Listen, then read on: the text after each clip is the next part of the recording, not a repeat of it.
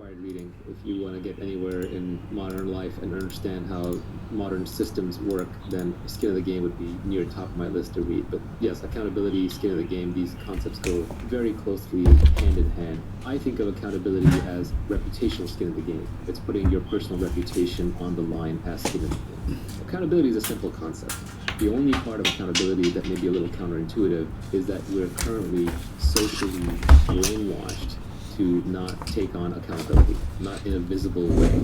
But I think there are ways to take on accountability where every member of a team can take on accountability for their portion. And that is how you get a well-functioning team while still putting credits and losses in the correct columns. So why don't we talk a little bit about leverage?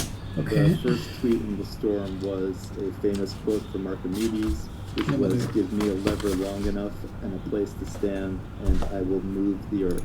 The next tweet was, "Fortunes require leverage. Business leverage comes from capital, people, and products with no marginal cost of replication." Leverage is critical. The reason I stuck an Archimedes quote in there is normally I don't like putting other people's quotes in my Twitter. Like, that doesn't add any value. You can go look up those people's quotes. But this quote I had to put in there because it's just so fundamental. I read it when I was very, very young, and it had a huge impression on me. And we all know what leverage is when we use a seesaw or a lever. We understand how that works physically. But I think what our brains aren't really well evolved to comprehend is how much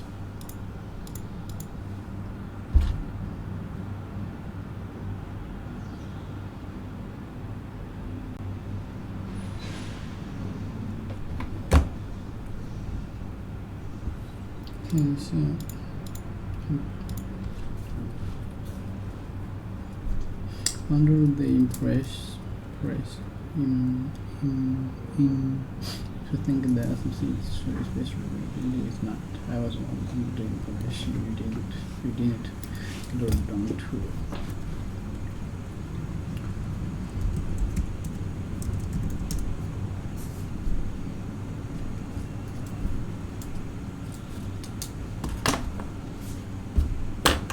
Okay, a little bit.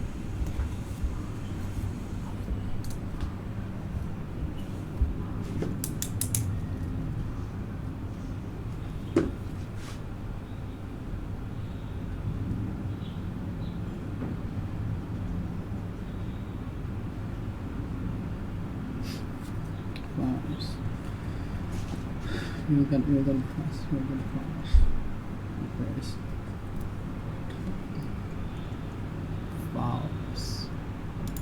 False.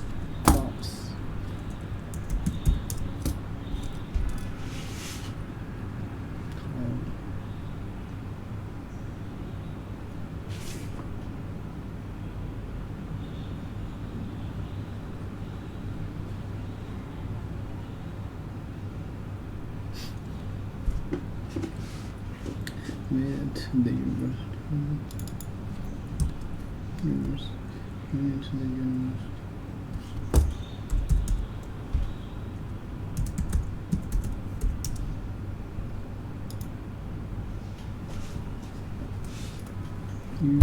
Universe.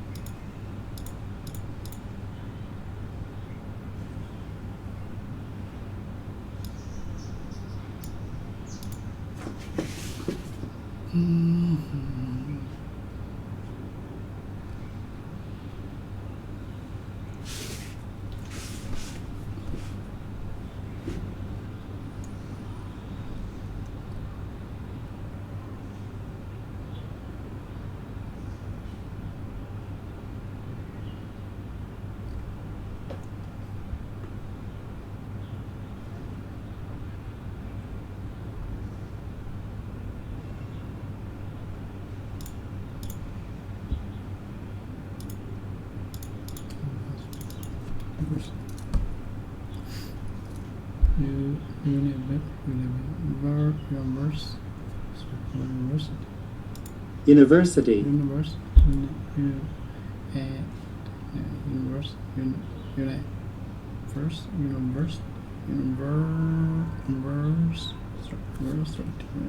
Okay.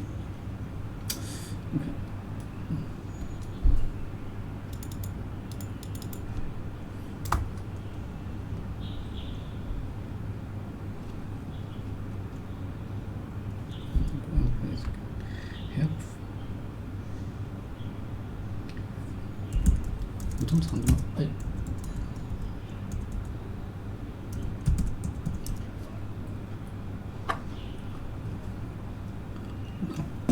看。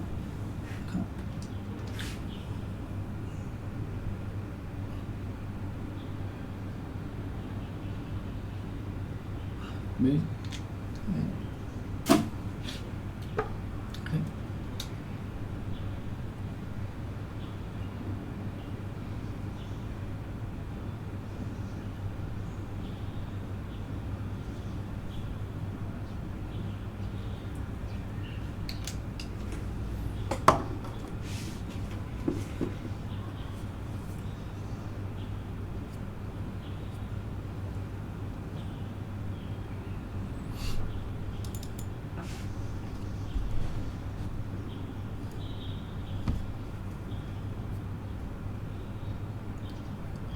Performance.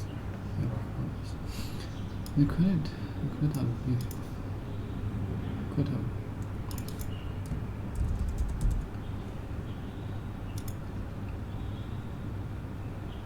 It's a bird.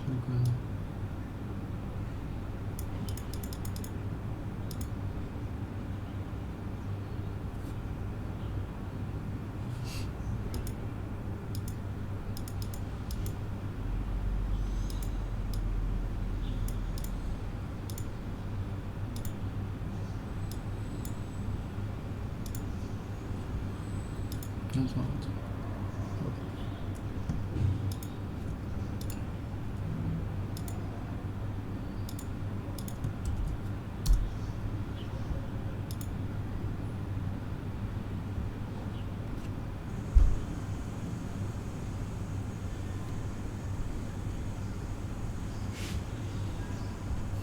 Quiet.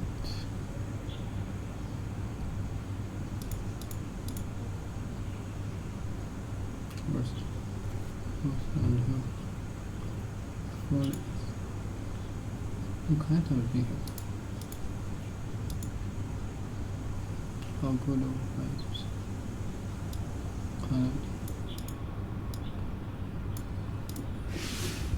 how good of vibes tender I don't know. I'm enjoying cooking my house. I understand you. 常规 choice.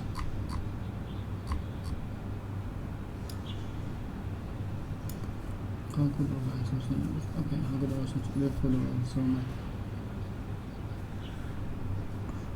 So much.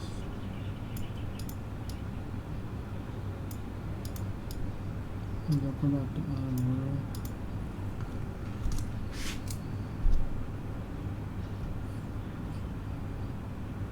超出预期吗？这是超预期。How good will buy something and for bad quality. So have a look. helpless.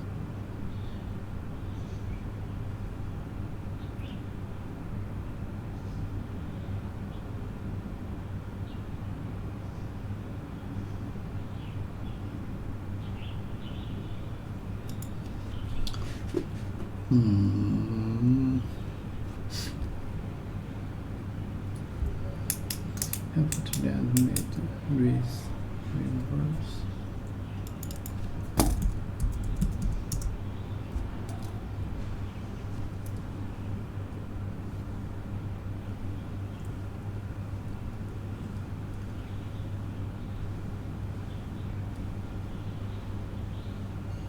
Reminds my daughter.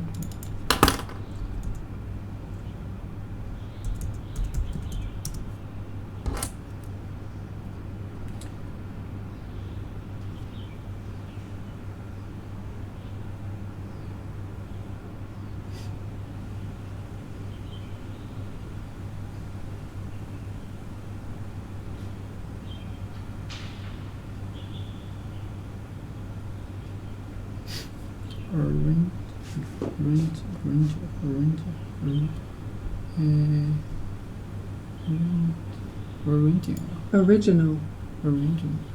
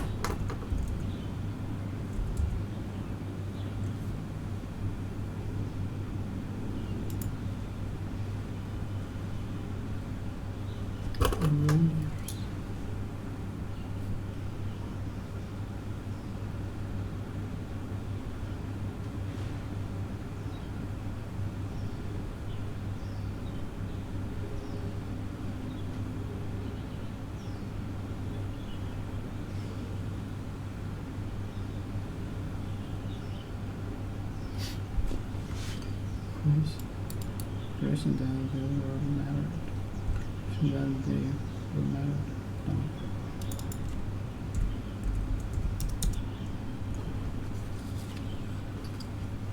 No. Noun. No.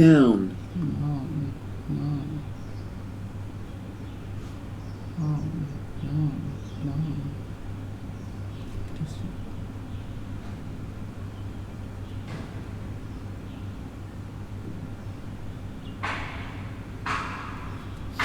there was something the same look or face.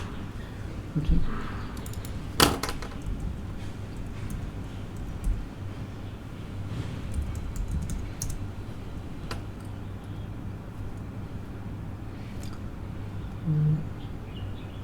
这个是写的。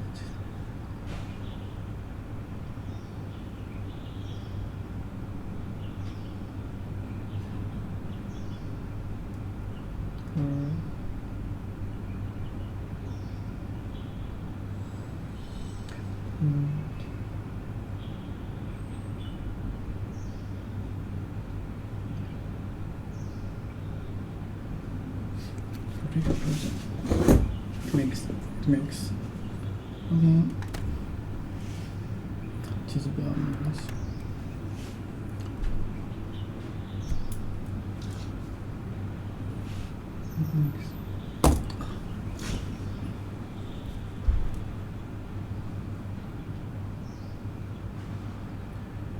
Makes great bad impression if you are late.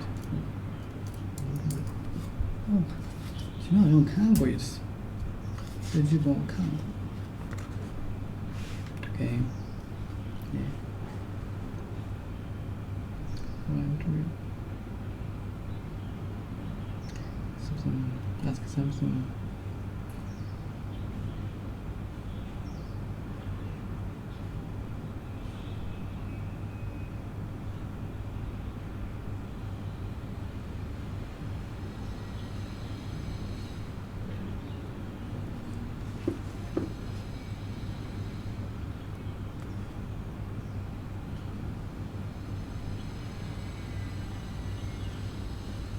Expense. Okay. Expense. Traveling expense. Expense. Expense. ค่าส่วนสมอง make decision ค่าส่วนสมอง stolen okay information terrible it's terrible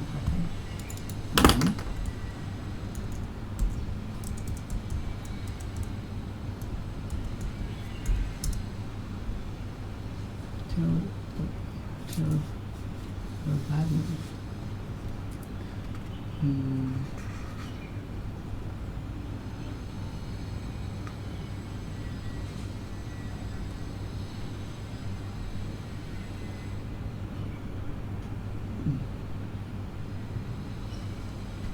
And has lots of it's important to create when you read names.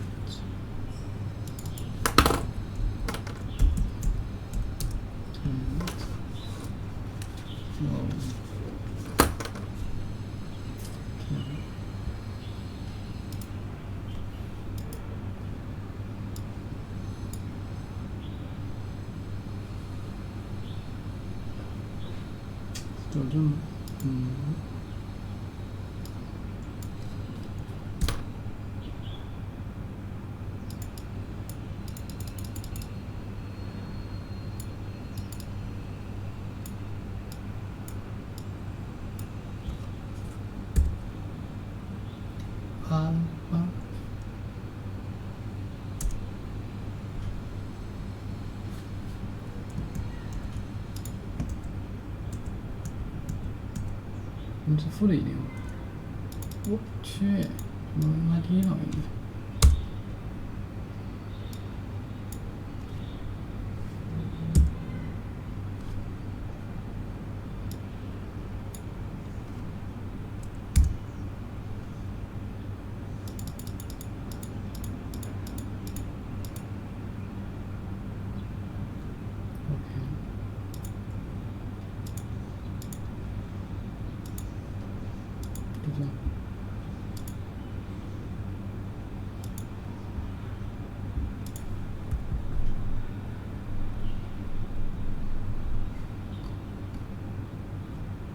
我靠，这是一个广告。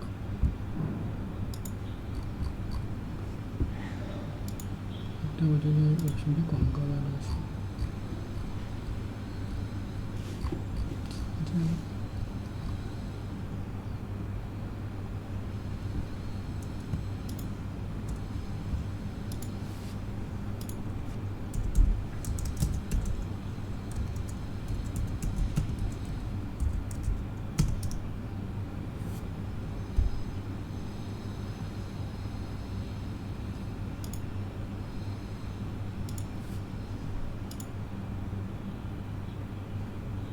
就是你 ，OK。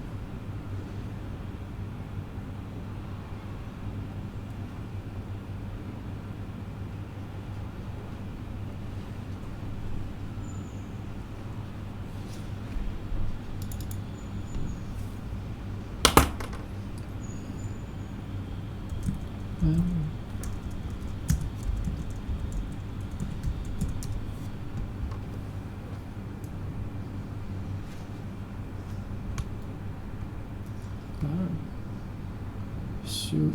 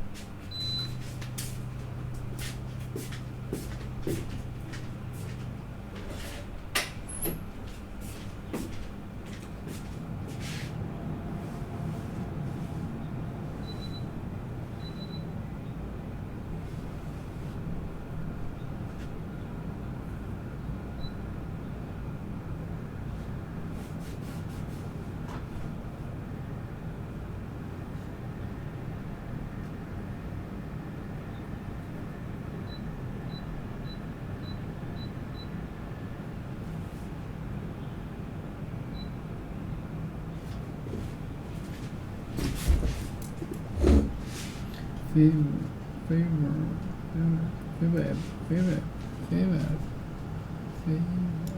Favorable. Favor. Impression. Event. Work. Pierce.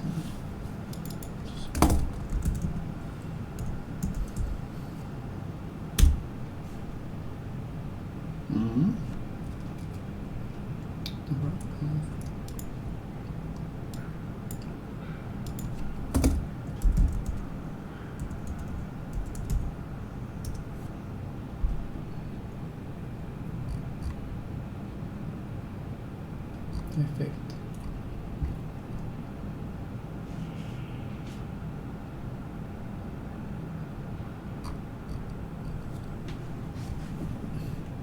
Effects.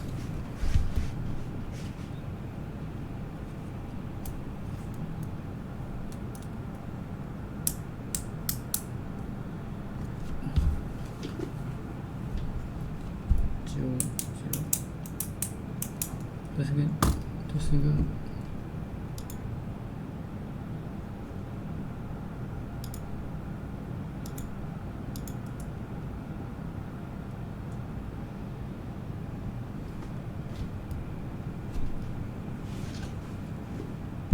So,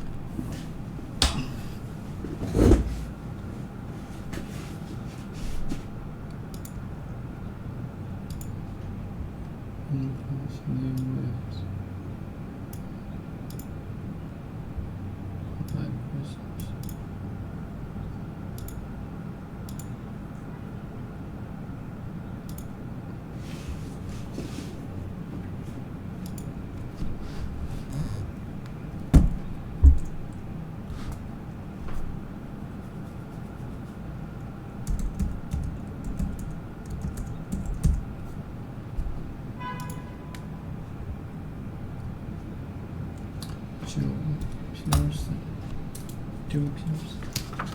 Yeah.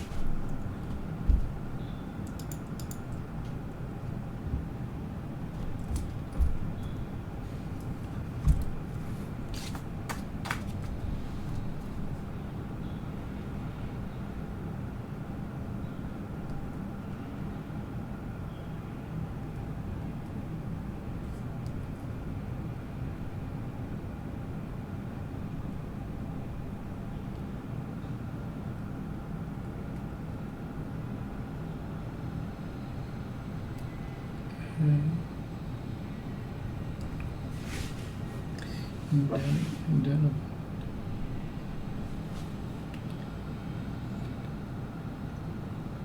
Genial visual teachers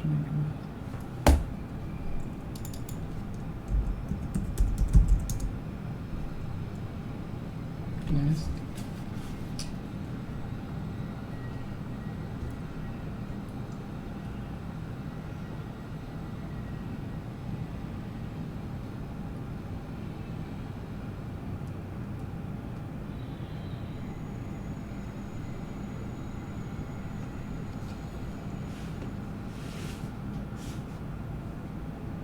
Racing.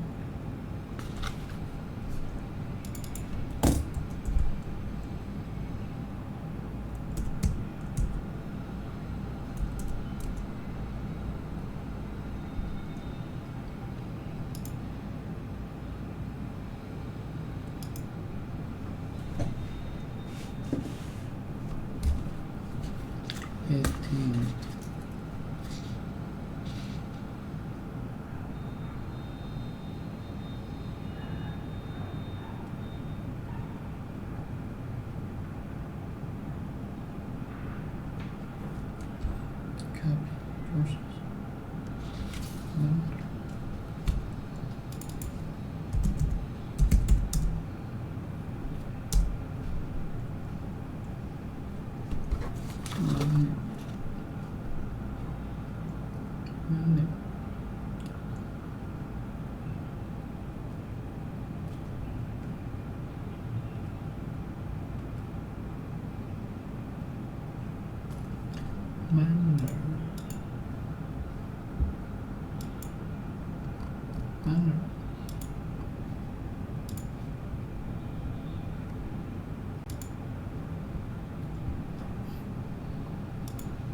Manner. Manner. Manner and speech.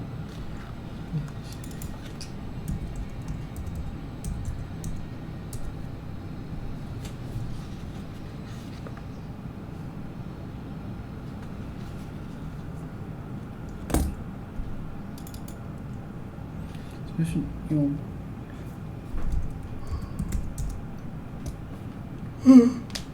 what? Odd. That's all. Order. Yeah, that's all.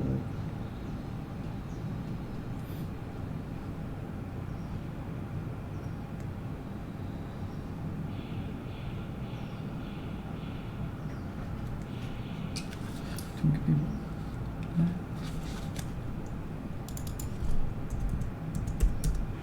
Nice.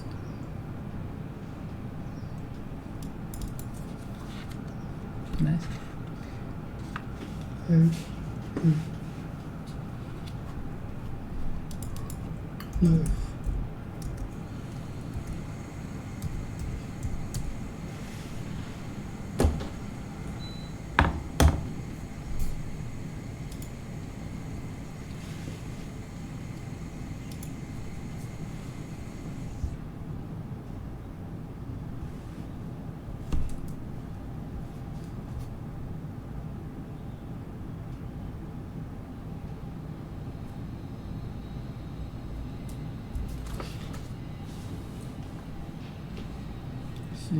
She doesn't really good. When? Isn't it?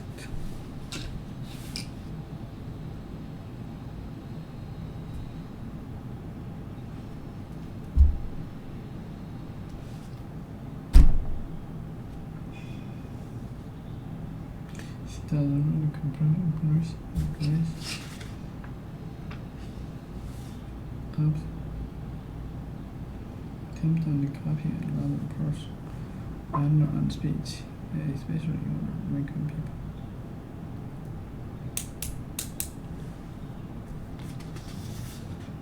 people.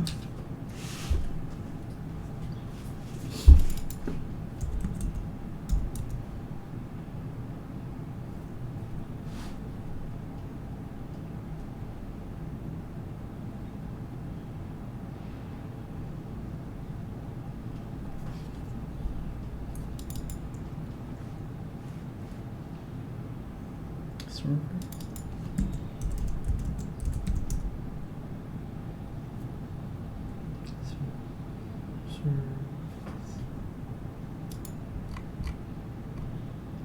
Surface.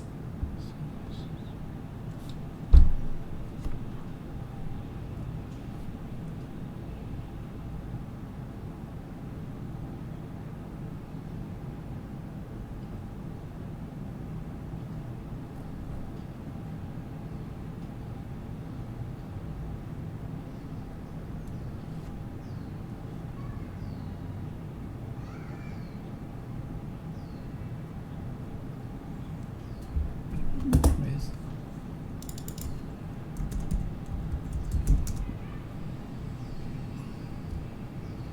With.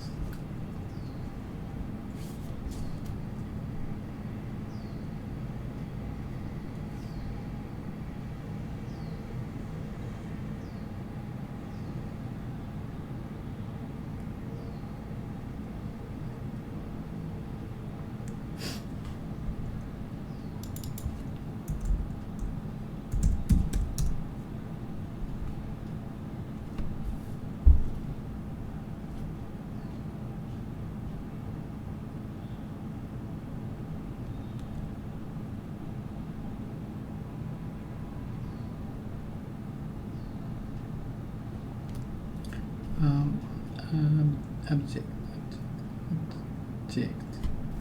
Question wrong. Okay.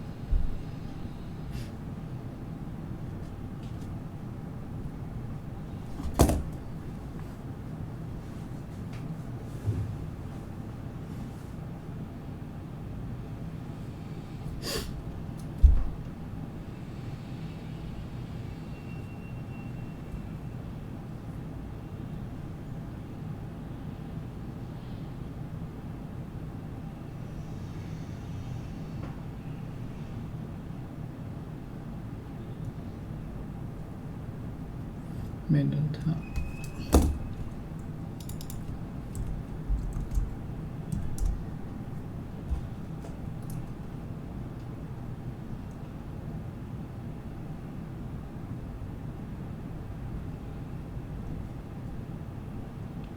Upper side tops.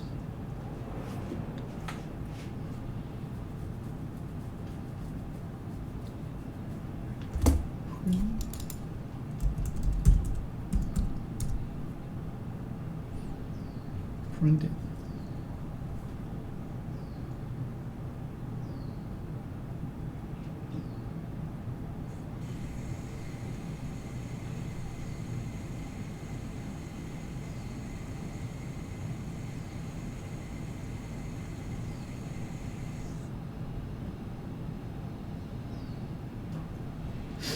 With the same type without image made.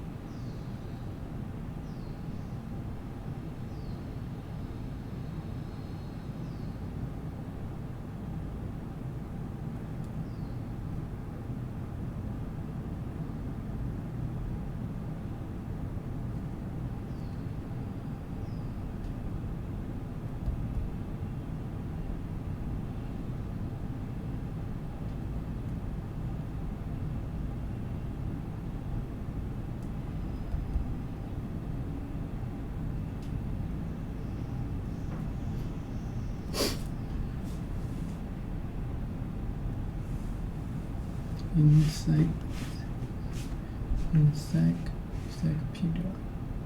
Encyclopedia.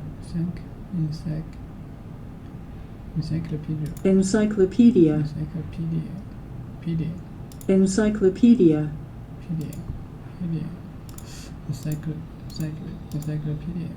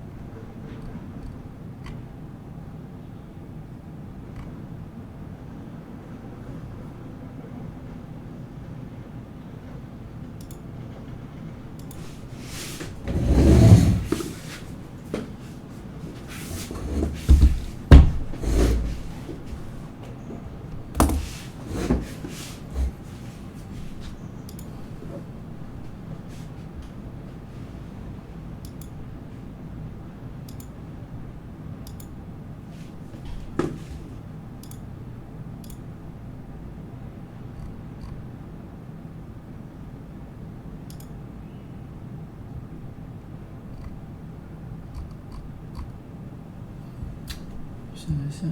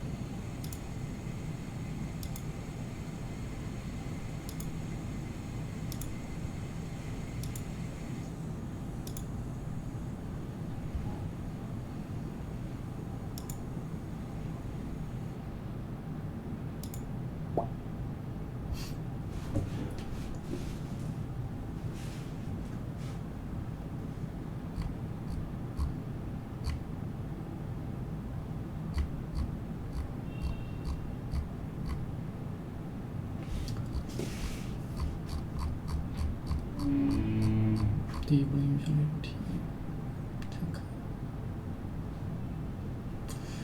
我觉得。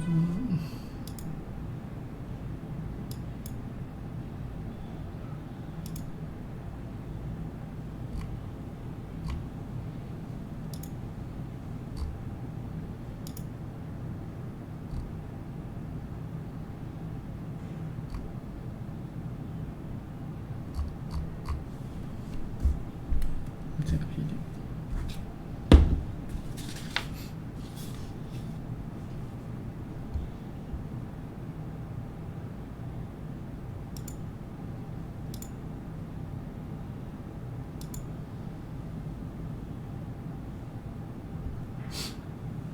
有没有想说他只要支持好看就可以？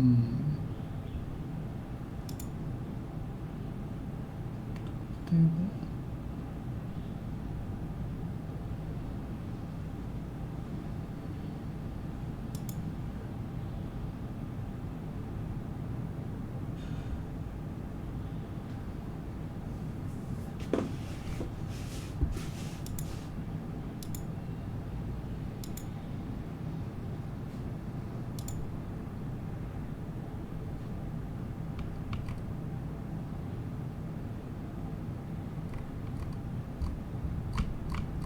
就还停留在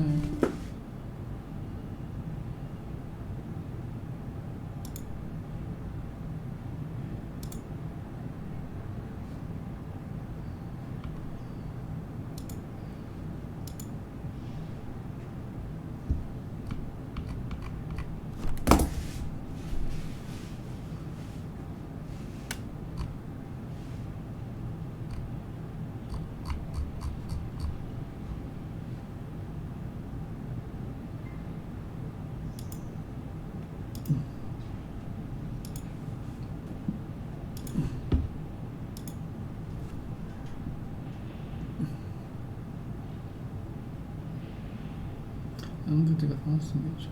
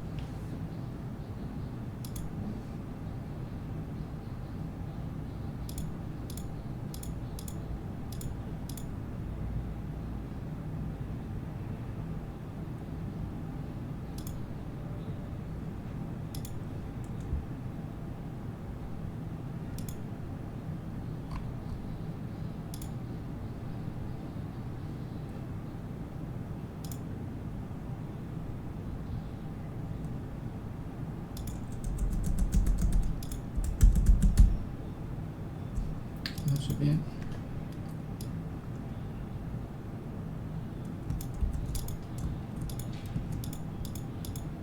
测试一下。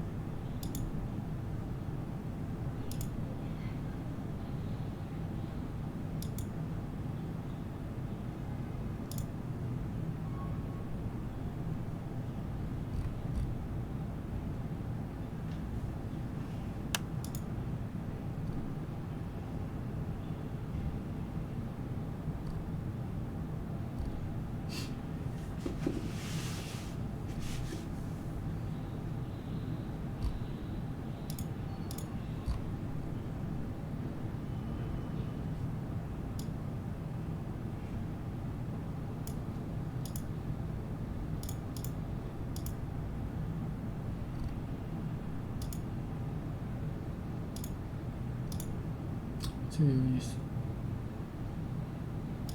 这是不够的，这是不够的。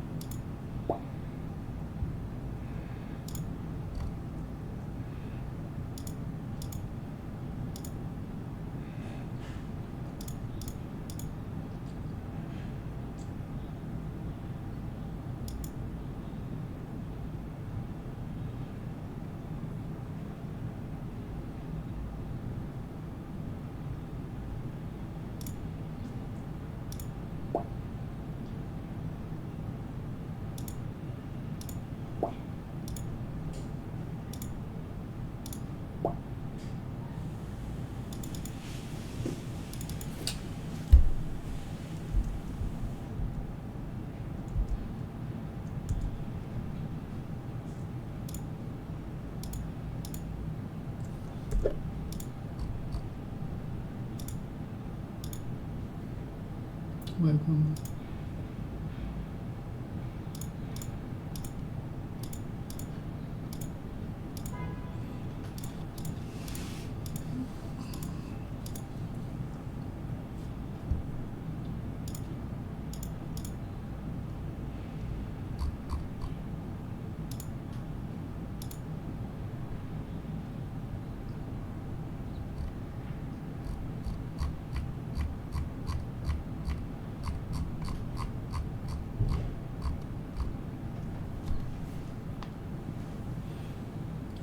the bullet.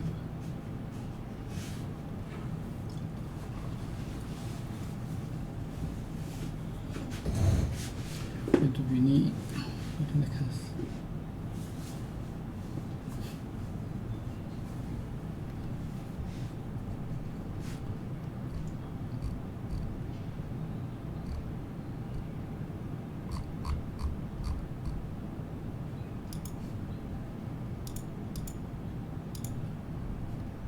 Ada cuma tu.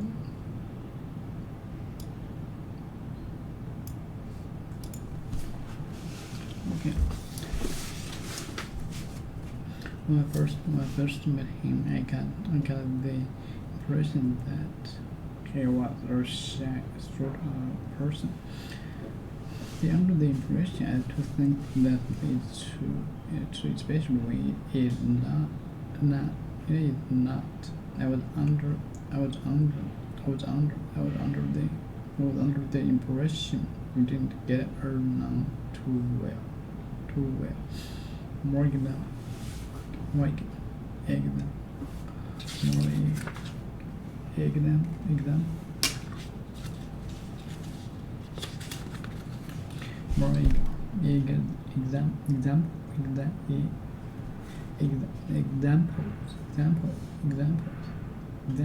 Examples. You'll get a false. You'll get a false impression of the toy if you only bet you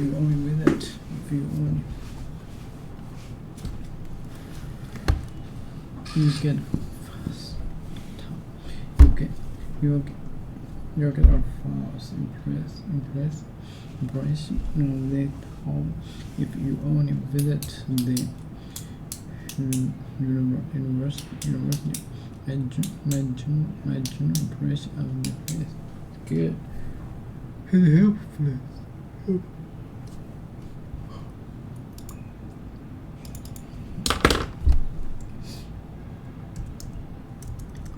And help.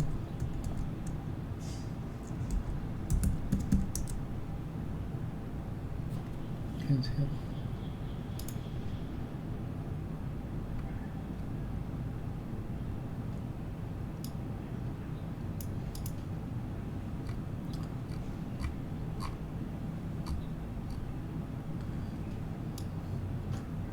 I know. Helpfulness. Helpful. I know, but 终于在这里 helpfulness.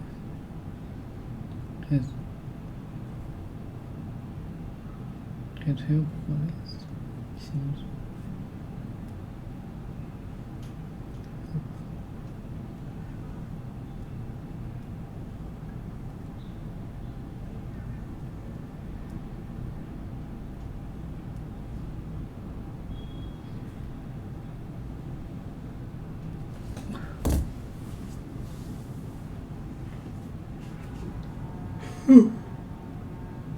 has made me revise my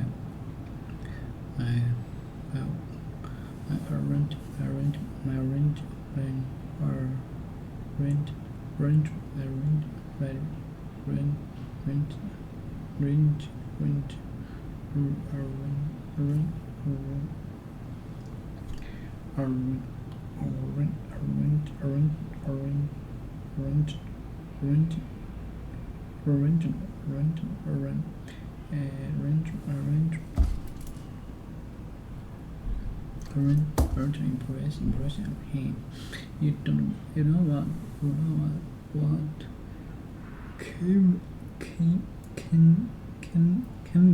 You know what convey the impression that were not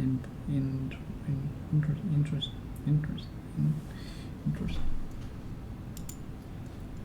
Quiet.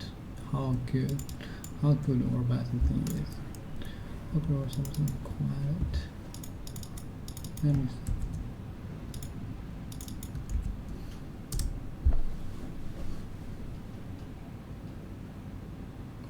Quiet.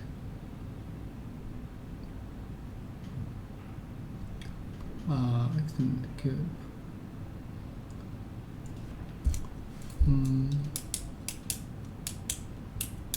Quiet.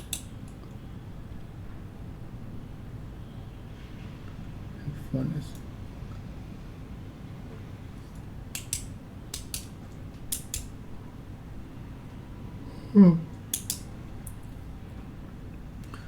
Excellent, good. Powerful.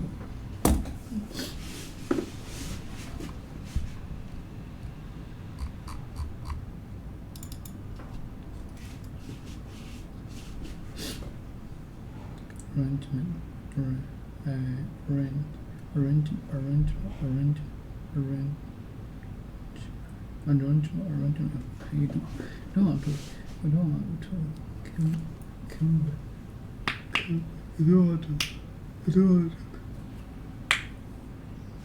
want to come to impress. That one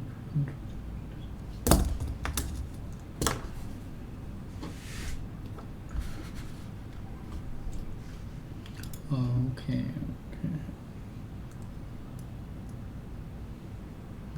Quiet.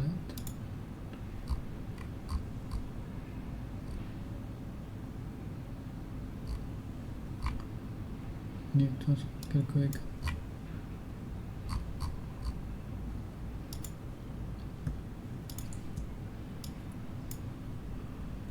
Okay. We're gonna follow this impress on the top of the top if you only get to the with we're going to the university mention okay.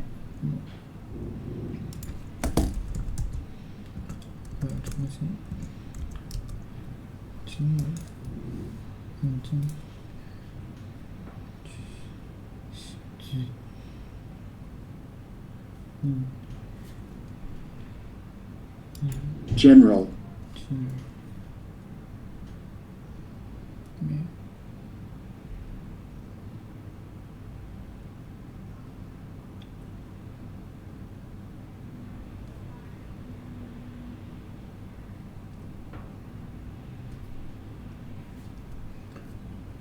General impress.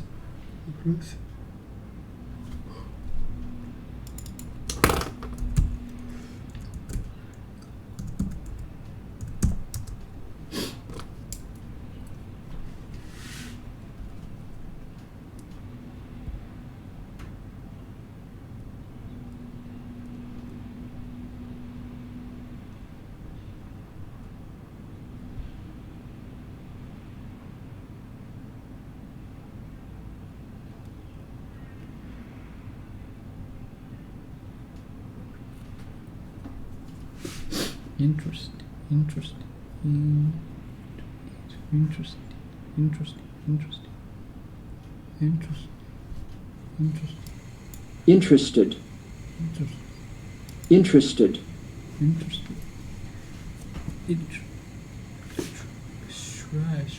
Try.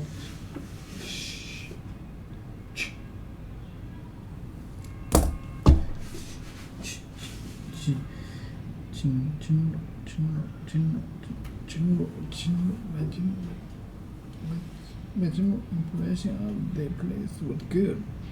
Okay. Under the first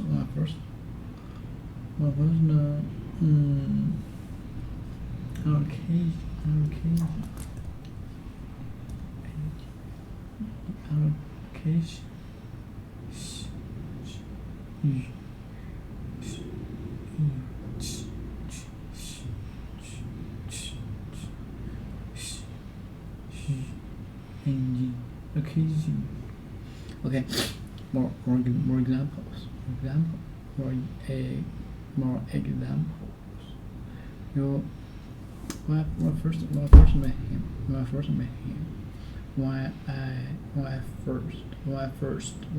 met him, I got the. When I first met him, I got the impression that we that he was or she sort that he was or she sort of person.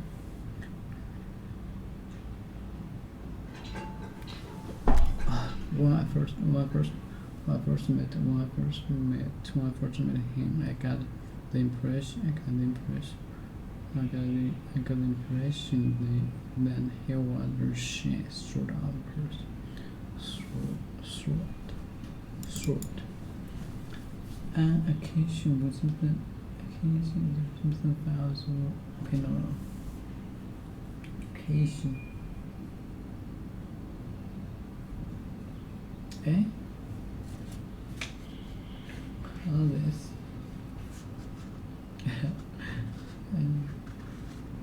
Last.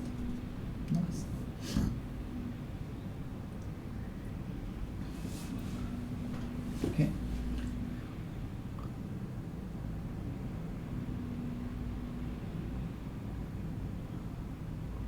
Idea or opinion what is it? To review something. Okay. When I first met him, I got the impression that he was or she sort a group of things that the same type or that share some quality how good or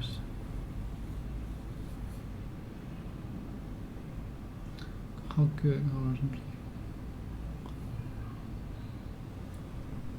A group of something that are in the same type or that is share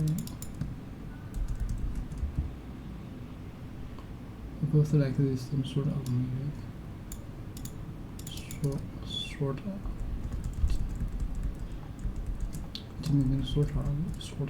sort of一些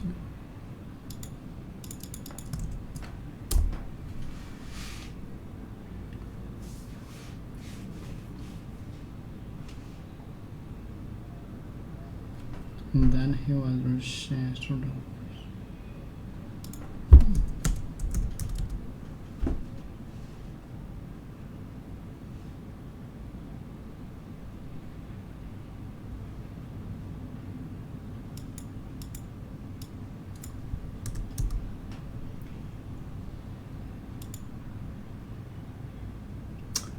Okay.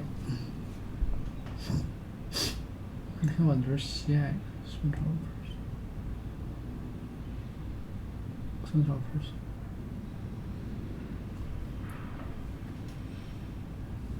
Okay, when I first met him, I got the impression that he was a shy sort of person. A group of shy sort.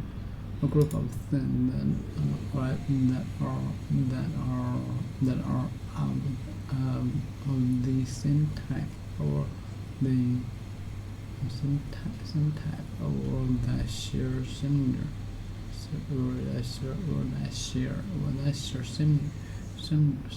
similar qualities. Also, a group of things that are of the same type of group. When I first met him, I got the impression that he was a shy sort of person. Okay, under the impression to think that. 怎么开始有点高了？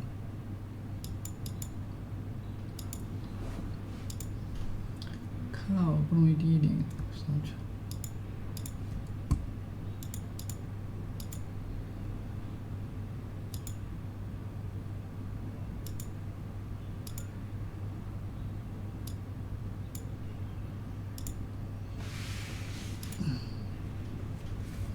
Okay, you get. Be under the impression to to think that something is true, especially when it is not. I was under impression. 想一想。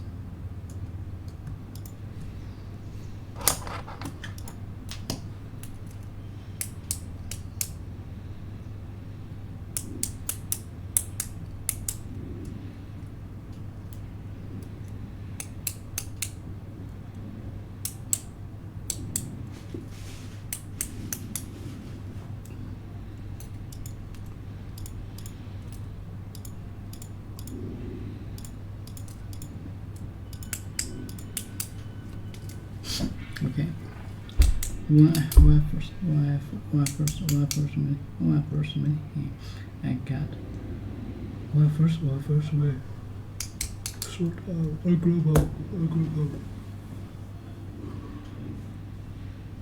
beyond the impressed to think that something is true, especially when it's not. I was under the impression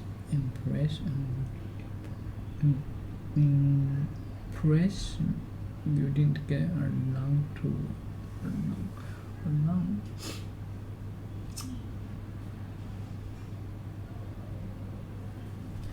Let me see.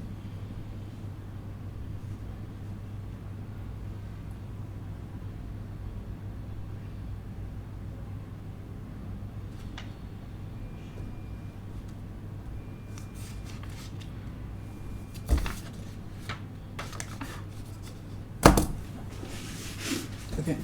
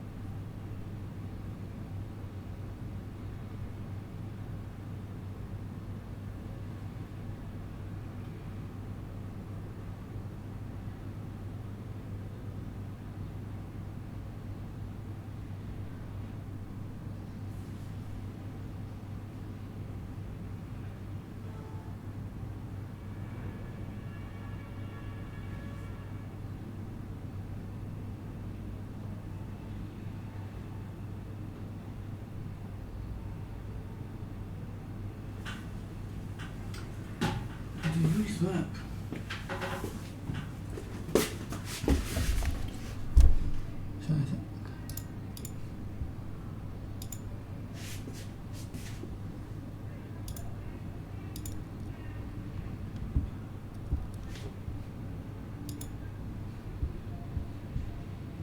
Mm-hmm.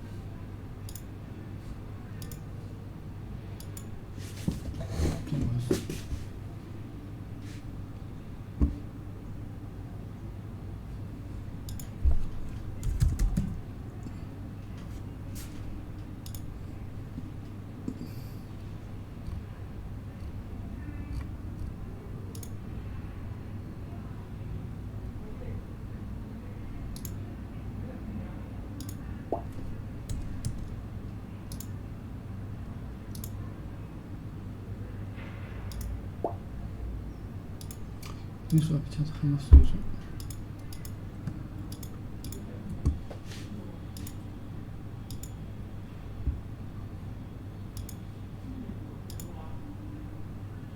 我们这个代笔方式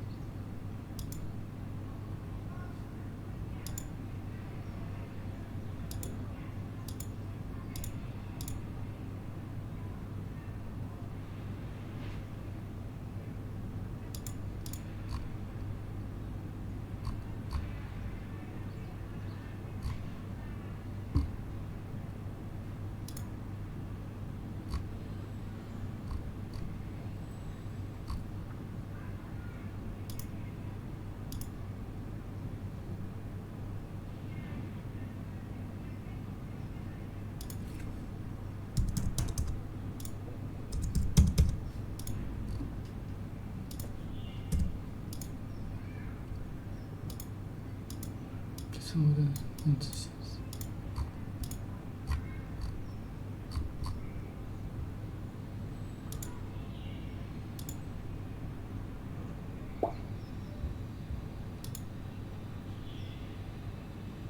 看对组长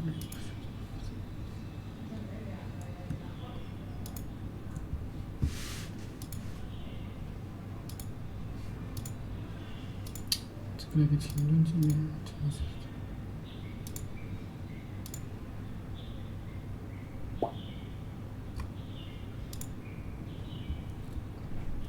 Okay. When I first met him, I got the impression that he was a sort of a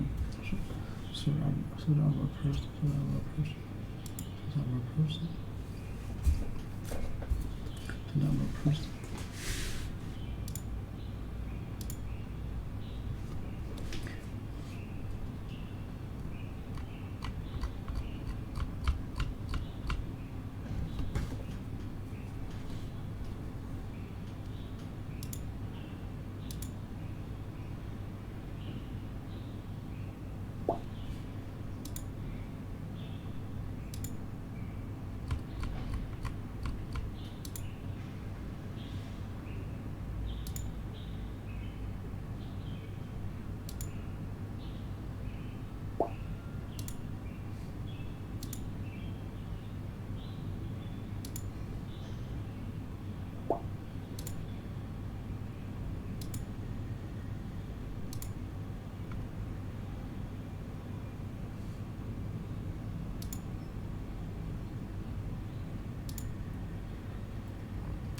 情况做这些简单。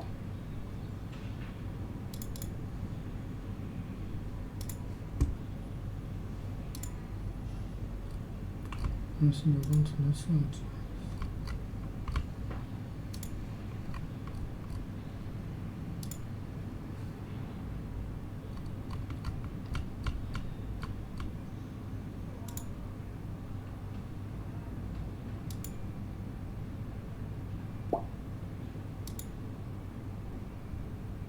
fail。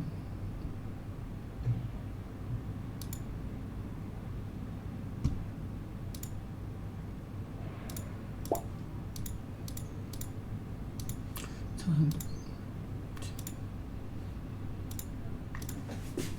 OK。我收藏。Sort or group of them.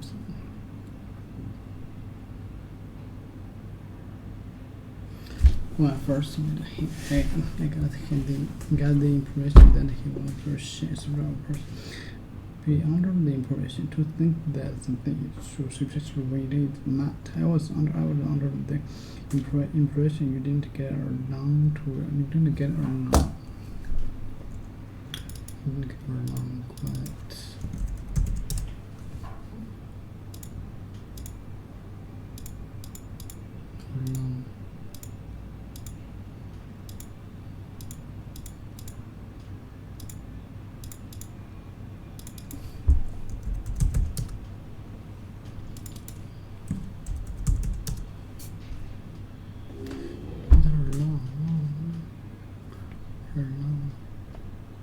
Long ways. What way is that? Long ways.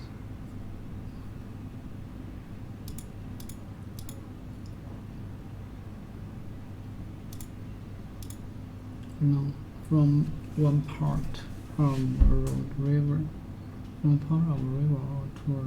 to another.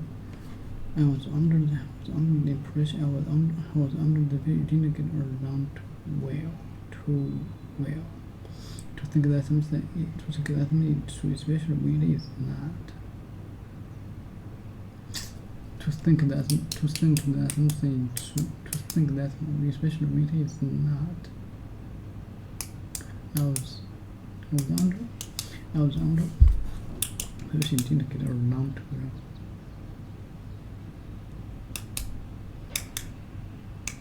To something.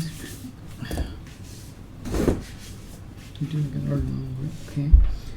To under the impression, to think that something is so especially it is not. I was under the impression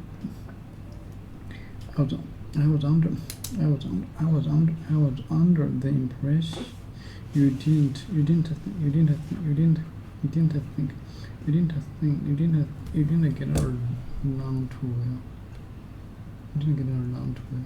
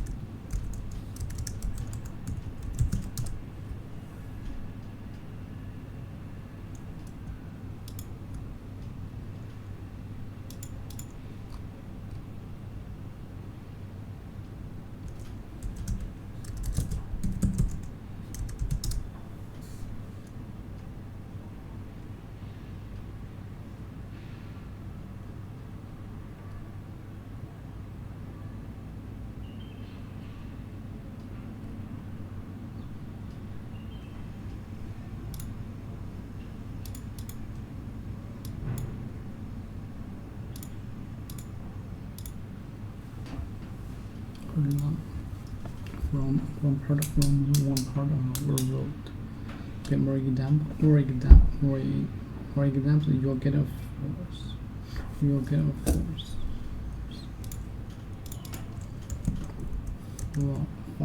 False. You'll get false.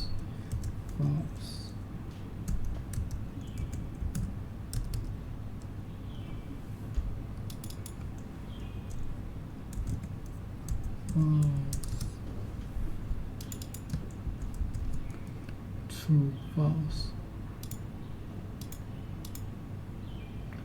False. Not real. But make her look like scenery.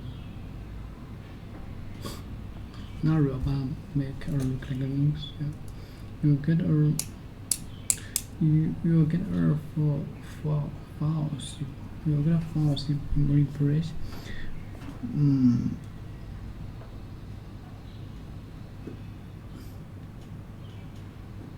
Was under the impression. Good or not? I was under the impression. Impression was under the impression. And after I was under. I think that something is true, especially you get not real. Yeah, not real. But made it to look or same real. Look or same bad as. Hey, look. Same. It was the same. So give or effect or be child. His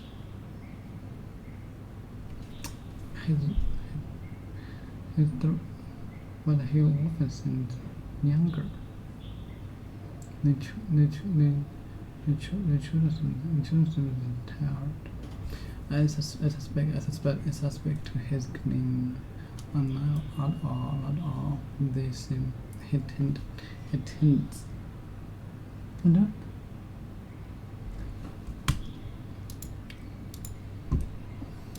I don't tend to trust the first impression.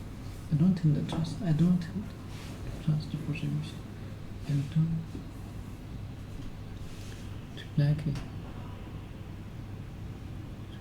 to be negative behave in a particular way or have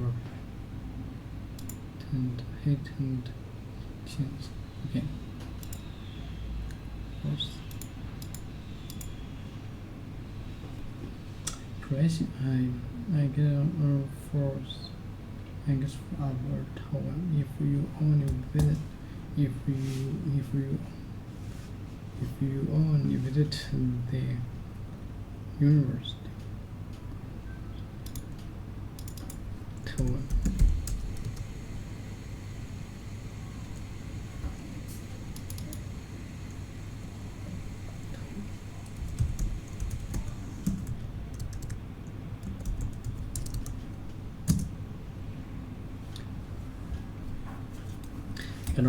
I get a false. You got a false about tour if you only visit. If you only visit the university. My general impression of the place. My general of the place was good.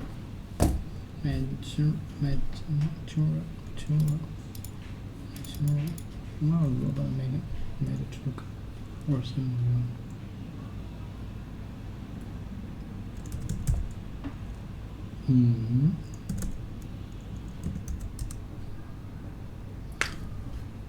Involving or relating to most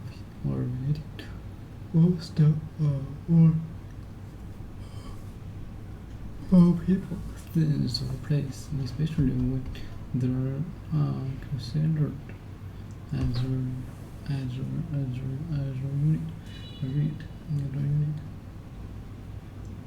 Involving or relating to most or hands.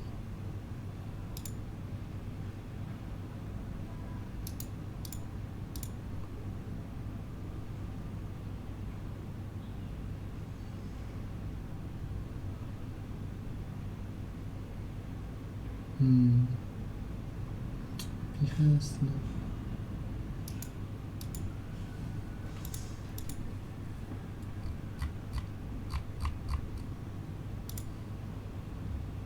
founder, tenant.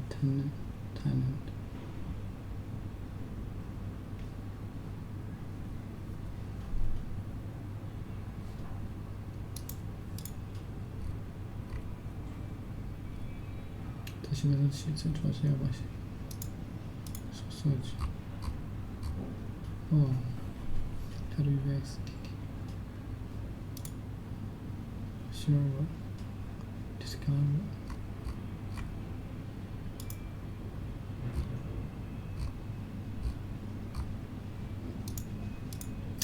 gold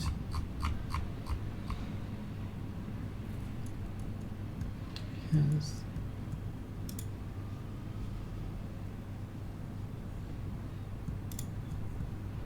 numbers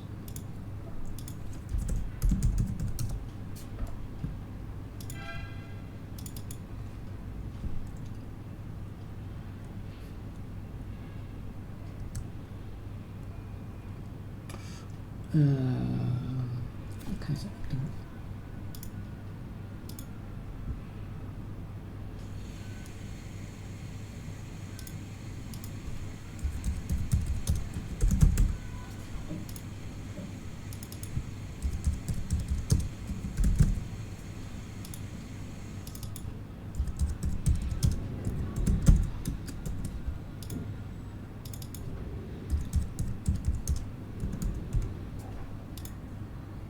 哎，这样算对了吧？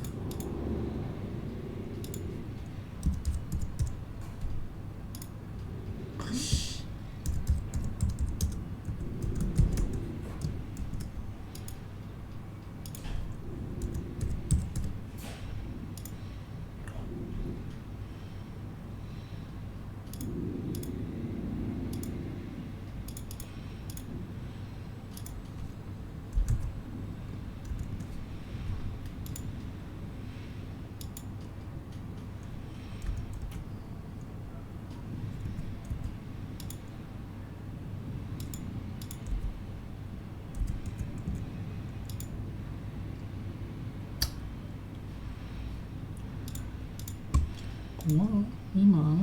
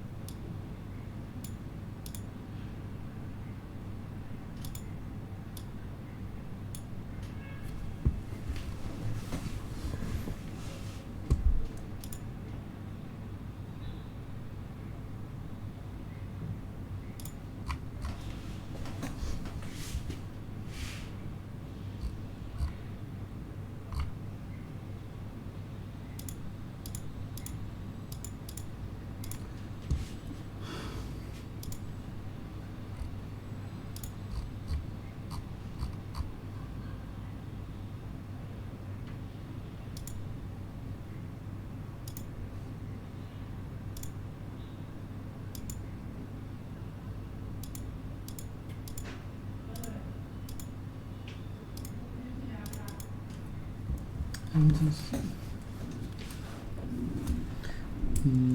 more unique. Look at our files. Look at the files. My General. Okay.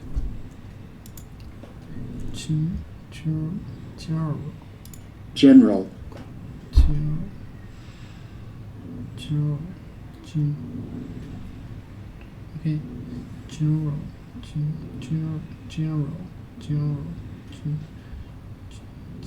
2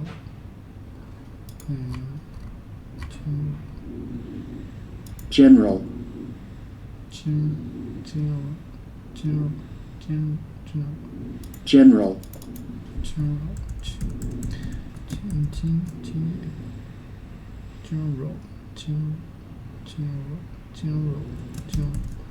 Okay.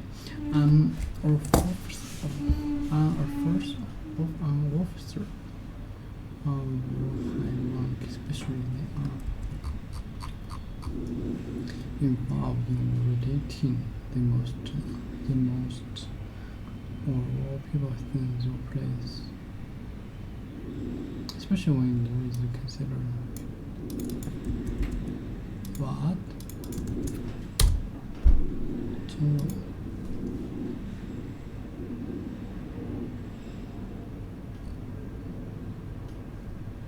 general.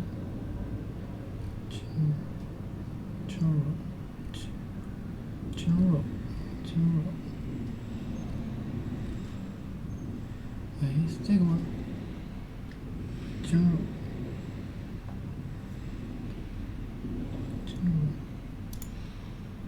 Okay.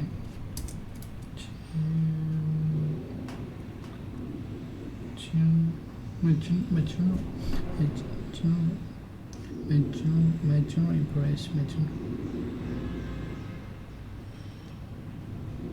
impression involves relating to most or people think the place, especially when they are considered remote. This is still considered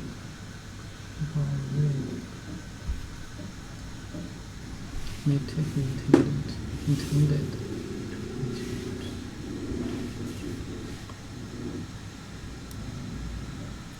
I don't know what it was. 对，感觉。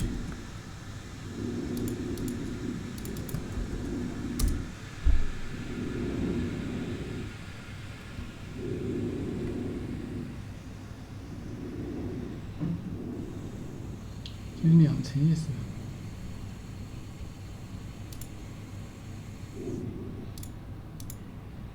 Involve 有没有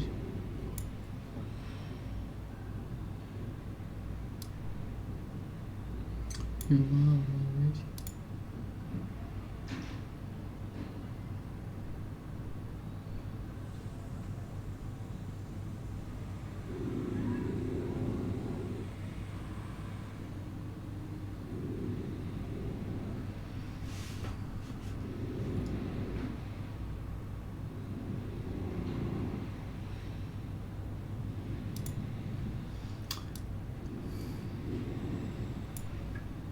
？Come on.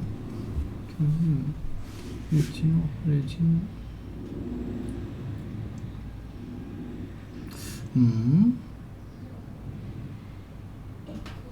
That's true.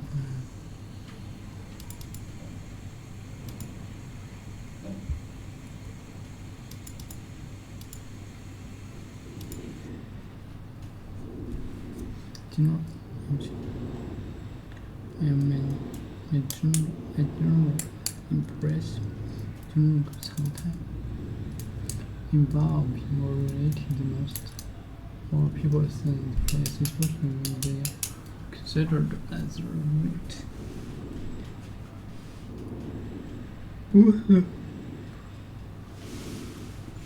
Most relating to most warm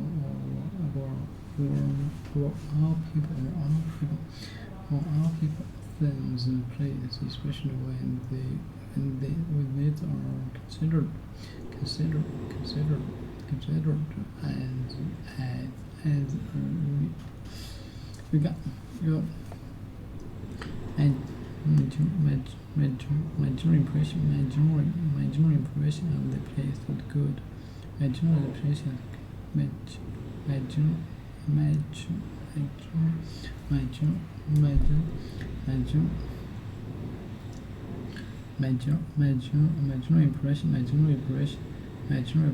of the place was good.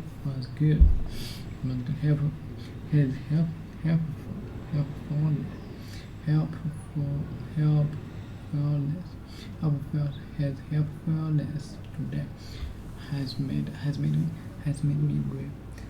me revise my original.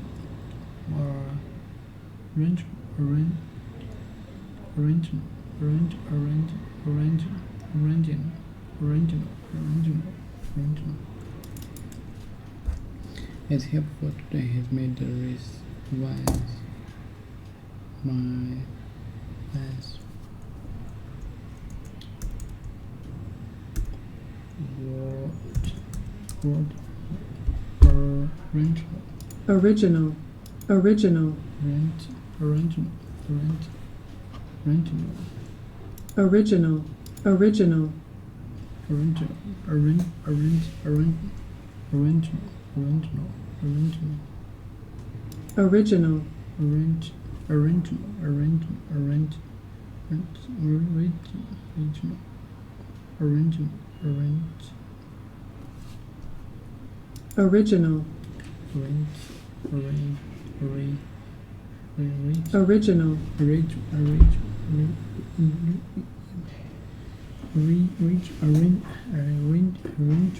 original okay, let me see.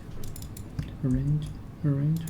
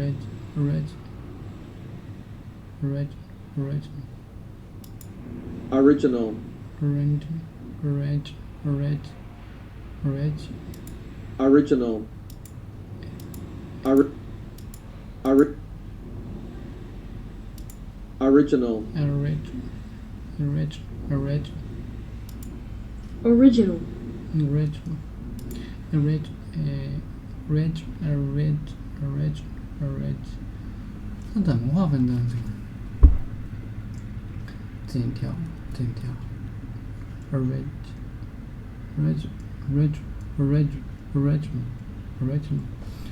first made, okay, first made in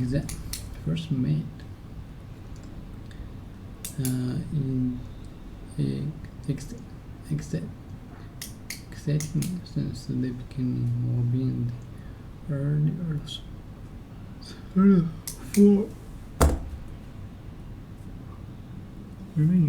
being for mistake first made began English or something, okay, to begin to exist, to begin this or to make something begin to exist, or to make something begin, or to make something exist, to begin to exist. Okay.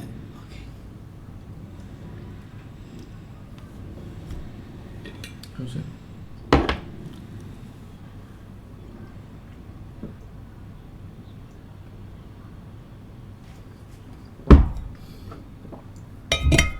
First made earliest revised arrangement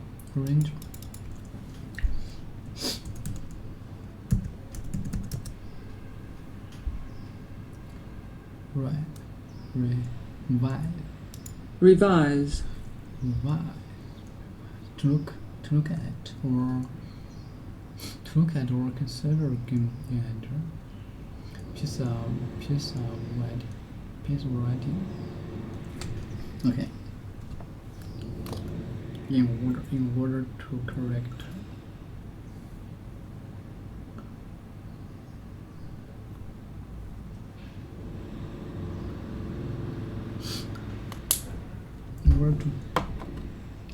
in order to correct or improve it.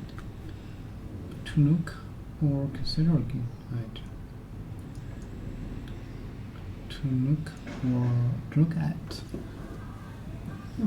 or consider again an idea, piece of writing.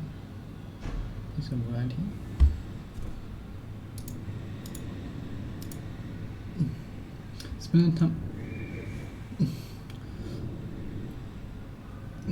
time thinking about our possibility or making our decision.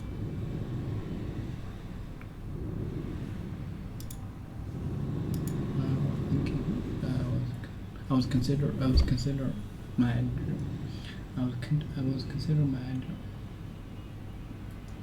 Okay, to look at or consider again idea, piece of writing, or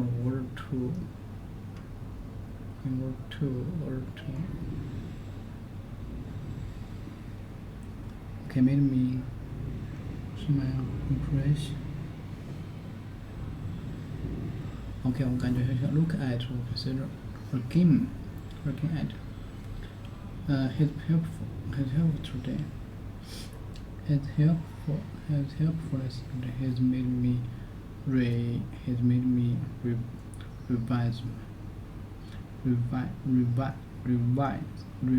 my original impression of him. His helpfulness, his helpfulness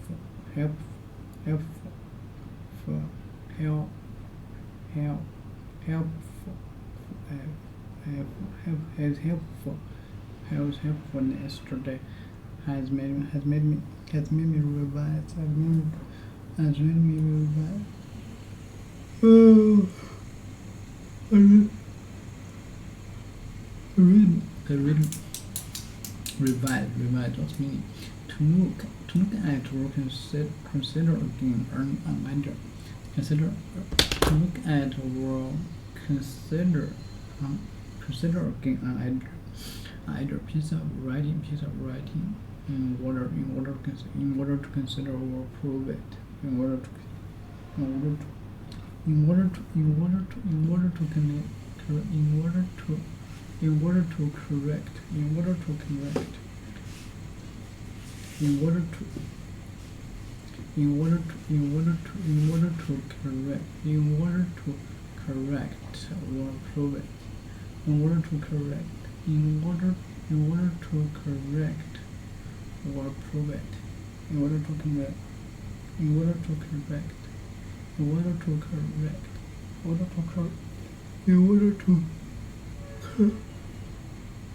correct or improve it.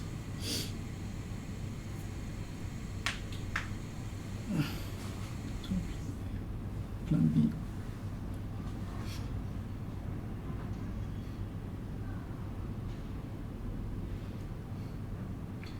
Okay, his helpfulness today has made me revise my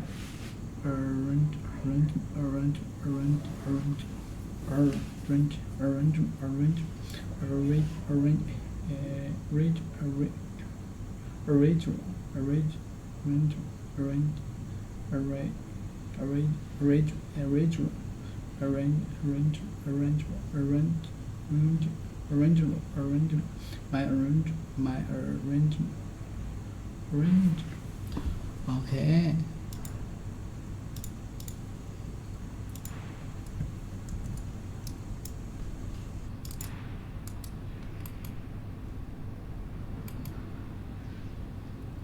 Original.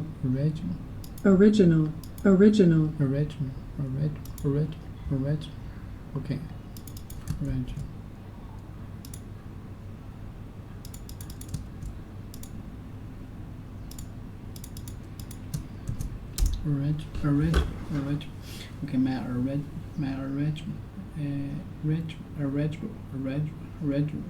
original impression of him. His helpfulness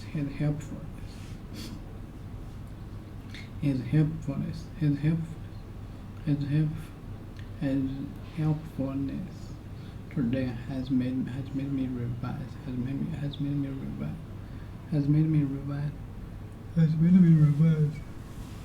His helpfulness revise my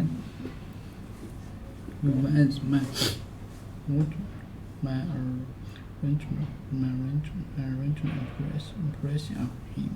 You don't want to convey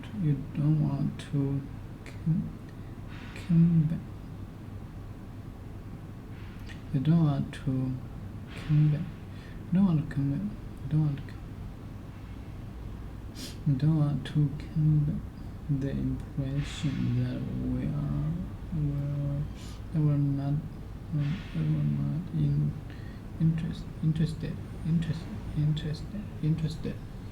interested. You don't want to convey. You don't want. It's helpful. And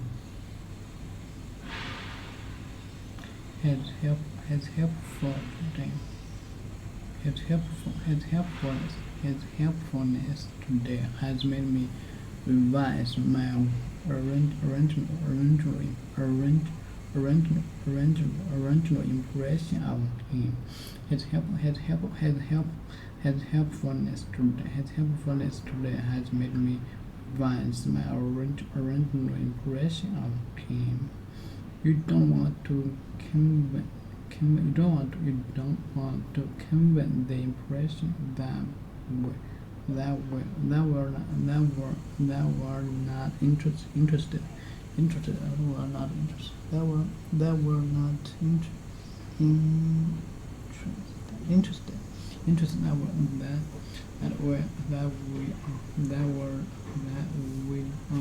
interested. Okay, we don't want to convey.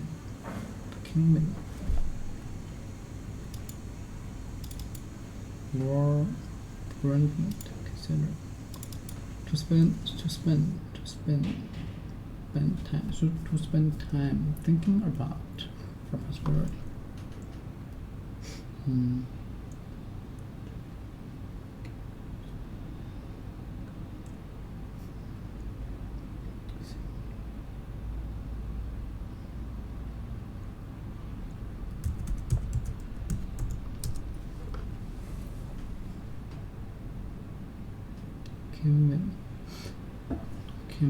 Communicate to express her thought, to express our feeling or idea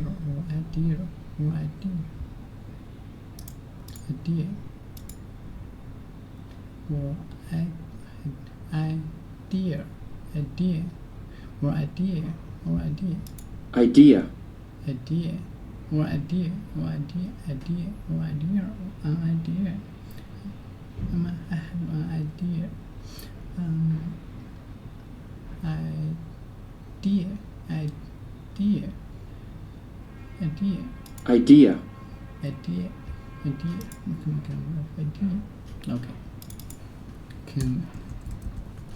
To express our thought, feeling or idea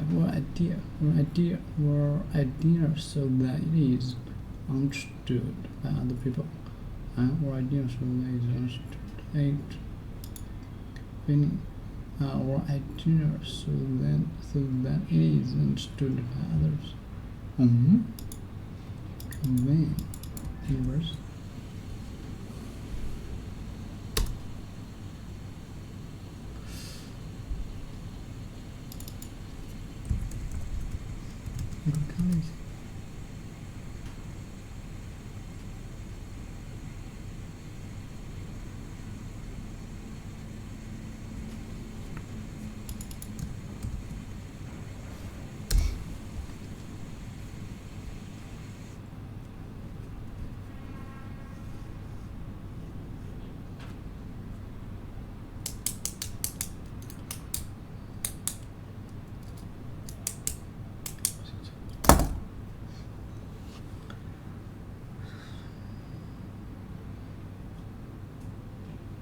English.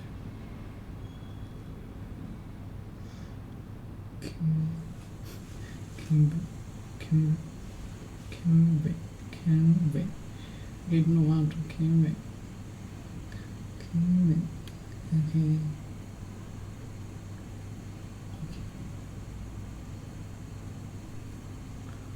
What noise?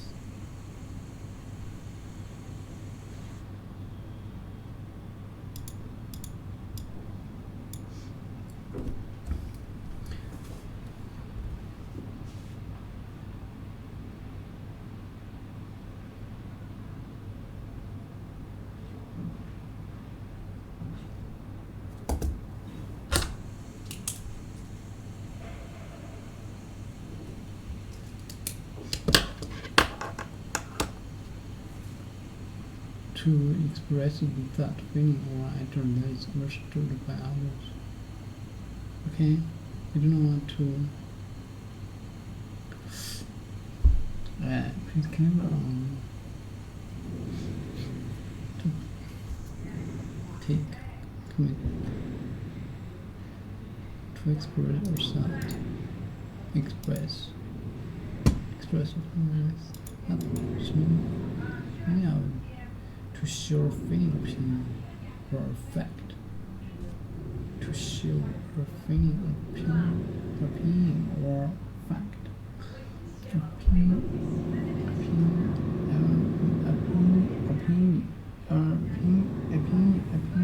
to show or opinion. His eyes express deep sadness. To show a feeling, opinion. I would like candidates for your candidates. I would like to show a feeling, opinion, fact. I would like to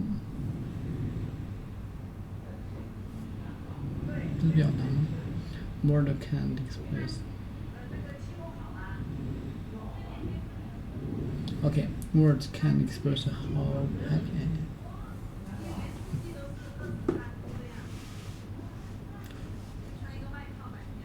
Words can't express how happy I am. Words can't express how happy.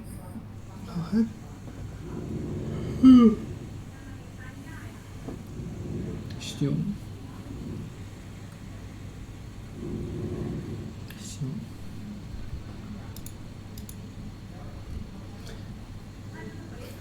To express or thought, feeling, or idea so that it's understood by others.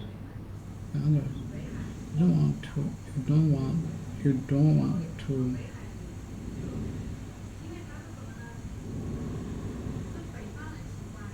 Very well. We don't want to convey the impression.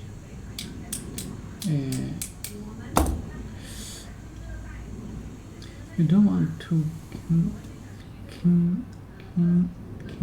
convey. You don't want to convey. You don't want to convey the impression that we're not interested. I was under the erroneous. Okay. You don't want to show communication to express your thought, feeling, or idea so that it is understood by other people. You don't want to convey.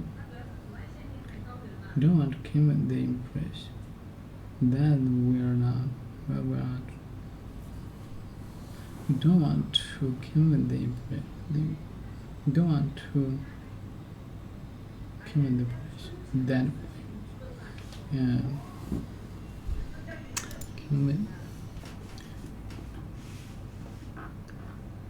begin with. Like talk about. So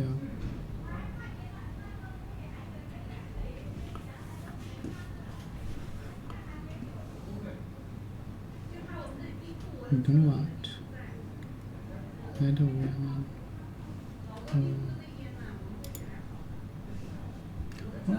our transport and communicate, transport, tell, say, carry.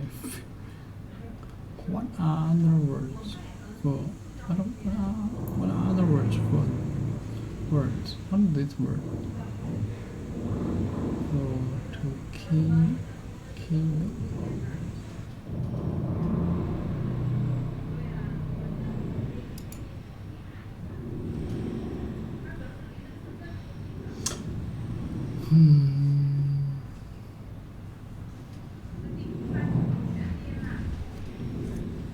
Don't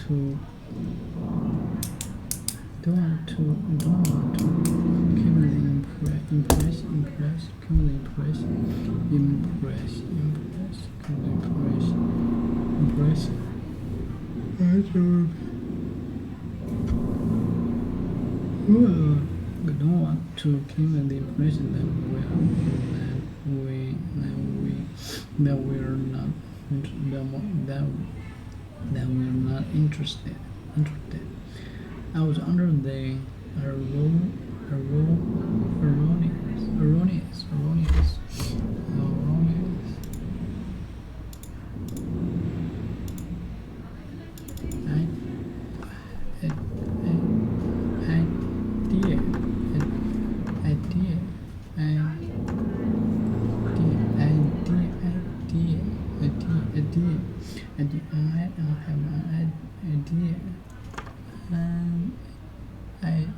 Idea. I have an idea. Idea. Okay.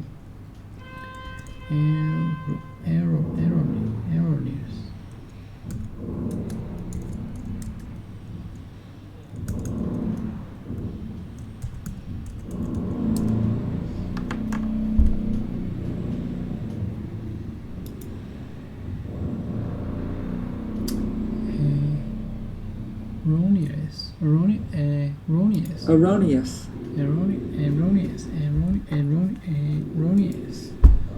Wrong or false. Wrong.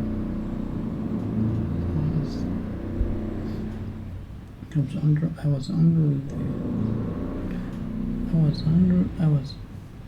was under twins. I was under the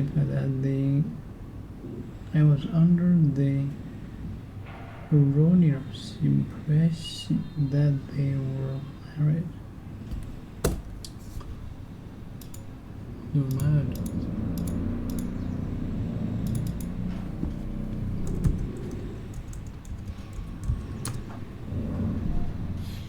Right.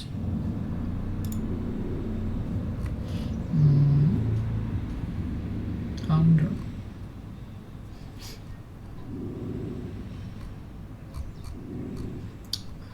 Effect.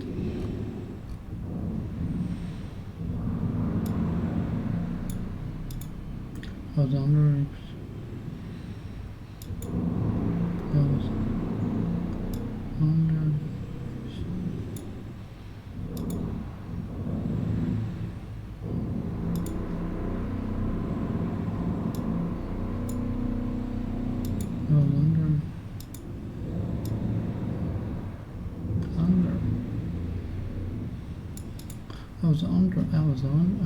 I was under the impression that they were married. I was under the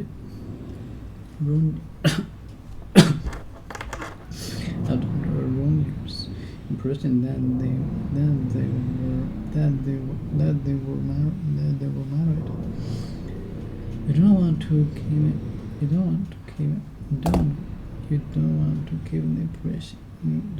keep the impression that were not interested. That we are not interested. Okay.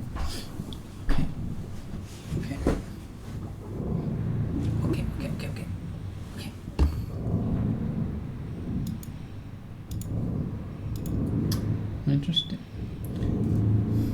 Effect. They with that seems look.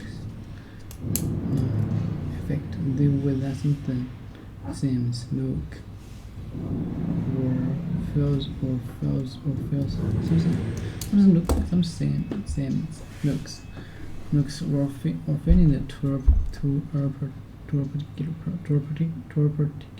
particular person. It was or fails to a particular person. It was a verb bad impression. It makes a verb bad impression if you are late. If you are late for an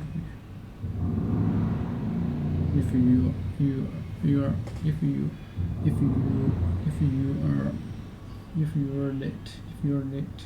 If you are late for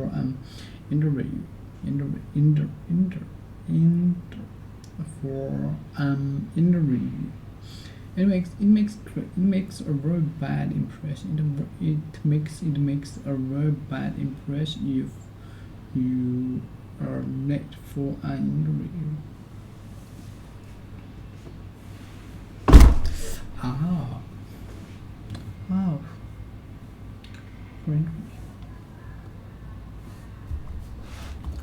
He likes to give the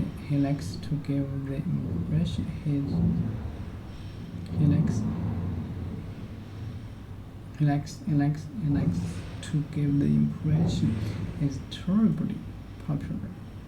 He's terribly popular and has not a friend.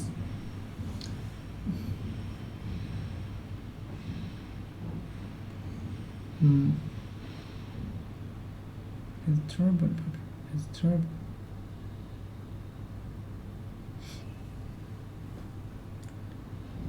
And he's not. He likes to give the impression he's terribly popular. He's terribly popular and has not a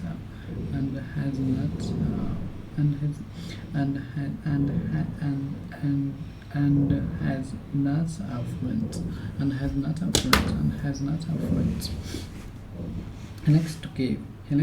He likes to give the impression he's terribly popular and has not a friend. No. They wait that something seems looks or feelings to a particular person. It makes a verb bad impression if it makes a verb bad impression if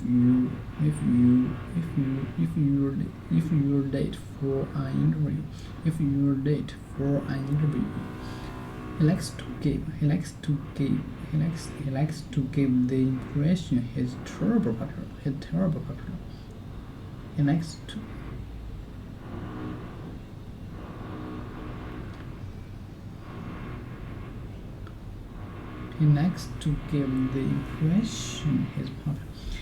to give the impression he's popular. Popular and has not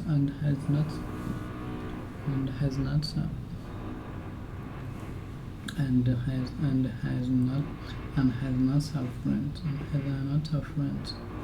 Okay, and has not have friends. And has not have. He likes to give the impression. He likes to give the impression he's terribly popular and has not have friends, and has not have friends. For examples.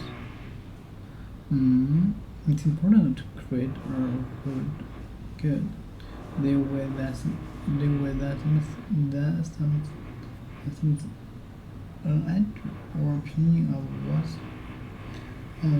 something is like.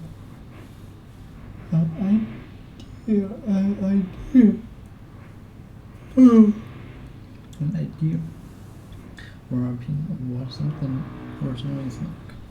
Okay. The way that something seems looks or finished to a particular expression. Okay, to a particular person. Effect.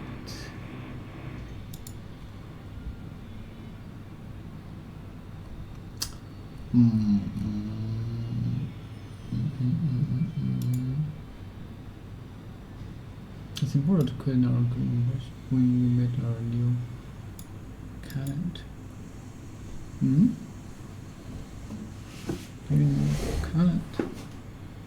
Talent.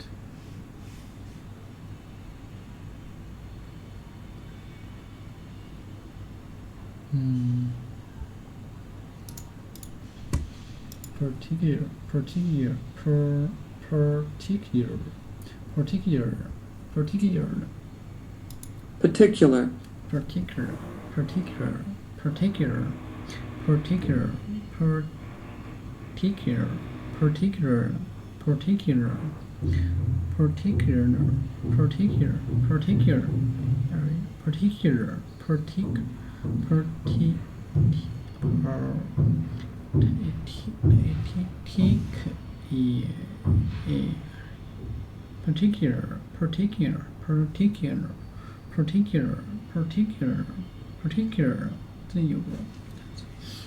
Okay, spell word this, and now any others.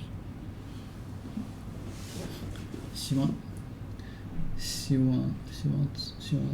的 particular type of code. Not using it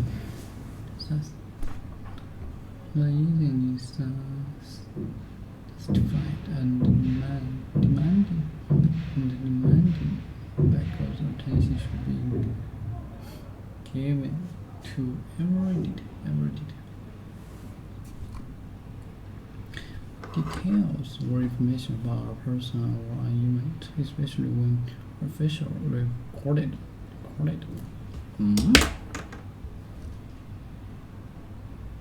Special or single,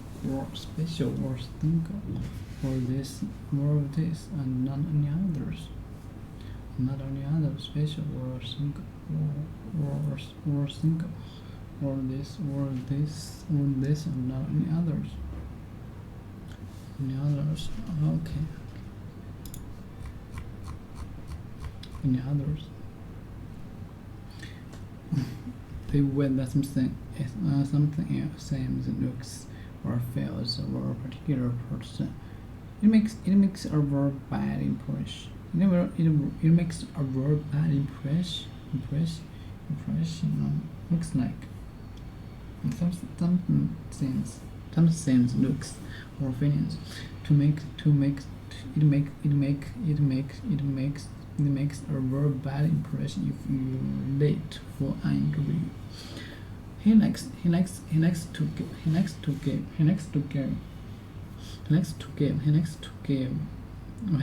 give the impression he is terribly popular and has lots of friends.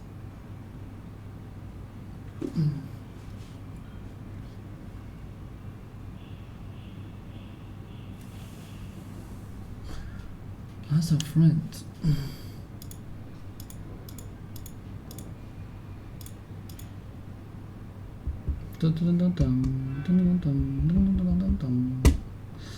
Okay.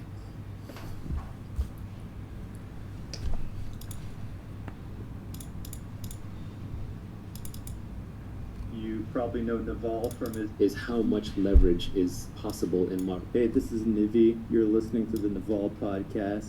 This is one giant megasode that collects every episode we've done on getting rich. All of it based on his tweet storm of how to get rich without getting lucky. I've collected them all here because we're going to switch topics to the new topic of happiness on the next episode. We've published one of these giant megasodes before, but this one's even bigger. It's about 3.5 hours long. It covers all the tweets from the How to Get Rich tweet storm, plus all the Q&A that we did after that, plus 10 minutes of bonus material at the very end that we've never released. The overall sound quality of this megasode improves a lot after the first hour. You can find a link to a clean transcript in the show notes, or if you go to the website, nav.al. There's no .com at the end. I hope you enjoy. You probably know Naval from his Twitter account, and we're going to be talking about his epic tweet storm on how to get rich without getting lucky. We're going to go through most of the tweets in detail, give Naval a chance to expand on them, and just generally riff on the topic. He'll probably throw in some ideas that he hasn't even published before. He's also the co-founder of AngelList. He's a prolific tech investor in companies like Twitter, Uber, and many more. And I'm the co-founder of AngelList with Naval, and I also co-authored the Venture Hacks blog with him back in the day. Yeah, the How to Get Rich tweet storm definitely hit a nerve. A lot of people say it was helpful, reach across aisles, and people outside of the tech industry, people in all walks of life, people who want to know how to solve their money problem. And everyone vaguely knows that they want to be wealthy, but they don't have a good set of principles to do it by. What's the difference between wealth, money, and status? Wealth is the thing that you really want. Wealth is assets that earn while you sleep. Wealth is the factory that with the robots that's cranking out things. Wealth is the computer program that's running at night that's serving other customers.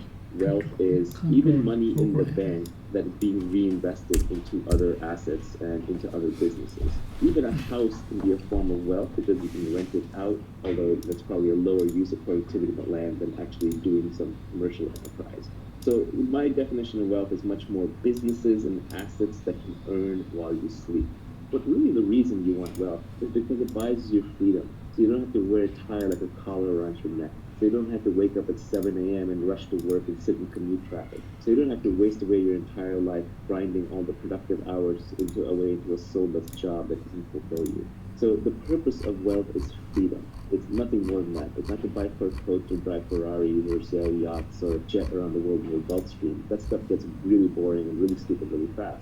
It's really just so that you are your own sovereign individual. You're not going to get that unless you really want it. And the entire world wants it. And the entire world is working hard at it. And to some extent it is competitive. It's a positive sum game, but there are competitive elements to it. Because there's a finite amount of resources right now in society, and to get the resources to do what you want, you have to stand out. Money is how we transfer wealth. Money is social credits. It is the ability to have credits and debits of other people's time. If I do my job right, if I create value for society, society says, oh, thank you, we owe you something in the future for the work that you did in the past. Here's a little IOU, let's call that money. And that money gets debased because people steal the IOUs, the government prints extra IOUs, people renege under IOUs. But really what money is trying to be, it is trying to be a reliable IOU from society that you are owed something for something you or someone who gave you the money did in the past. And we can transfer these IOUs around. So really money is how we transfer wealth. There are fundamentally two huge games in life that people play. One is the money game, because money is not going to solve all your problems, but it's going to solve all your money problems. So I think that people know that. They realize that, so they want to make money. But at the same time, many of them deep down believe that they can't make it. They don't want any wealth creation to happen. So they virtue signal by attacking the whole enterprise by saying, well, making money is evil, you shouldn't do it, blah, blah, blah. But what they're trying to do is they're actually playing the other game, the status game. They're trying to be high status in the eyes of other people watching by saying, well, I don't need money, you don't want money. And then status It's just your ranking in the social hierarchy. So wealth is not a zero-sum game. Everybody in the world can have a house. Because you have a house doesn't take away from my ability to have a house. If anything, the more houses that are built, the easier it becomes to build houses, the more we know about building houses, and just the more people that can have houses. So wealth is a very positive sum game. We create things together. We're starting this endeavor to create this, hopefully, piece of art that explains what we're doing. At the end of it, something brand new will be created. It's a positive sum game. Status, on the other hand, is a zero-sum game. It's a very old game. We've been playing it since monkey tribes. And it's hierarchical, who's number one, who's number two, who's number three. And for number three to move to number two has to move out of that slot. So status is a zero-sum game. Politics is an example of a status game. Even sports is an example of a status game. To be the winner, there must be a loser. I don't fundamentally love status games. They play an important role in our society, so we figure out who's in charge. But fundamentally, you play them because they're a necessary evil. The problem is, on an evolutionary basis, like if you go back thousands of years, status is a much better predictor of survival than wealth is. You couldn't have wealth before the farming age, before farmers, because you couldn't store things. Hunter-gatherers carried everything on their backs. So hunter-gatherers lived entirely in status-based societies. Farmers started going to wealth-based societies, and the modern industrial economies are much more heavily wealth-based societies. But there's always a subtle competition going on between status and wealth. For example, when journalists attack rich people or attack the technology industry, they're really bidding for status. They're saying, no, the people are more important, and I, the journalist, represent the people, and therefore I am more important. The problem is that by playing these status games, to win a status game, you have to put somebody else down. That's why you should avoid status games in your life, because they make you into an angry, combative person. You're always fighting to put other people down, to put yourself and the people that you like up. And they're always going to exist, there's no way around it. But just realize that most of the time, when you're trying to create wealth, you're actually getting attacked by someone else, and they're trying to look like a goody two-shoes, but really what they're doing is they're trying to up their own status at your expense. They're just playing a different game, and it's a worse game. It's a zero-sum game instead of a positive-sum game. One thing you mentioned before the interview that stuck with me was the idea that you think everyone can become rich, and that perhaps some of the ways of getting rich or the idea of wealth is vilified by some people in other countries. Do you want to expand on that a little bit? Yeah, I think there's this notion that making money is evil, right? It's like rooted all the way back down to money the root of all evil. People think that bankers steal our money. And, it's somewhat true in that in a lot of the world, there's a lot of theft going on all the time. The history of the world, in some sense, is this predator-prey relationship with makers and takers. There are people who go out and create things and build things and work hard on things, and there are people who come along with things, with a sword or a gun or taxes or crony capitalism or communism or what have you. There's all these different methods to steal. Even in nature, there are more parasites than there are non-parasitical organisms. You have a ton of parasites in you who are living off of you, and the better ones are symbiotic and giving something back, but there are a lot that are just taking. That's just the nature of how any complex system is built. But what I am focused on is true wealth creation. It's not about taking money, it's not about taking something from somebody else, but it's from creating abundance. Obviously, there's not a finite number of jobs or a finite amount of wealth, otherwise you would still be sitting on caves, figuring out how to divide up pieces of firewood and, the occasional dead deer. So most of the wealth in civilization, in fact, not most, all of it has been created. And it got created from somewhere. It got created from people. It got created from technology. It got created from productivity. It got created from hard work. So this idea that it's stolen is, I think, this horrible zero-sum game that people who are trying to gain status play. But the reality is, everyone can be rich. And we can see that by seeing that in the first world, everyone is richer than almost anyone who was alive 200 years ago. 200 years ago, nobody had antibiotics, nobody had cars, nobody had electricity, nobody had the iPhone. So all of these things are inventions that have made us wealthier as a species. Today, I would rather be a poor person in a first world country than be a rich person in Louis XIV's France. I'd rather be a poor person today than an aristocrat back then. And that's just because of wealth creation. The engine of technology is science that is applied for the purpose of creating abundance. So I think fundamentally everybody can be wealthy. And the thought experiment I want you to think through is, imagine if everybody had the knowledge of a good software engineer and a good hardware engineer. If you could go out there and you could build robots and computers and bridges and program them. Let's say every human knew how to do that. What do you think society would look like in 20 years? My guess is what would happen is we would build robots, machines, software, and hardware to do everything, and we would all be living in massive abundance. We would essentially be retired in the sense that none of us would have to work for any of the basics. We'd even have robotic nurses. We'd have like machine-driven hospitals. We'd have self-driving cars. We'd have farms that are 100% automated. We'd have clean energy. So at that point, we could use the technology breakthroughs to get everything that we wanted. And if anyone is still working at that point, they're working as a form of expressing their creativity. They're working because it's in them to contribute and to build and design things. So I don't think capitalism is evil. Capitalism is actually good. It's just that it gets hijacked. It gets hijacked by improper pricing of externalities. It gets hijacked by improper deals where like you have corruption or you have monopolies. Overall, capitalism is intrinsic to the human species. Capitalism is not something we invented. Capitalism is not even something we discovered. It is innate to us in every exchange that we have. When you and I exchange information, I want some information back from you, I give you information, you give me information. If we weren't having a good information exchange, you go talk to somebody else. So the notion of exchange and keeping track of credits and debits, this is built into us as flexible social animals. We are the only animals in the animal kingdom that cooperate across genetic boundaries. Most animals don't even cooperate, but when they do, they cooperate only in packs where they co-evolve together and they share blood, so they have some shared interests. Humans don't have that. And what lets us cooperate? It's because we can keep track of debits and credits. Who put in how much work, who contributed how much. That's all free market capitalism is. So I strongly believe that it is innate to the human species, and we are going to create more and more wealth and abundance for everybody. Everybody can be wealthy, everybody can be retired, everybody can be successful. It is merely a question of education and desire. You have to want it. If you don't want it, that's fine, then you opt out of the game. But don't try and put down the people who are playing the game, because that's the game that keeps you in a comfortable, warm bed at night. That's the game that keeps a roof over your head. That's the game that keeps your supermarket stocked. That's the game that keeps the iPhone buzzing in your pocket. So it is a beautiful game that is worth playing ethically, rationally, morally, socially for the human race. And it's going to continue to make us all richer and richer until we have massive wealth creation for anybody who wants it. And it's not just individuals secretly despising wealth, right? There's countries, groups, political parties that overtly despise wealth, or at least seem to. That's right. And so what those countries, political parties, and groups are reduced to playing the zero-sum game of status.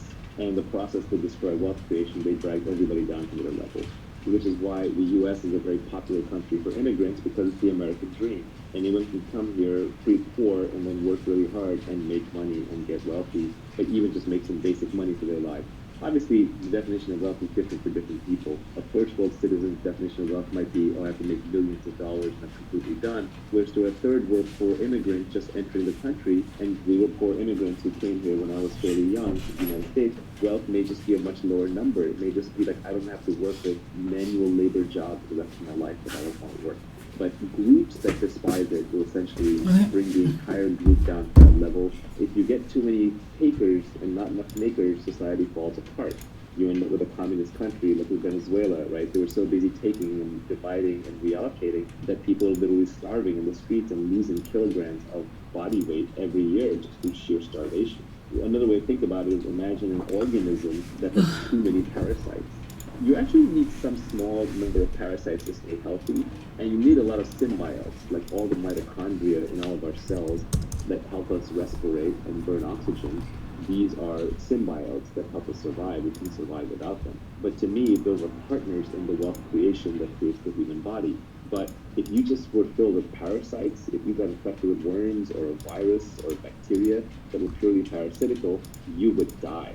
So any organism can only withstand a small number of parasites. And when the parasitic element gets too far out of control, you die. So, that again, I'm talking about ethical wealth creation. I'm not talking about monopolies, I'm not talking about crony capitalism, I'm not talking about mispriced externalities like the environment. I'm talking about free minds and free markets, small scale exchange between humans that's voluntary and doesn't have an outsized impact on others. But I think that kind of wealth creation, if a society does not respect it, a group does not respect it, that society will plunge into ruin and darkness. Obviously, we want to be wealthy and we want to get there in this lifetime without having to rely on luck. A lot of people think making money is about luck. It's not. It's about becoming the kind of person that makes money. I like to think that if I lost all my money and if you dropped me on a random street in any English-speaking country, within 5 to 10 years, I'd be wealthy again, right? Because it's just a skill set that I've developed and I think anyone can develop. In 1,000 parallel universes, you want to be wealthy in 999 of them. You don't want to be wealthy in the 50 of them where you got lucky. So we want to factor luck out of it. There's really 4 kinds of luck that we were talking about. This came from a book. Mark Andreessen wrote a blog post about it. But there's different kinds of luck. The first kind of luck you might just say is like blind luck, where I just got lucky because something completely out of my control happened. That's fortune, that's fate, etc. Then there's luck that comes through persistence, hard work, hustle, motion, which is when you're just running around creating lots of opportunities, you're generating a lot of energy, you're doing a lot of things. Lots of things will just get stirred up in the dust. It's almost like mixing a petri dish and seeing what combines, or mixing a bunch of reagents and seeing what combines. You're just generating enough force and hustle and energy that luck will find you. A third way is that you become very good at spotting luck. So if you are very skilled in a field, you will notice when a lucky break happens in that field when other people who aren't attuned to it won't notice. So you become sensitive to luck, and that's through skill and knowledge and work. And then the last kind of luck is the weirdest, hardest kind, but that's what we want to talk about, which is where you build a unique character, a unique brand, a unique mindset, where then luck finds you. For example, let's say that you're the best person in the world at deep sea underwater diving, and you're known to take on deep sea underwater dives that nobody else will even attempt to dare.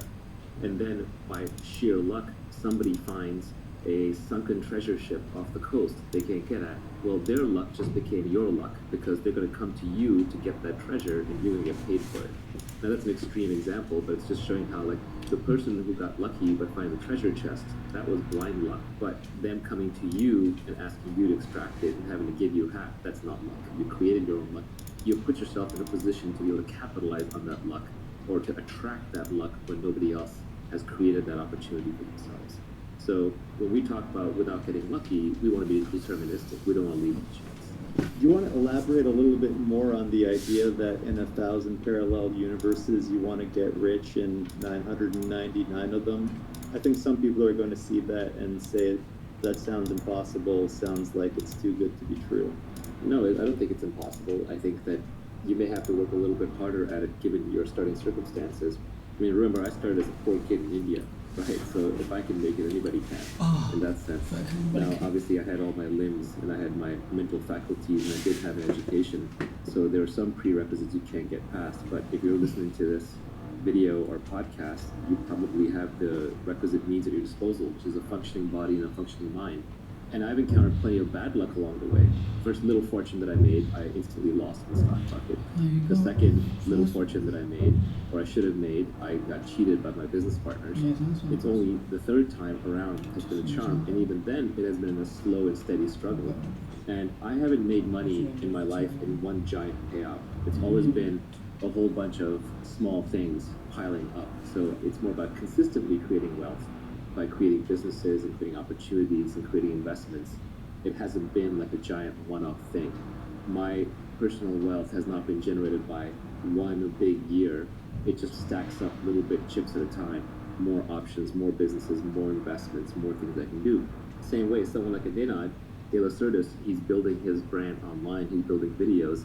It's not like any one video is going to suddenly shower him with riches overnight. It's going to be a long lifetime of learning, of reading, of creating, that's just going to compound. So we're talking about getting wealthy so you can retire, so you have your freedom. Not retire in the sense that you don't do anything, but in the sense that you don't have to be any place you don't want to be, you don't have to do anything you don't want to do, and you can wake up when you want, you can sleep when you want, you don't have a boss. That's freedom. So we're talking about enough wealth to get to freedom, and especially thanks to the internet these days, those opportunities are massively abundant. I, in fact, have too many ways to make money. I don't have enough time. I literally have opportunities pouring out of my ears, and the thing I keep running out of is time. There's just so many ways to create wealth, to create products, to create businesses, to create opportunities, and to, as a byproduct, get paid by society, then I just can't even handle it all. I think it's pretty interesting that the first three kinds of luck that you described, there are very common cliches for them that everybody knows.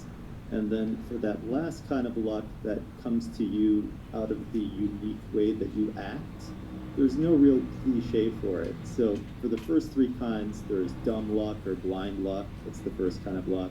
The second kind of luck is the cliche that fortune favors the bold. That's a person who gets lucky just by stirring the pot and acting. The third kind of luck, people say that chance favors the prepared mind. But for the fourth kind of luck, there is not really a common cliche out there that matches the unique character of your action, which I think is interesting and perhaps an opportunity. And it also just shows that people aren't necessarily taking advantage of that kind of luck the way they should be. I think also at that point, it starts becoming so deterministic that it stops being luck. So the definition starts fading from luck to more destiny. So I would characterize that fourth one as you build your character in a certain way, and then your character becomes your destiny. One of the things I think that is important to making money, you want the kind of reputation that makes people do deals through you. You know, I use the example of like if you're a great diver, then treasure hunters will come and give you a piece of treasure for your diving skills. If you're a trusted, reliable, high integrity, long-term thinking deal maker, then when other people want to do deals, but they don't know how to do them in a trustworthy manner with strangers, they will literally approach you and give you a cut of the deal or offer you a unique deal just because of the integrity and reputation that you've built up. Warren Buffett, he gets offered deals and he gets to buy companies and he gets to buy warrants and bail out banks and do things that other people can't do because of his reputation. But of course that's fragile. It has accountability on the line. It has a strong brand on the line. And as we will talk about later, that comes with accountability attached. But I would say your character, your reputation, these are things that you can build that then will let you take out advantages of opportunities that other people may characterize as lucky, but you know that it wasn't. You said that this fourth kind of luck is more or less a destiny. There's a quote from that original book that was in Mark's blog post from Benjamin Disraeli, who I think was the former Prime Minister of the UK. The quote to describe this kind of luck was, "We make our fortunes and we call them fate." There were a couple other interesting things about this kind of luck that were mentioned in the blog post I think will be good for the listeners to hear about, is that this fourth kind of luck can almost come out of eccentric ways that you do your things, and that eccentricity is not necessarily a bad thing in this case. In fact, it's a good thing. Yeah, absolutely, because the world is a very efficient place, so everyone has dug through all the obvious places to dig. And so to find something that's new and novel and uncovered, it helps to be operating on a frontier, where right there you have to be a little eccentric to be out on the frontier by yourself. And then you just have to be willing to dig deeper than other people do, deeper than seems irrational, just because you're interested. Yeah, the two quotes that I've seen that express this kind of luck, in addition to that Benjamin Disraeli one, are this one from Sam Altman where he said, "Extreme people get extreme results." I think that's pretty nice. And then there's this other one from Jeffrey Pfeffer, who's a professor at Stanford, that you can't be normal and expect abnormal returns. I've always enjoyed that one too. Yeah. Okay. You said return effects. There was something same. It looks like turbo. Was first made turbo.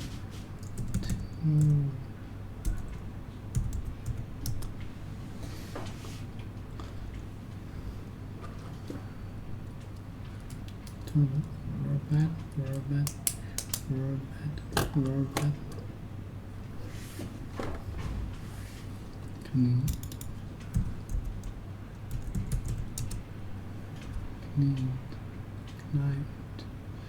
Client or customer or someone who research client.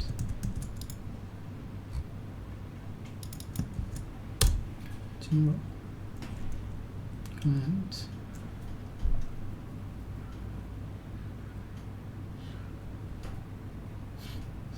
client. Giving you commands. It's important to create an operation when you make a new client. Client.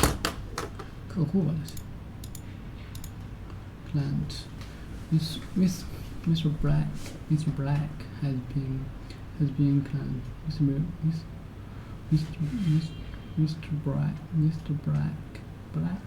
Black has been a client of this firm for many years. I've been a client. We always aim to give our clients personalities. Okay. A customer or someone who receives service. Customer.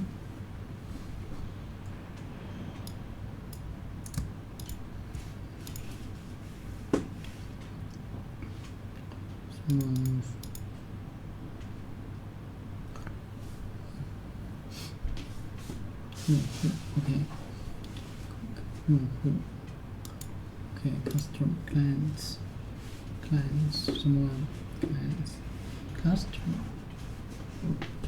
It's important to create a good impression when you meet a new client. She made a very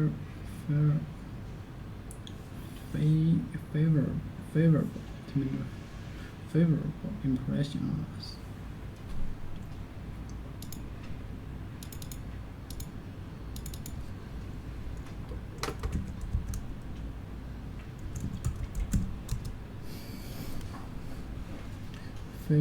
Favorable, showing that you like, showing that you like or approve of someone or something. Showing that you like, okay. Showing that you like or approve of something. Okay, making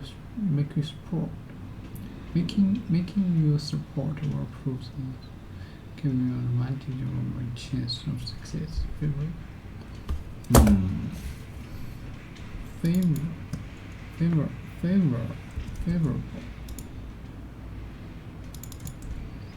clients.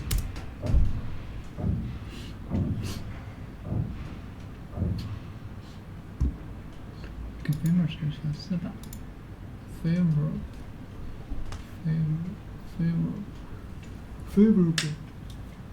okay. Showing that you like or approve of someone or something. Prove it. To have a positive opinion of someone else. Have a good opinion. Or prove someone or something. Show that you like. Favorable. Productive or pleasant.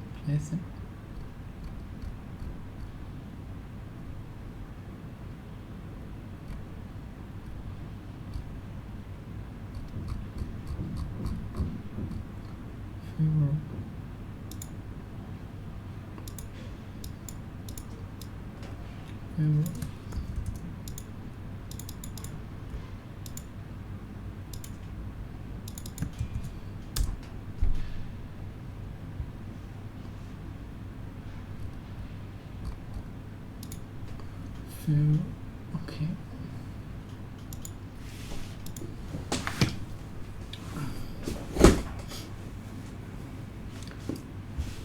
favor. Showing that you like or approve of something or someone. Approve of someone or something. Showing that you like or approve of someone or something. We have had a favorable response to the plan so far. We have had a favorable response to the plan so far. Okay, making you support or approve someone or something. Making you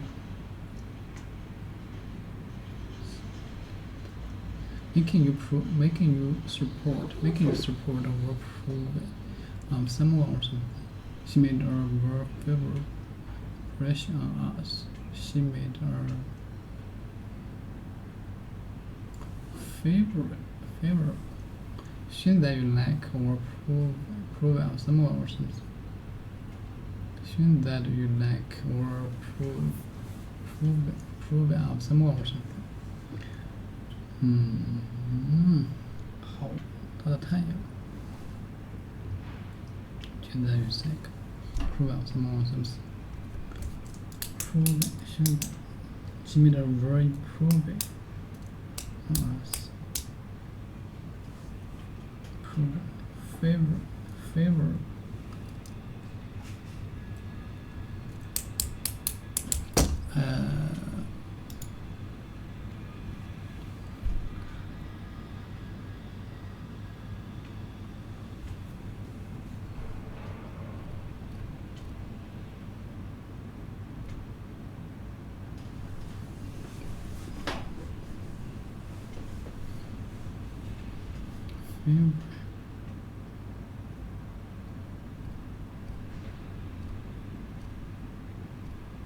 Shouldn't that is something you like? Yes. Yes. Yeah.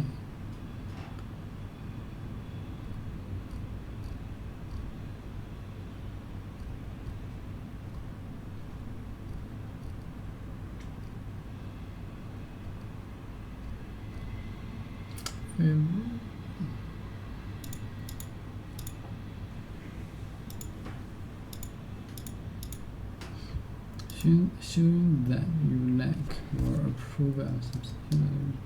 Showing that you like or approve of someone or something. Want this. Showing that something you. He had 20 years working for the company. It's important to create. It's important to create a good impression when you met a new client. She made a very favorable impression on us. In his 20 years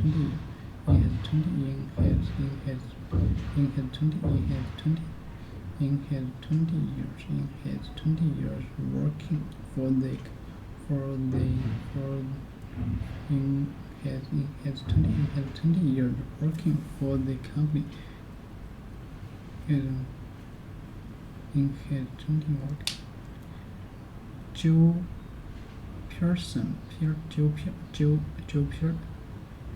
Pearson made an indelible impression on it. Okay, she made a very favor. Showing that you like. She made.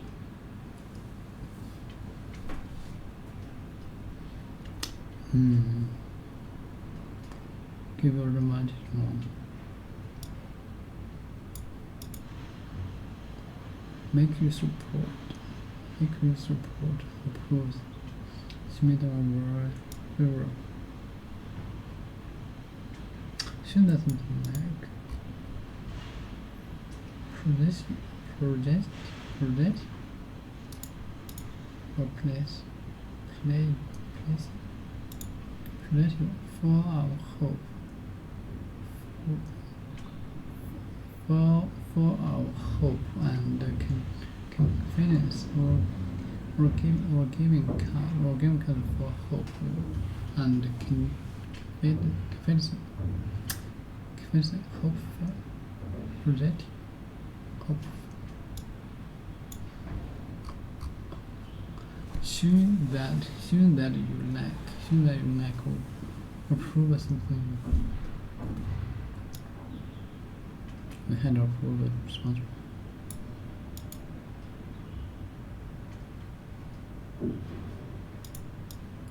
Showing that.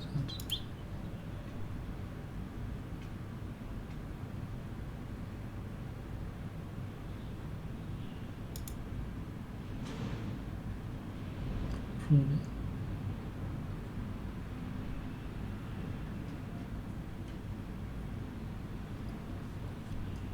Very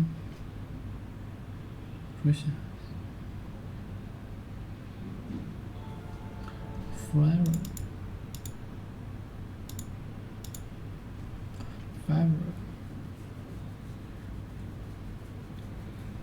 She made a very favorable impression on us.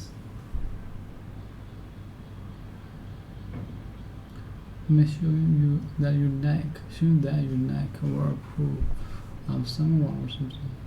Showing that you like or approve of someone or something. We have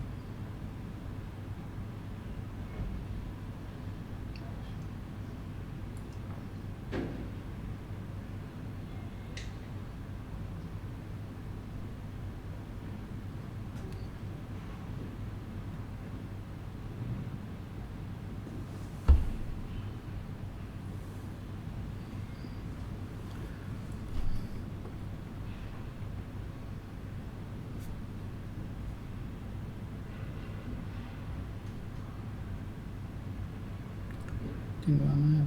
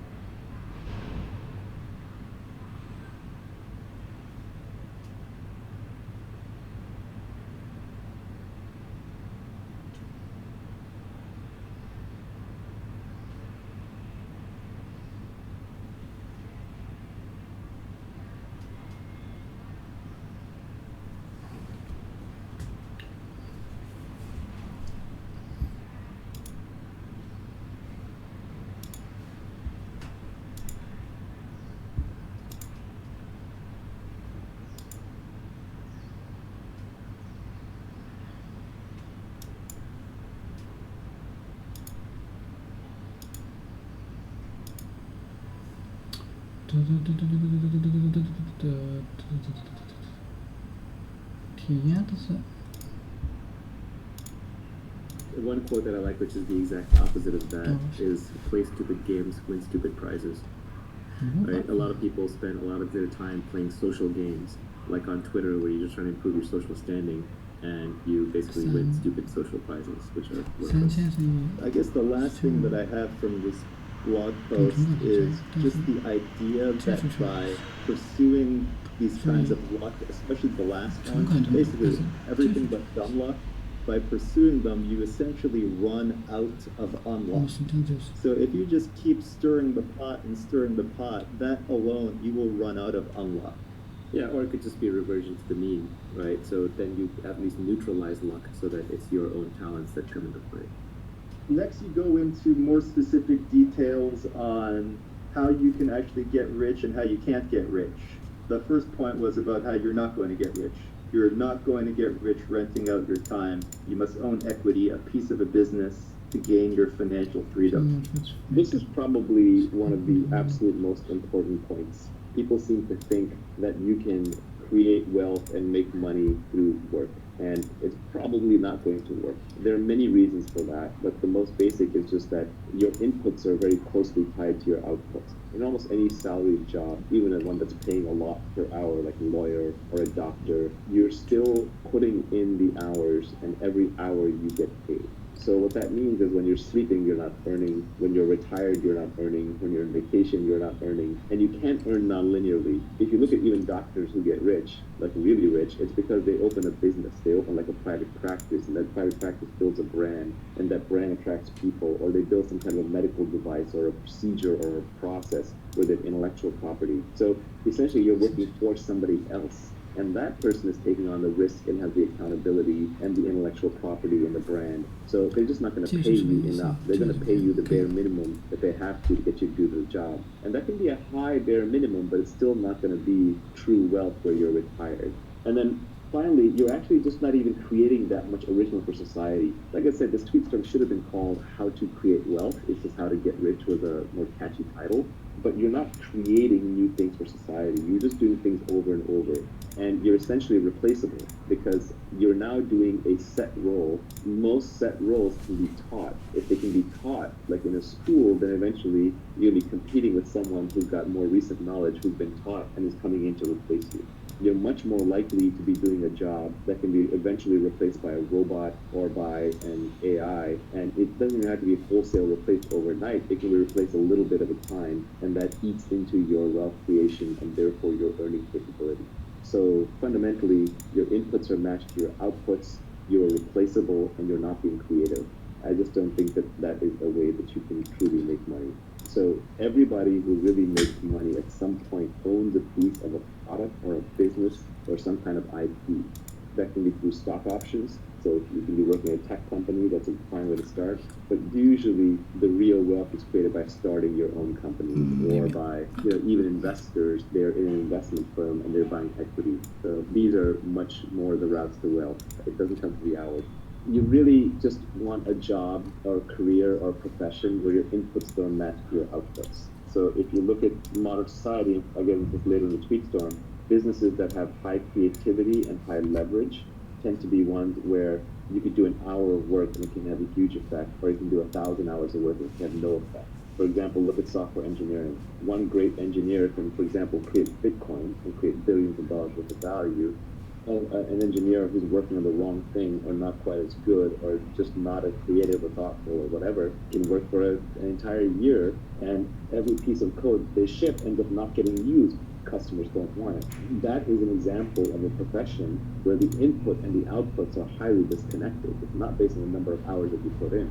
Whereas on the extreme other end, if you're a lumberjack, even the best lumberjack in the world, assuming they're not working with tools, so the inputs and outputs are pretty connected, including axe or a saw, the best lumberjack in the world may be like 3x better than one of the worst lumberjacks, right? It's not going to be a gigantic difference.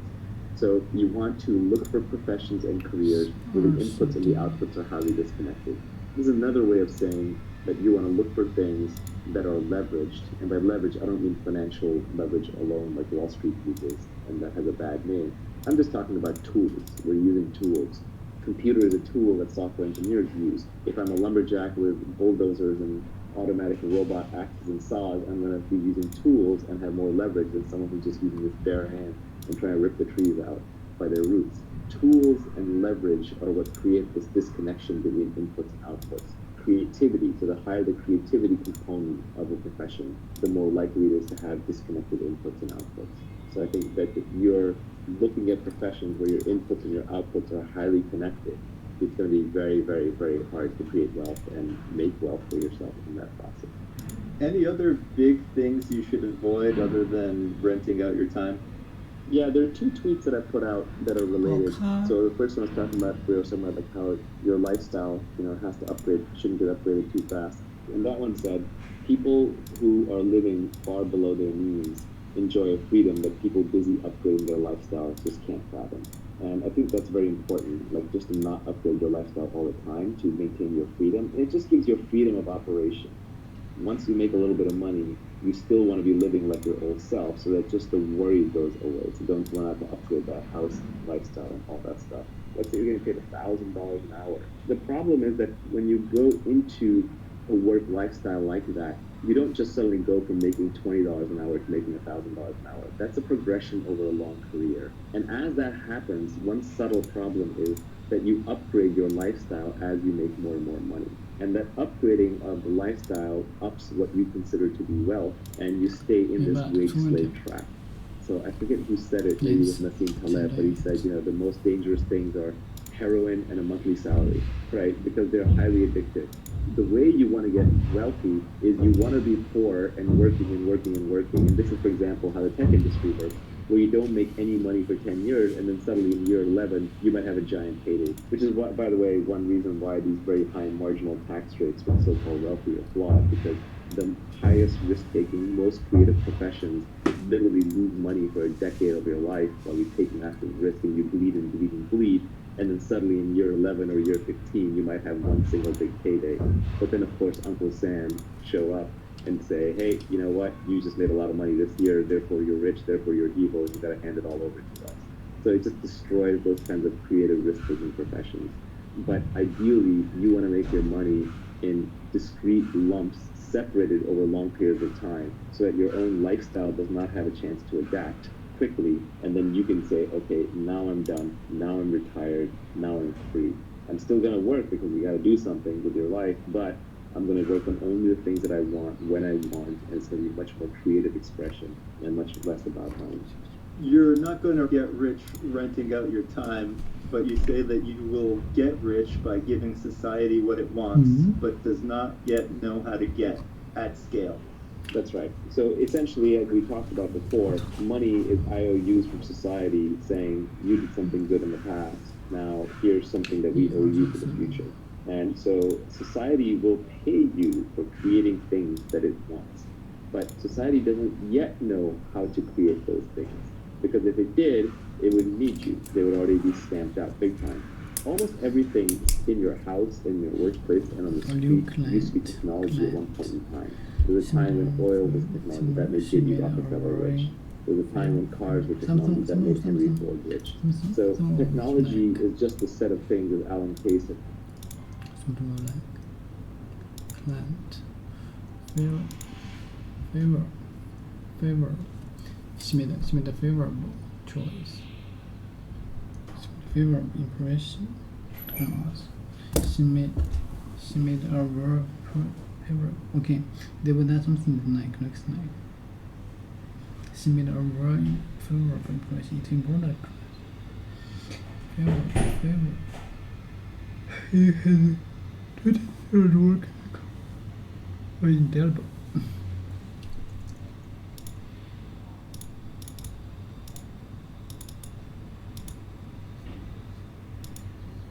Particulars, special or single or this and not any others, or this and that.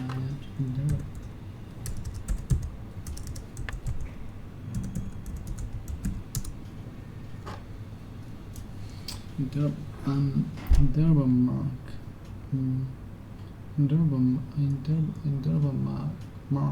or substance is impossible to move by wash or in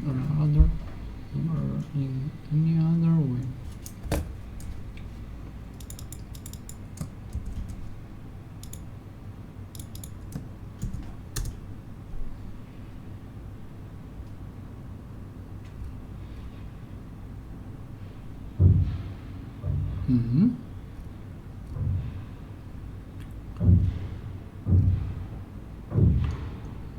This in interval mark or such that it is possible to move once or in the other way by wash or in the other. The road had left a mark word.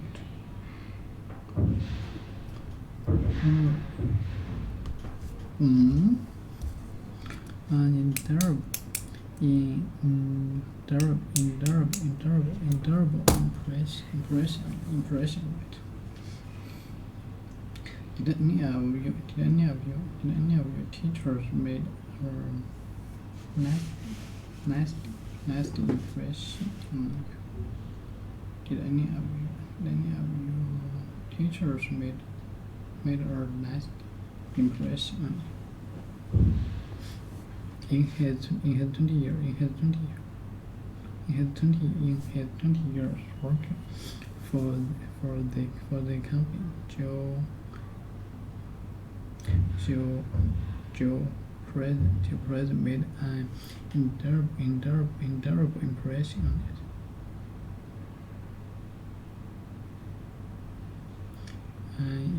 Indelible impression on it.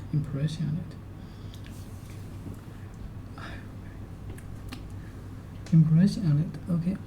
In his 20 years working for the company, Joe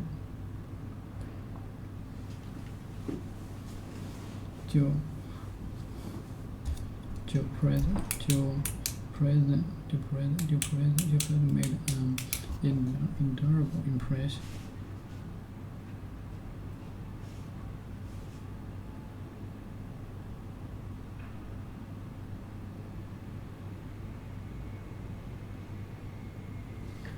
Okay. Understand this.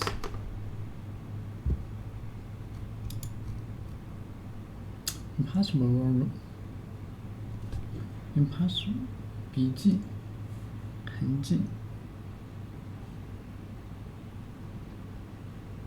哦，我明白了。In his 20 years working for the company, Joey made an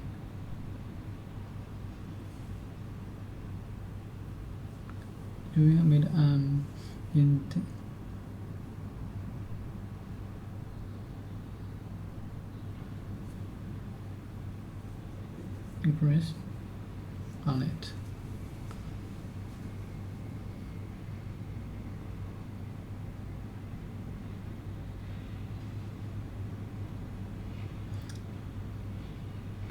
Impress. Okay. Impossible to remove by washing or by any other method. Impossible to remove by washing. Any other method. A particular way or dresses. Method. A particular. Methods. Meaning methods. Particular. Way. A particular way of doing something.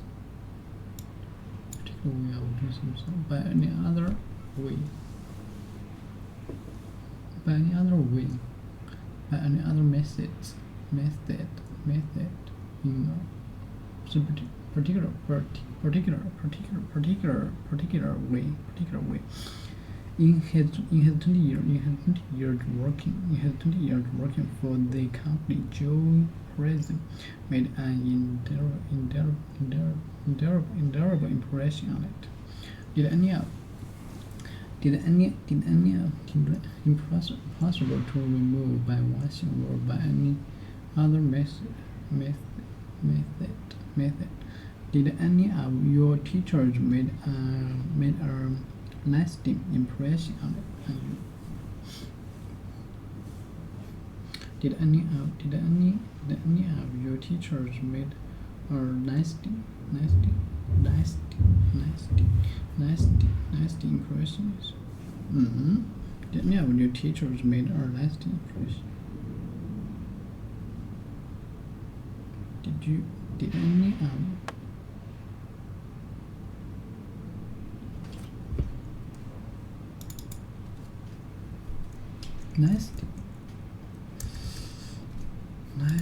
nasty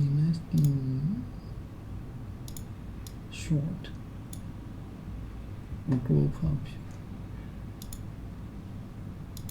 client customer, someone who receives services. Nasty. Continue continuing to exist for a long time. Cover. To exist for a long time. Or forever. Nice. Continue to exist.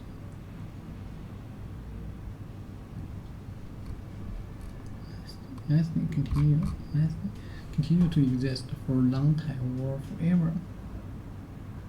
Did any of your teachers read? Did any of your teachers read? And nasty impression. Did any of teachers?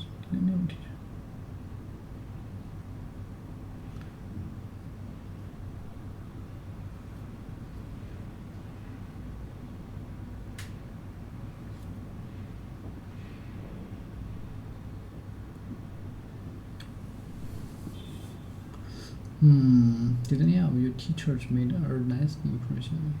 Okay, the pills made you feel better for a while, but the effect isn't long-lasting. But the pills make you feel better. The pills make you feel better for a while, but the effect isn't lasting. Continue to exist for a long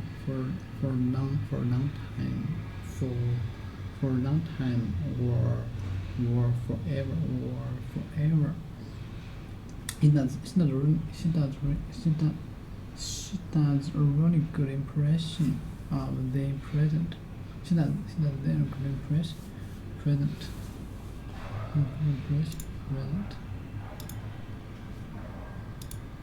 That make a good impression.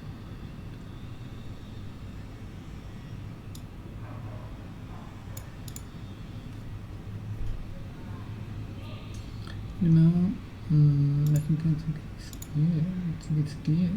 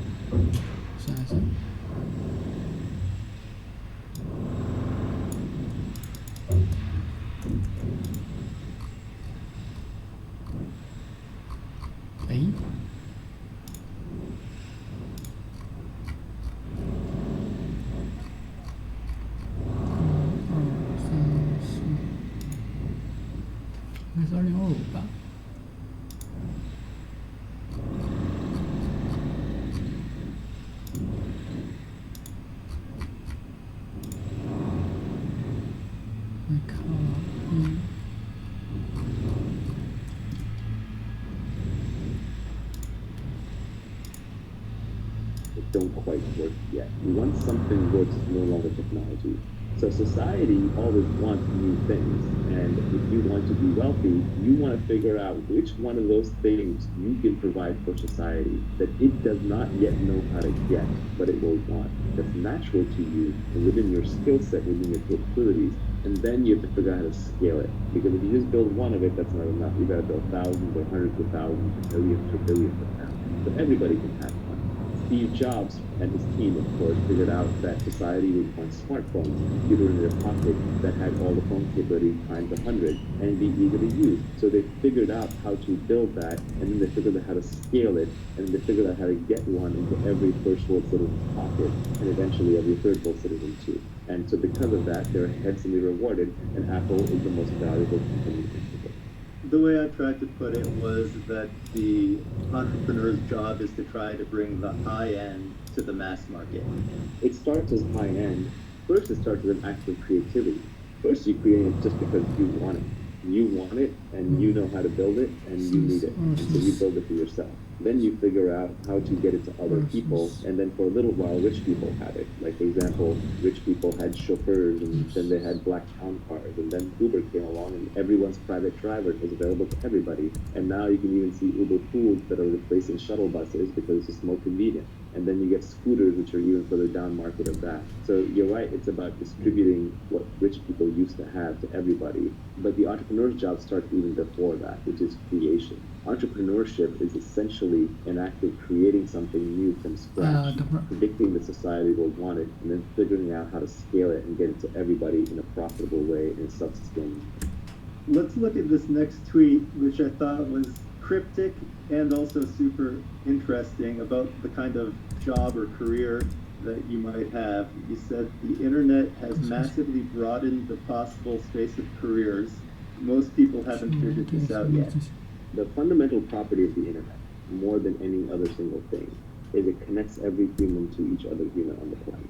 You can now reach everyone, whether it's by emailing them personally, whether it's by broadcasting to them on Twitter, whether it's by posting something on Facebook that they find, whether it's by putting it on a website they come and access. It connects everyone to everyone.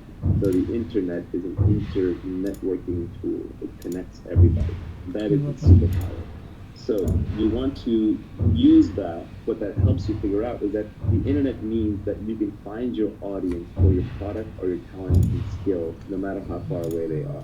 For example, Maynard, who's Illustratus, if he was in these videos pre-internet, how would he get the message out there? It would just be, what would he do? He would run around where he lives in his neighborhood, showing it to people on a computer or a screen, or he would try to get it played at his local movie theater. It was impossible. It only works because he can put it on the internet. And then how many people in the world are really interested in it, or even interested in what we're talking about, are really going to absorb it, right? It's going to be a very small subset of humanity.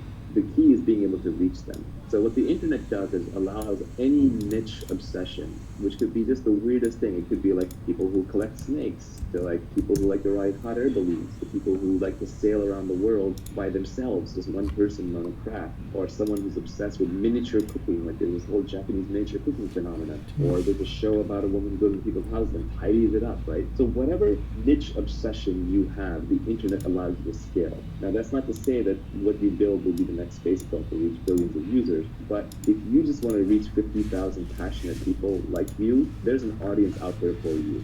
So the beauty of this is that we have 7 billion human beings on this planet. The combinatorics of human DNA are incredible. Everyone is completely different. You'll never meet any two people who are vaguely similar to each other that can substitute for each other. It's not like you can say, well, Nibby just left my life, so I can have this other person come in and is just like Nibby, and I get the same feelings, the same responses, and the same ideas. No, there are no substitutes for people. People are completely unique.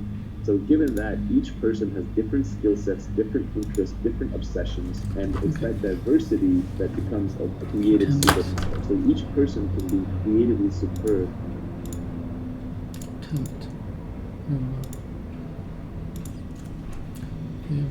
Favor, showing that you something. Dress nasty. Forever. Long time. Long time. Last a long time. Continue. Long time.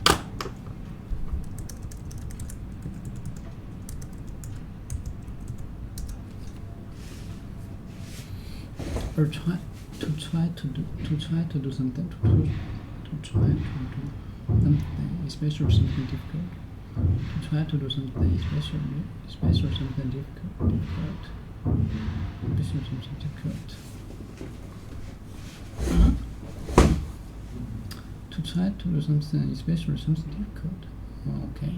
Let me say, to try to do something, especially something difficult. She tempted.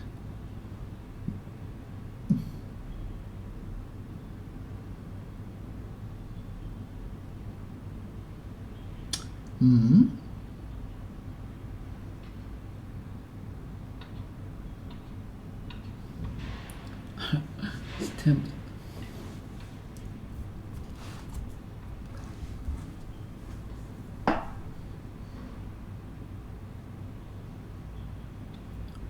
She tempted her joke, but no one to try to something special, something difficult. Okay, attempt to try to do something. To try to do something special, something difficult. There's no point. There's no point in even tempting explanation.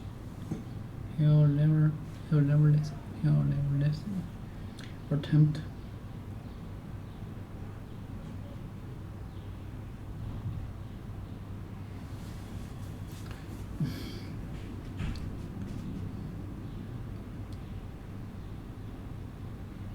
Attempt.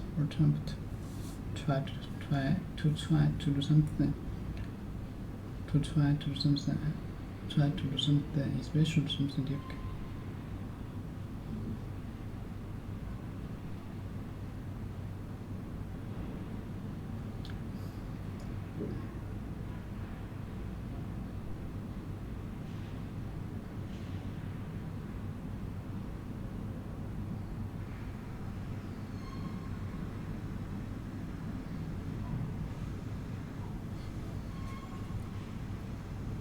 Attempt at copying.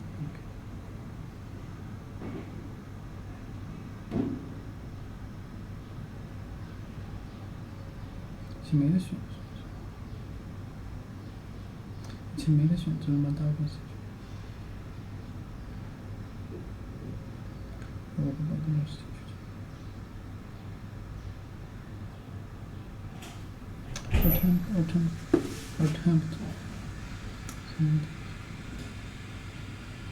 Attempt. Attempt at copying.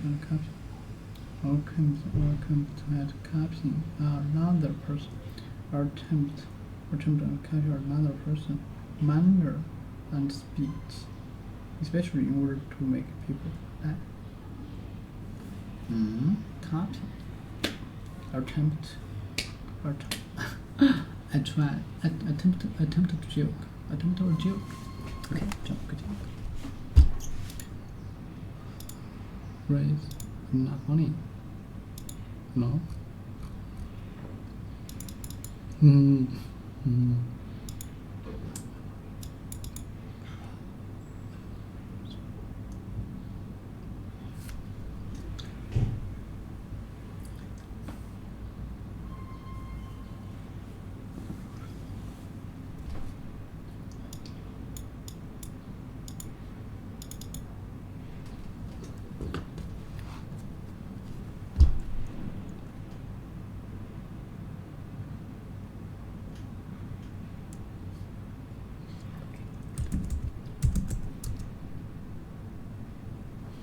The way in which something is done. The way in which something is done. She stared at me. In an unconscious manner. He was elected in the normal manner. In the style of in this latest movie. Her latest movie is a suspense thriller, very much in the action.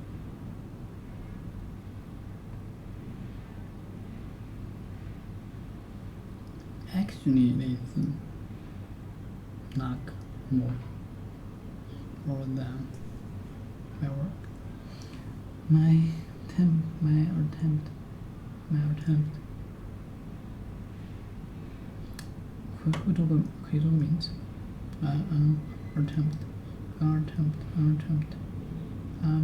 attempt at copy another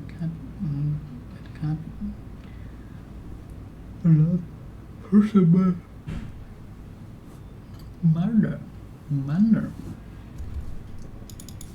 Understand this.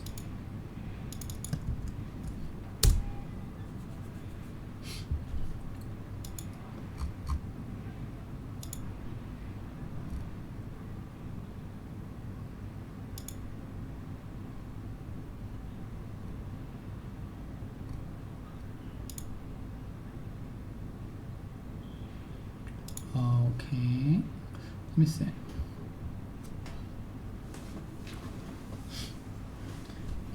Attempt to copy another person and speech, especially in order to make her glad. She does a really good impression of the president. Attempt at copy another person's manner and speech, especially in order to make people laugh. Manner.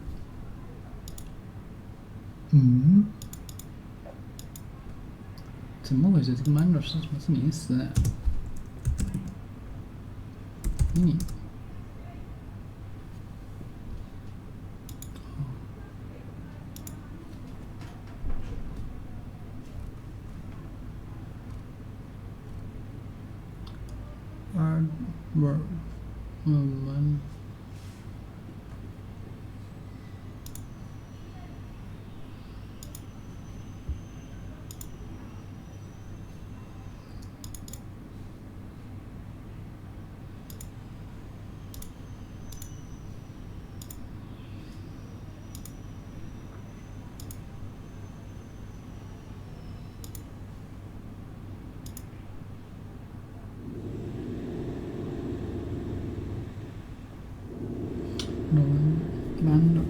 ？Manner speech. Manner.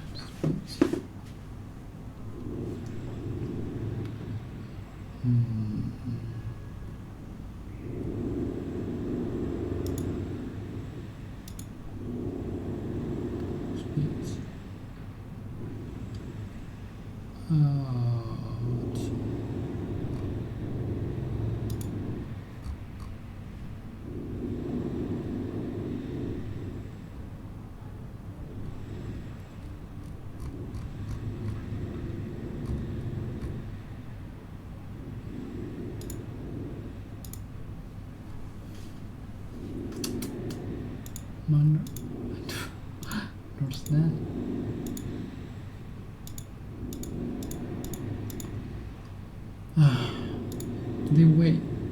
The way in which something is done.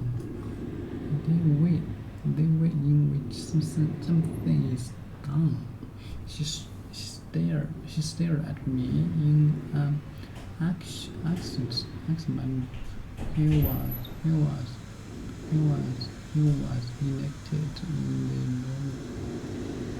was elected in the Roman. Okay. It was the manner of her death that stuck in the public's mind. Her latest movie is her suspense thriller, very much in the manner at Chuck. Okay, I checked out the prop in the tap haphazard manner. He gets on with the thing in his own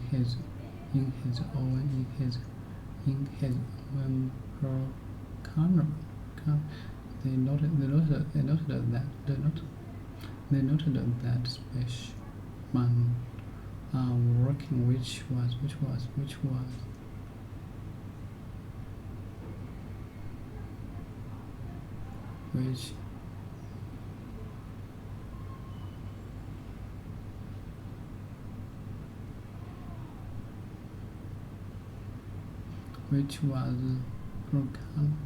color to her, though Savannah has the ability to conduct manner in the style of this style.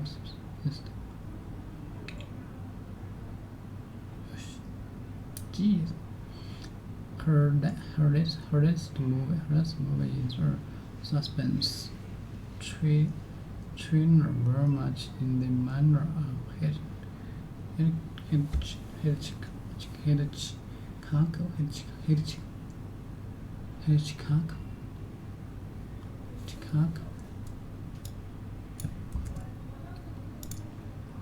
Manner, I don't know this. Cigarette.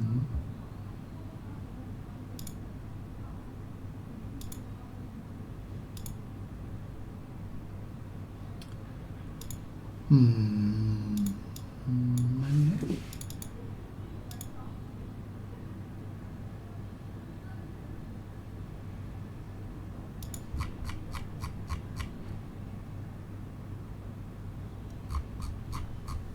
When that's something.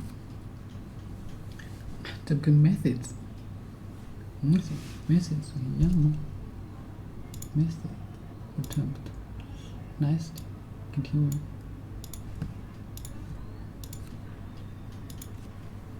Method. 有什么区别的东西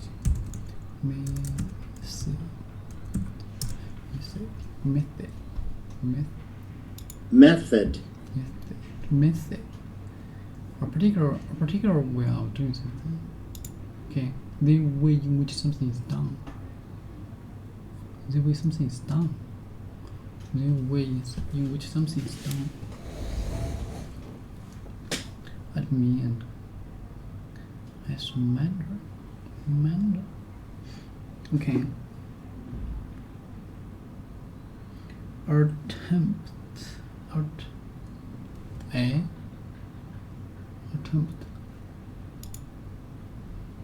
to try or copy another person's manner and speech. Attempt to copy another person's manner and speech, especially in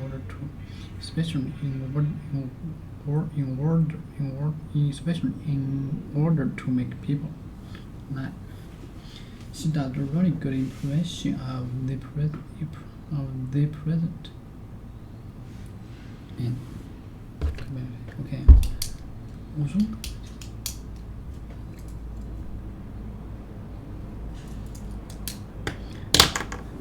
She does a really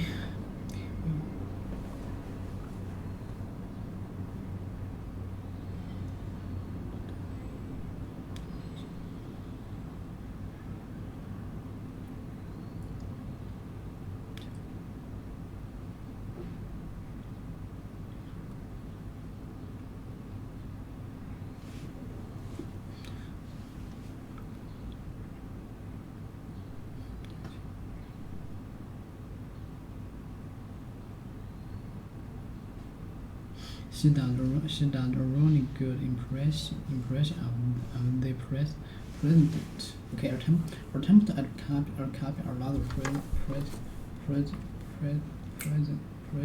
manner and speech, especially in order to make people laugh.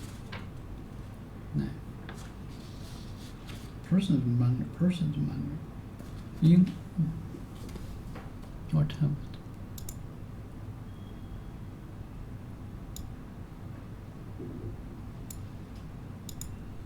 The way in which something is done. This is old way. Methods. A particular way. It's particular way. Okay. Done way. Way done. Particular way. Old way.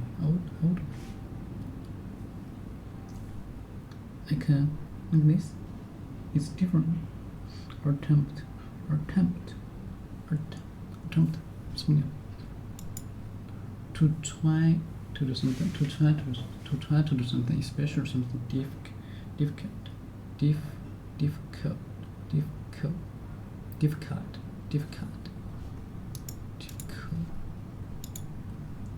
especially difficult,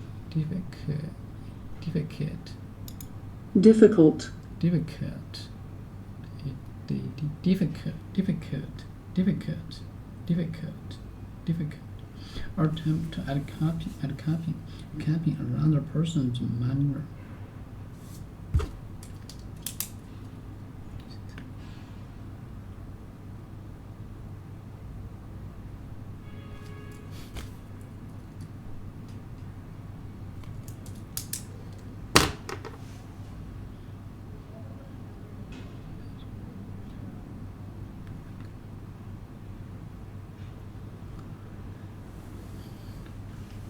Okay, attempt to copy another person's manner and speech, especially in order to make people laugh.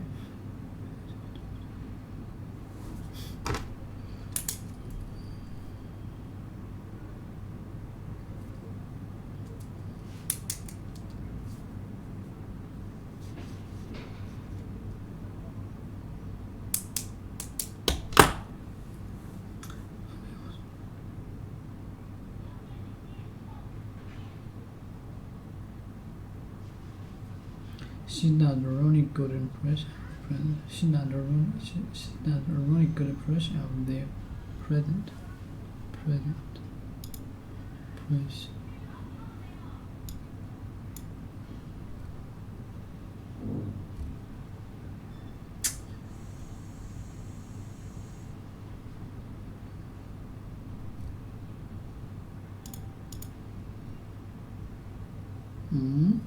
Copy. She does a really good impression.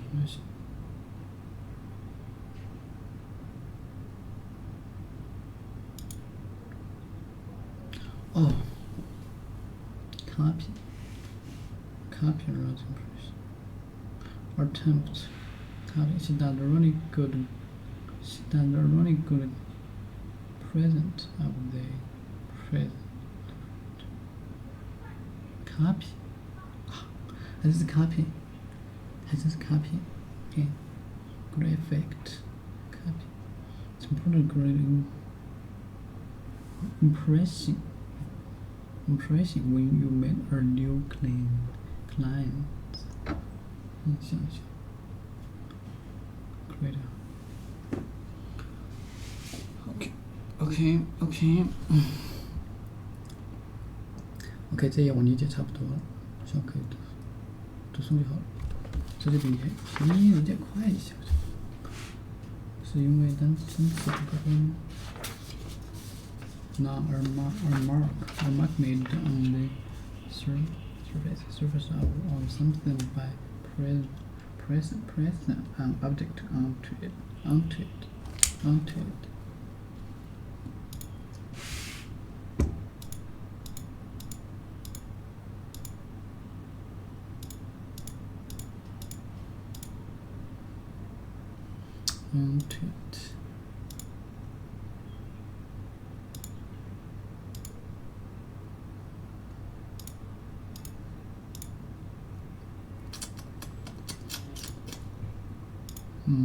At their own unique thing. But before, that didn't matter, because if you were living in a little fishing village in Italy, like your fishing village didn't necessarily need your completely unique skill, and you had to conform to just the few jobs that were available. But now, today, you can be completely unique.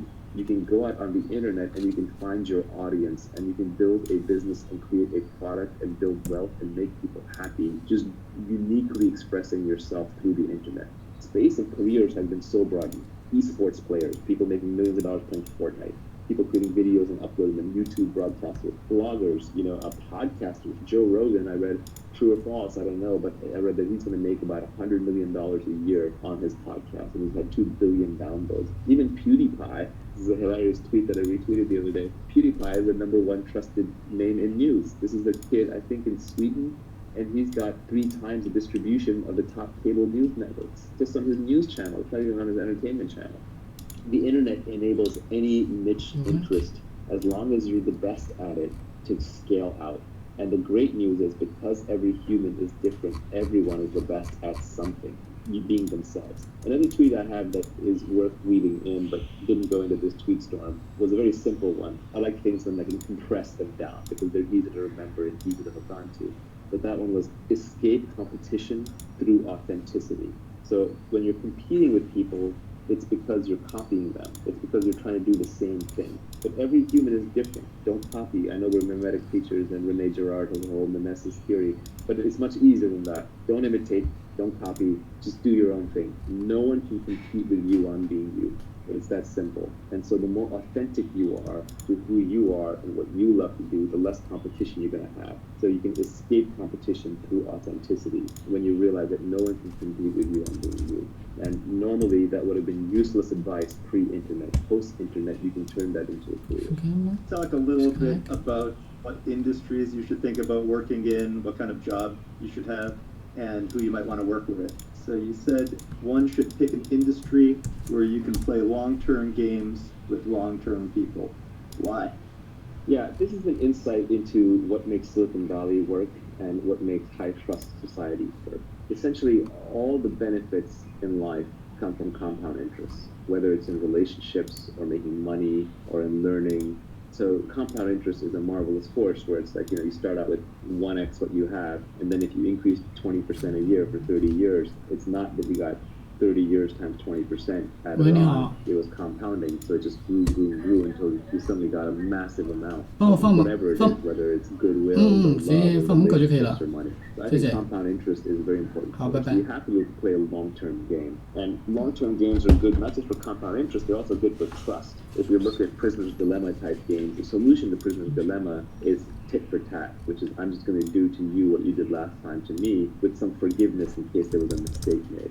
But that only works in an iterated game of Prisoner's Dilemma. In other words, we play the game multiple times. So if you're in a situation, like for example, you're in Silicon Valley, where people are doing business with each other and they know each other, they trust each other, then they do right by each other because they know this person will be around for the next game. Now, of course, that doesn't always work because you can make so much money in one move in Silicon Valley. Sometimes people betray each other because they're just like, I'm going to get rich enough off this that I don't care. So there can be exceptions to all these circumstances.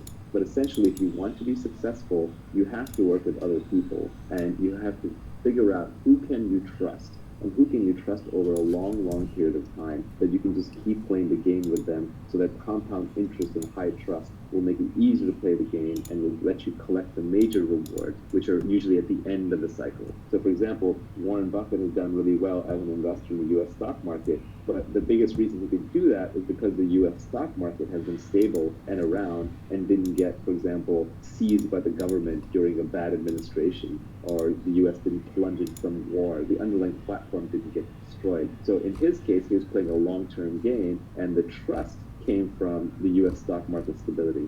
In Silicon Valley, the trust comes from the network of people in the small geographic area that you figure out over time who you can work with and who you can't. If you keep switching locations, you keep switching groups. Let's say you started out in the woodworking industry and you built up a network there and you're working hard, you're trying to build a product in the woodworking industry. And then suddenly another industry comes along that's adjacent but different, but you don't really know anybody in it and you want to dive in and make money there. If you keep hopping from industry to, no, actually I need to open a line of electric car stations for electric car refueling. That might make sense, it might be the best opportunity, but every time you reset, every time you wander out of where you built your network, you're gonna be starting from scratch. You're not gonna know who to trust. They're not gonna trust you. There are also industries in which people are transient by definition. They're always coming in and going out. Politics is an example of that, right? In politics, new people are being elected. You see in politics that when you have a lot of old-timers, like the Senate, people who've been around for a long time and they've been career politicians, yeah, there's a lot of downside to career politicians, like corruption, but an upside is they actually get deals done with each other because they know the other person's going to be in the same position 10 years from now, and they're going to keep dealing with them, so they might as well learn how to cooperate. Whereas every time you get like a new incoming freshman class in the House of Representatives, which turns over every 2 years, the big wave election, nothing gets done because there's a lot of fighting. Because I just got here, I don't know you, I don't know if you're going to be around, why should I work with you, rather than just trying to do whatever I think is right. So it's important to pick an industry where you can play long-term games and with long-term people. So those people have to signal that they're going to be around for a long time, that they're ethical, and their ethics are visible through their action. In a long-term game, it seems that everybody is making each other rich, and in a short-term game, it seems like everybody's making themselves rich. I think that is a brilliant formulation. Yeah, in a long-term game, it's positive sum. We're all baking the pie together. We're trying to make it as big as possible. In a short-term game, we're cutting up the pie. Now, this is not to excuse the socialists, right? The socialists are the people who are not involved in baking the pie, who show up at the end and say, I want a slice or I want the whole pie. They show up with the gun. But I think a good leader doesn't take credit. A good leader tries to inspire people so the team gets the job done. And then things get divided up according to fairness and who contributed how much or as close to as possible and took risk as opposed to just whoever has the longest knife, the sharpest knife. So these next two tweets are play iterated games. All returns in life, whether in wealth, relationships, or knowledge, come from compound interest. Yeah, when you've been doing business with somebody, you've been friends with somebody for 10 years, 20 years, 30 years, it just gets better and better because you trust them so easy. If the friction goes down, you can do bigger and bigger things together. For example, the simplest one is getting married to someone, having kids and raising children. Like that's compound interest, right? Investing in those relationships. Those relationships end up being invaluable compared to more casual relationships. It's true in health and fitness. The fitter you are, the easier it is to stay fit. Whereas the more you deteriorate your body, the harder it is to come back and claw your way back to a baseline. It requires heroic acts. Regarding compound interest, I think I saw you retweet something a while back.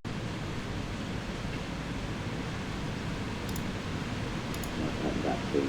And then energy, a lot of times people are unmotivated for a specific thing, but they're not motivated for other things. So for example, someone might be really unmotivated to go to a job and sit in an office, but they might be really motivated to go paint, right? In that case, they should be a painter. They should be putting art up and they're trying to figure out how to build a career out of that, rather than wearing a collar around their neck and going to a really job. And then high integrity is the most important because otherwise, without the other two, what you have is you have a smart and hardworking that is eventually going to cheat you. So you have to figure out the person's high integrity, and as we talked about, the way you do that is through signals, and signals is what they do, not what they say. It's all the non-verbal stuff that people do when they think they're doing something. With respect to the energy, there was this interesting thing from Sam Altman a while back where he was talking about delegation, and he was saying one of the important things for delegation is delegate to people who are actually good at the thing that you're expected to do. It's the most obvious thing, but it seems like you want to partner with people who are naturally going to do the things that you want them to do. Yeah, I almost won't start a company or hire a person or work with somebody if I just don't think they're into what I want to do. When I was younger, I used to try and talk people into things. I just ideally could sell someone into doing something, but you can't. You can't keep them motivated. You can get them inspired initially. It might work if you're a king or king of the fifth and trying to get them to charge in the battle, and then they'll figure it out. But if you're trying to keep someone motivated for the long term, that motivation has become intrinsic to you. You can't just create it unless you do a quest for them if they don't have that intrinsic motivation. So you have to make sure people actually are high energy and want to do what you want them to do or what you want to work with them. Reading signals is very, very important. Signals are what people do despite what they say. So it's important to pay attention to subtle signals. We all know that socially, if someone treats a waiter or waitress in a restaurant really badly, then it's only a matter of time until they treat you badly. If somebody screws over an enemy and is vindictive towards them, well, it's only a matter of time before they redefine you from friend to enemy and you feel their wrath. So angry, outraged, vindictive, short-term thinking people are essentially that way in many interactions in your life. People are oddly consistent. Some of the things you learn about them. So you want to find long-term people. You want to find people who seem irrationally ethical. For example, I had one friend of mine whose company I invested in, and the company failed, and we could have wiped out all the investors. But he kept putting more and more personal money in. Through 3 different pivots, he put personal money in until the company finally succeeded. And in the process, he never wiped out the investors. And I was always grateful to him for that. I said, wow, that's amazing that you were so good to investors. You didn't wipe them out. And he got offended by that. He said, I didn't do it for you. I didn't do it for my investors. I did it for me. It's my own self-esteem. It's what I care about. That's how I live my life. That's the kind of person you want to work with. Another quote that I like, I have a tweet on this. I think I read this somewhere else, so I'm not taking credit for this, but I modified it a little bit, which is that self-esteem is a reputation that you have with yourself. You'll always know. So good people, moral people, ethical people, easy to work with people, reliable people tend to have very high self-esteem because they have very good reputation with themselves and they understand. It's not ego. Self-esteem and ego is different. Because ego can be undeserving. But self-esteem, at least you feel like you lived up to your own internal moral code of ethics. And so it's very hard to work with people who end up being low integrity. And it's hard to figure out who's high integrity and low integrity. Generally, the more someone is saying that they're moral and ethical and high integrity, the less likely they're to be that way. It's very much like status signaling. If you overtly bid for status, if you overtly talk about being high status, that is a low status move. If you openly talk about how honest and reliable and trustworthy you are, you're probably not that honest and trustworthy. That is a characteristic of con men. So yeah, taking an industry in which you play long-term games with long-term people. Let's do this last tweet. You said, don't partner with cynics and pessimists. Your beliefs are self-fulfilling. Yeah, essentially, to create things, you have to be a rational optimist. Rational in the sense that you have to see the world for what it really is, and yet you have to be optimistic about your own capabilities and your ability to get things done. We all know people who are consistently pessimistic, who will shoot down everything. Everyone in their life has like the helpful, critical guy, right? He thinks he's being helpful, but he's actually being critical, and he's a downer on everything. That person will not only never do anything great in their lives, they'll prevent other people around them from doing something great. They think their job is to shoot holes in things. And it's okay to shoot holes in things as long as you come up with a solution. There's also the classic like military line, either lead, follow, or get out of the way. And these people want a fourth option, where they don't want to lead, they don't want to follow, but they don't want to get out of the way. They want to tell you why the thing's not going to work. And all the really successful people I know have a very strong action bias. They just do things. The easiest way to figure out if something's viable or not is by doing it. At least do the first step and the second step and the third and then decide. So if you want to be successful in life, creating wealth or having good relationships or being fit or even being happy, you need to have an action bias towards getting what you want. And you have to be optimistic about it. Not irrationally. There's nothing worse than someone who's just like foolhardy and chasing it's not work. That's a rational optimist. But you have to be rational, know all the pitfalls, know the downsides, but still keep your chin up. I mean, you've got one life on this planet. Why not try to build something big? This is the beauty of Elon Musk and why I think he inspires so many people. It's just he takes on really, really big, audacious tasks, and he provides an example for people to think big. And it takes a lot of work to build even small things. I don't think the corner grocery store owner is working any less hard than Elon Musk or pouring any less sweat and toil into it. Maybe even more. But for whatever reason, education, circumstance, they didn't get the chance to think as big, so the outcome's not as big. So it's just better to think big, obviously rationally within your means to stay optimistic. The cynics and the pessimists, what they're really saying, unfortunate, but they're saying, I've given up. I don't think I can do anything. And so the world to me just looks like a world where nobody can do anything. And so why should you go do something? Because if you fail, then I'm right, which is great. But if you succeed, then you just make me look bad. Yeah, it's probably better to be an irrational optimist than it is to be a rational cynic. Yeah, there's a completely rational frame on why you should be an optimist. Historically, if you go back 2,000 years, 5,000 years, 10,000 years, two people run into the jungle, they hear a tiger, one's an optimist and says, oh, it's not headed our way. The other one says, I'm a pessimist, I'm out of here. And the pessimist runs and survives, and the optimist gets eaten. So we're descended from pessimists. We're genetically hardwired to be pessimists. But modern society is far, far safer. There are no tigers wandering down the street. It's very unlikely that you will end up in total ruin, although you should avoid total ruin. Much more likely that the upside is unlimited and the downside is limited. So adapting for modern society means overriding your pessimism and taking slightly irrationally optimistic bets because the upside is unlimited. If you start the next SpaceX or Tesla or Uber, you can make billions of dollars of value for society and for yourself and change the world. And if you fail, it's a big deal. You lost a few $1 million of investor money and they've got plenty more, and that's the bet they take, the chances to be to succeed. It makes sense to be pessimistic in the past. It makes sense to be optimistic today, especially if you're educated and living in a first world country. Even a third world country, I actually think the economic opportunity in third world countries are much larger. The one thing you have to avoid is the risk of ruin. Ruin means stay out of jail, so don't do anything that's illegal. It's never worth it to wear an orange jumpsuit. And stay out of total catastrophic loss. That could mean that you stay out of things that could be physically dangerous, hurt your body, you have to watch your health, and stay out of things that can cause you to lose all of your capital or all of your savings. So don't gamble everything at one go. But you take rationally optimistic bets with big upside. I think there's people that will try and build up your ideas and build on your ideas, no matter how far-fetched they might seem, and then there are people who will list out all the obvious exceptions, no matter how obvious they are. And fortunately, in the startup world, I don't even really get exposed to the people that are giving you the obvious exceptions and all the reasons it's not going to work. I barely get exposed to that anymore. That's what Twitter is for. Scott Adams got so annoyed by this, he came with the phrase, an acronym, which is, but of course there are obvious exceptions, BOCTAOE. And he used to pin that acronym at the end of his articles for a while. But Twitter is just overrun with nitpickers.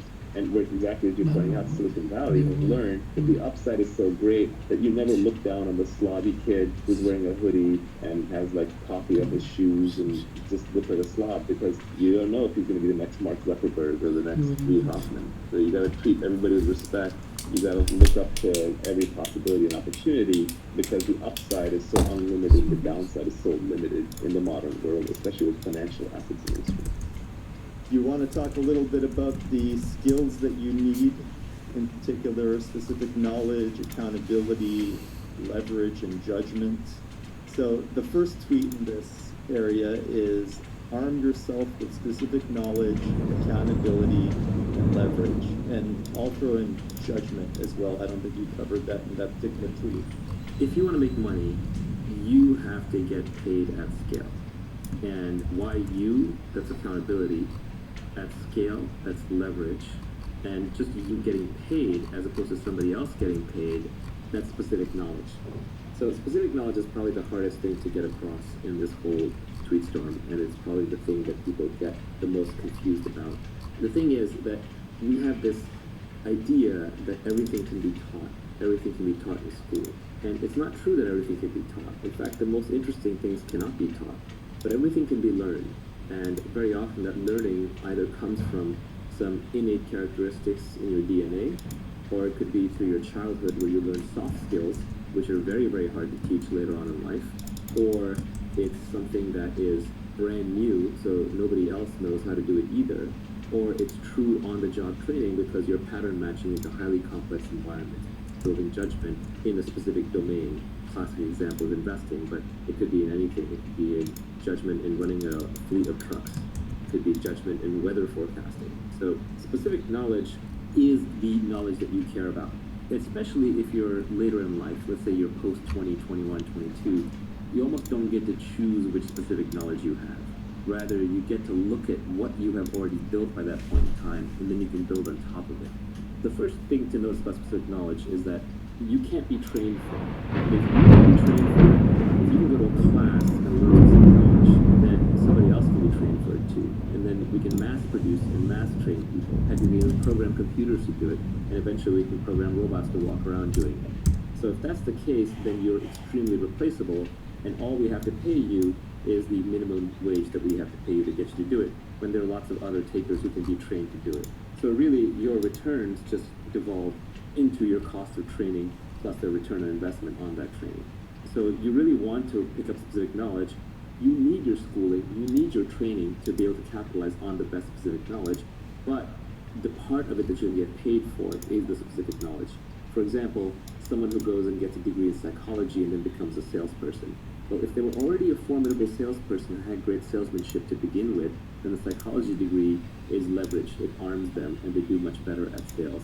But if they were always an introvert, never very good at sales, and they're trying to use psychology to learn sales, they're just not going to get that great at it. Specific knowledge is found much more by pursuing your innate talents, your genuine curiosity, and your passion. It's not by going to school for whatever is the hottest job. It's not for going into whatever field investors say is the hottest. Very often, specific knowledge is at the edge of knowledge. It's also stuff that's just being figured out or is really hard to figure out. So if you're not 100% into it, somebody else who is 100% into it will outperform you. And they won't just outperform you by a little bit, they'll outperform you by a lot. Because now we're operating the domain of ideas, compound interest really applies and leverage really applies. So if you're operating with 1,000 times leverage and somebody is right 80% of the time and somebody else is right 90% of the time, the person who's right 90% of the time will literally get paid hundreds of times more by the market because of the leverage and because of the compound. So you really want to make sure you're good at it, so your genuine curiosity is very important. So very often, it's not something you sit down and you reason about. It's more found by observation. You almost have to look back on your own life and see what you're actually good at.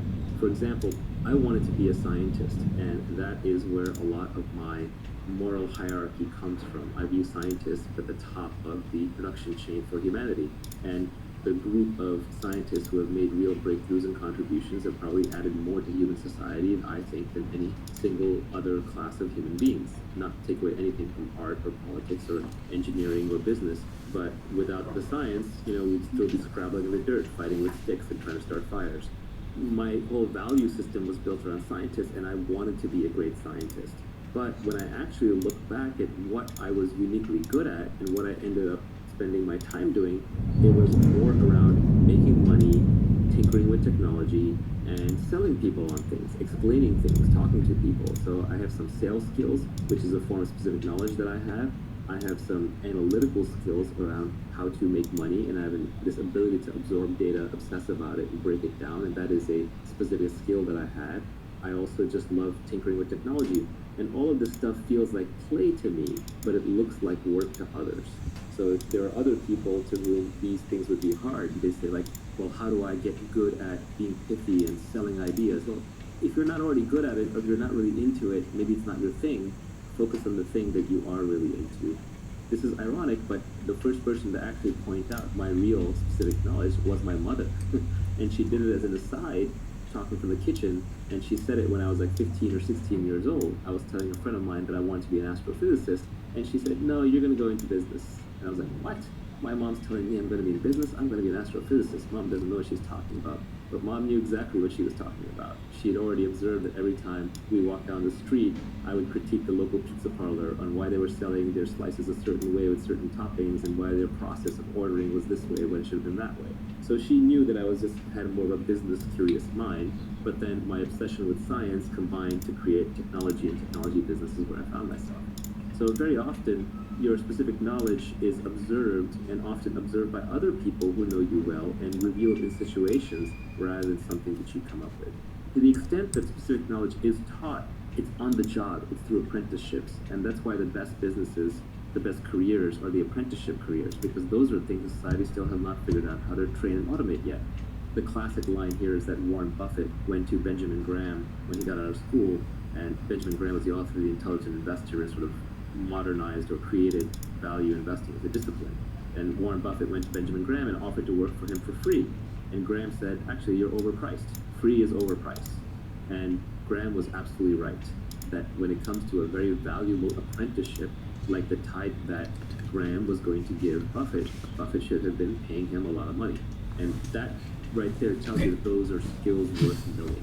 Specific knowledge also tends to be technical and creative. So on the bleeding edge of technology, on the bleeding edge of art, on the bleeding edge of communication. Even today, for example, there are probably meme lords out there on the internet who can create incredible memes that will spread the idea to millions of people, or are very persuasive. Like, for example, Scott Adams is a good example of this. He's essentially becoming one of the most credible people in the world by making accurate predictions through persuasive arguments and videos. And that is specific knowledge that he has built up over the years because he got obsessed with hypnosis when he was young. He learned how to communicate through cartooning. He embraced Periscope early, so he's been practicing lots of conversation. He's read all the books on the topic. He's employed it in his everyday life. If you look at his girlfriend, she's like this beautiful young Instagram model. That is an example of someone who has built up a specific knowledge over the course of his career. It's highly creative. It has elements of being technical in it, and it's something that is never going to be automated. No one's going to take that away from him because he's also accountable under one brand as Scott Adams, and he's operating with a leverage of media with Periscope and drawing billboard cartoons and writing books. He has massive leverage on top of that brand, and he can build wealth out of it if he wanted to build additional wealth beyond what he already has. Should we be calling it unique knowledge, or does specific knowledge somehow make more sense for it? I came up with this framework when I was really young. And we're talking decades and decades. It's now probably over 30 years old. And so at the time, just specific knowledge stuck with me, so that is how I think about it. The reason I didn't try and change it is because every other term that I found for it was overloaded in a different way. At least specific knowledge isn't that used. I can rebrand it. The problem with unique knowledge is, yeah, maybe it's unique, but if I learn it from somebody else, it's no longer unique. Then we both know it. So it's not so much that it is unique, it's that it is highly specific to the situation, it's specific to the individual, it's specific to the problem. And it can only be built as part of a larger obsession, interest, and time spent in that domain. It can't just be read straight out of a single book, nor can be taught in a single course, nor can be programmed into a single algorithm. Speaking of Scott Adams, he's got a blog post on how to build your career by getting in, say, the top 25 percentile at 3 or more things. And by doing that, you become the only person in the world who can do those 3 things in the 25th percentile. So instead of trying to be the best at one thing, you just try to be very, very good at 3 or more things. Is that a way of building specific knowledge? I actually think the best way is just to follow your own obsession. And somewhere in the back of your mind, you can realize that, hey, actually, this obsession, like I'll keep an eye out for the commercial aspects of it. But I think if you go around trying to build it a little too deliberately, if you become too goal-oriented on the money, then you won't pick the right thing. You won't actually pick the thing that you love to do, so you won't go deep enough into it. Scott Adams' observation is a good one. It's predicated on statistics. Let's say there's 10,000 areas that are valuable to the human race today in terms of knowledge to have. And the number one in those 10,000 slots is taken, right? Someone else is likely to be the number one in each of those 10,000 unless you happen to be one of the 10,000 most obsessed people in the world at a given thing. But when you start going the combinatorics of combining, number 3,728 with top-notch sales skills and really good writing skills and someone who understands accounting and finance really well, when the need for that intersection arrives, you've expanded now from 10,000 through combinatorics to millions or tens of millions. So it just becomes much less competitive. Also, there's diminishing returns, so it's much easier to be top 75 percentile at 3 or 4 things than it is to be literally the number one at something. I think it's a very pragmatic approach, but I think it's important that one not start assembling things too deliberately, because you do want to pick things where you are a natural. Everyone is a natural at something. We're all familiar with that phrase, a natural. Oh, this person's a natural at meeting men or women. This person's a natural socialite. This person's a natural programmer. This person's a natural reader. So whatever you are a natural at, you want to double down on that. And then there are probably multiple things you're natural at because personalities and humans are very complex. So we want to be able to take the things that you are natural at and combine them so that you automatically, just through sheer interest and enjoyment, end up top 25 or top 10 or top 5% at a number of things. Talking about combining skills, you said that you should learn to sell, learn to build. If you can do both, you'll be unstoppable. This is a very broad category. Now, it's 2 broad categories. One is building the product, which is hard, and it's multivariate. That can include design, that can include development, that can include manufacturing, logistics, procurement. It could even be designing and operating a service.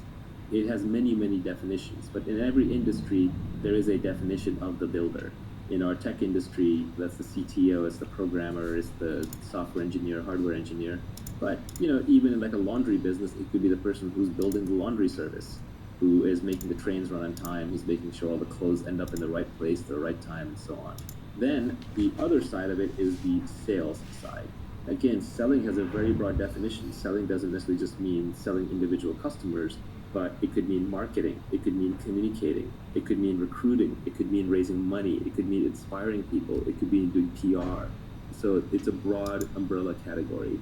So generally, the Silicon Valley startup model. Surface.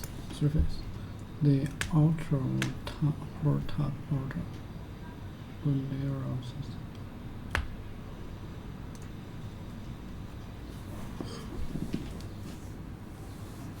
Layer system. Okay.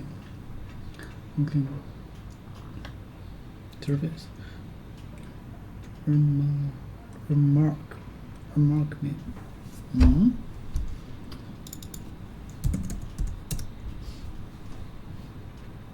Mark a small area, different area. A small area on the surface. On the surface of something damaged, dirty, or different in some way.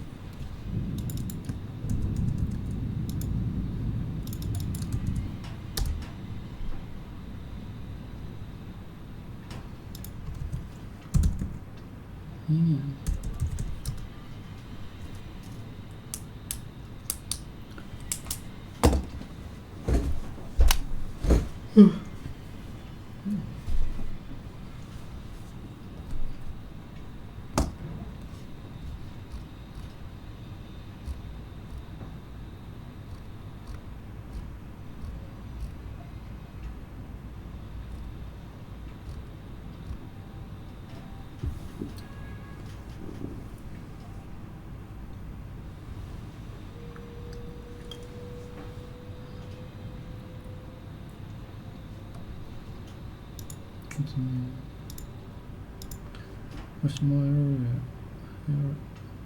a small mirror on the surface of something that is damaged, dirty, or different in this or dirty mark on her pant where she had wiped her hand. Different area. His finger has left on the table published surface. She had written on her arm. She burned. They had a red mark.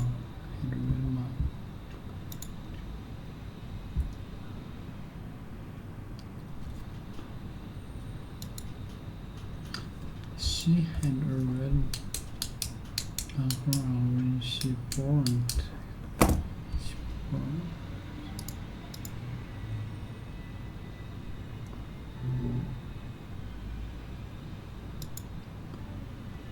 To be hurt. Cause it happened.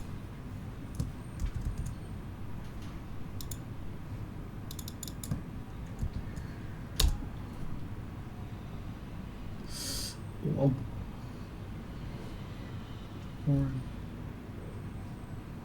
Oh, I see. She had a red mark on her arm when she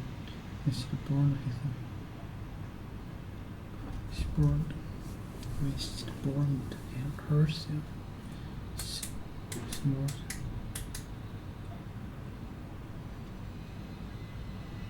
She had a red mark.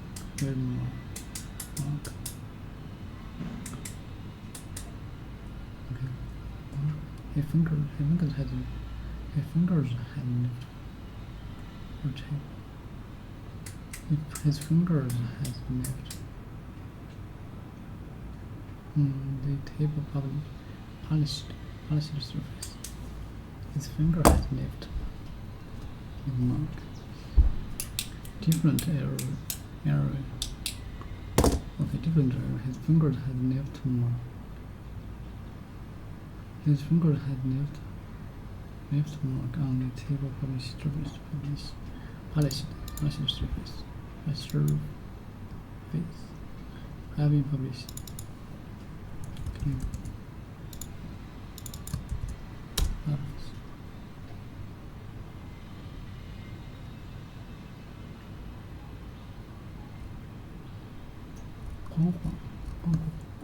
Publish or burn has published clean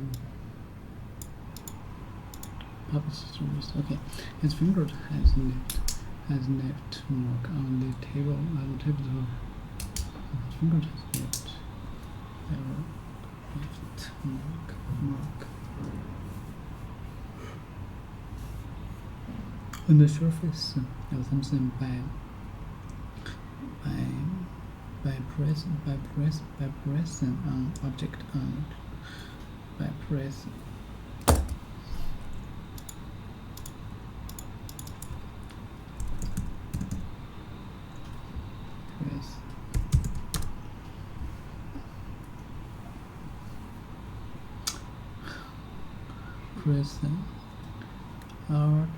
urgent or needing to be taught with an entity or pressing it for house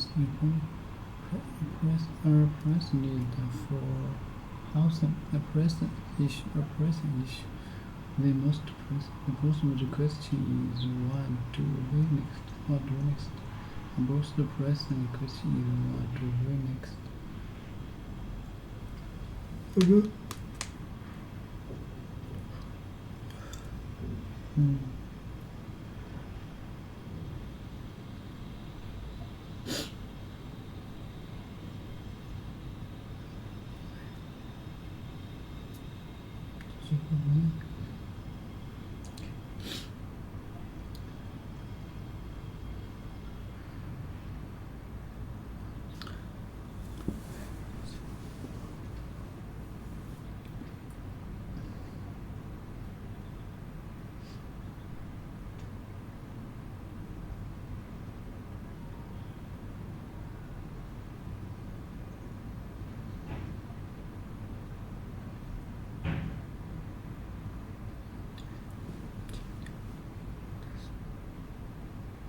Mark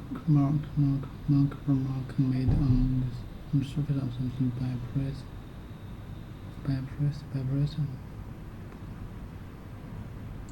pressing up.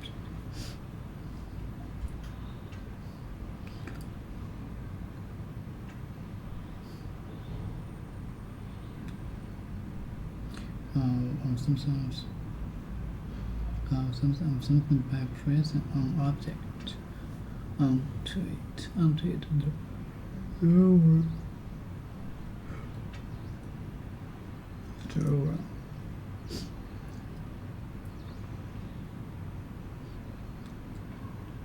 The other pressing around her ankle made by the tops of her socks. Pressing. Immediate.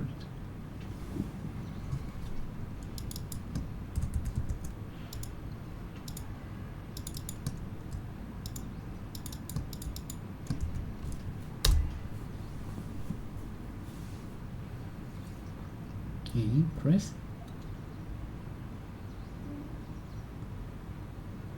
Mark made on the surface of the object. Press.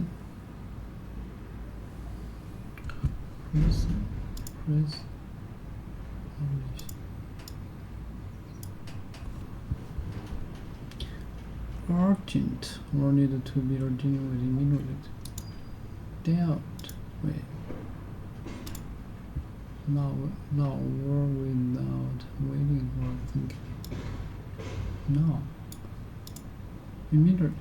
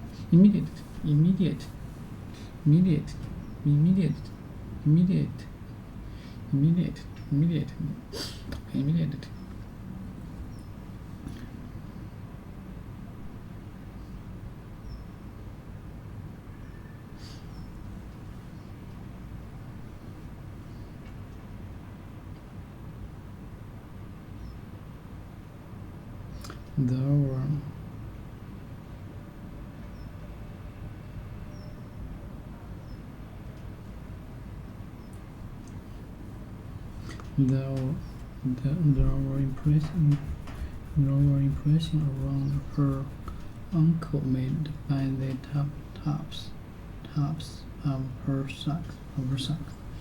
Now, all the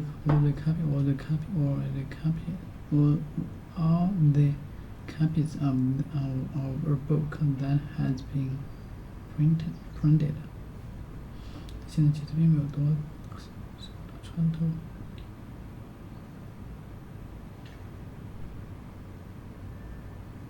All the copies of the book that has been printed. Present. No, or will not wait to me, or thinking. Or no, or will not wait, or thinking. We really ought to live immediately. Approach. Present.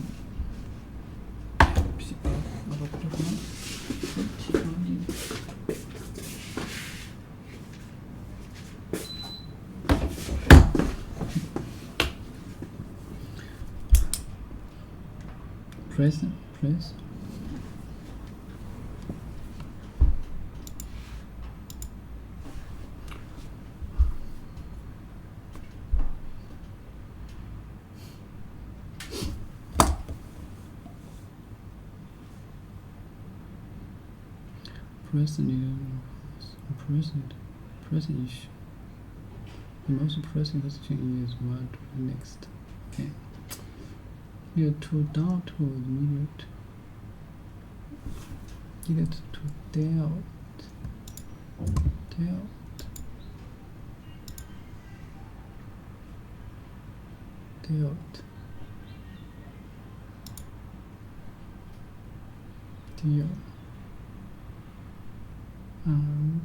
Special. Big deal. Present.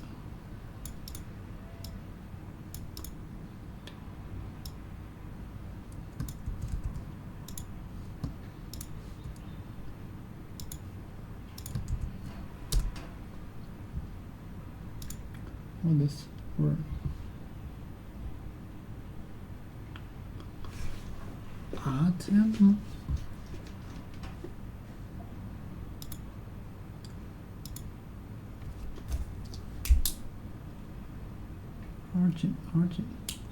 Urgent, or needed to be dealing with. Urgent.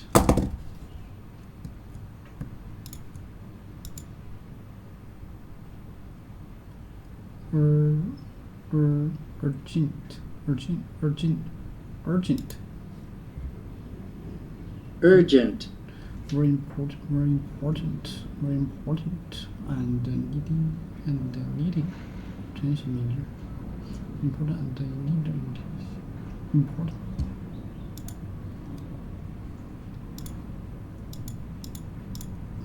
Urgent.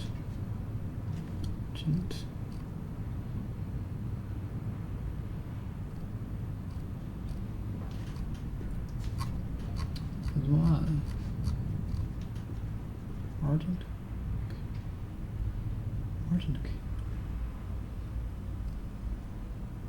진짜 쪽이었나?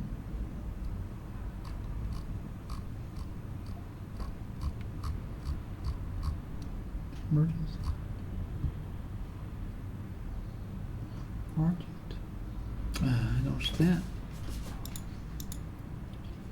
Present. Important. Very important and needing attention. Media. He said he has to sign that paper. Will you tell him it's urgent?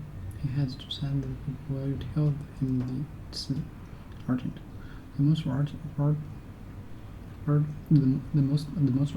urgent thing in our fair is to make sure everyone is out of the building.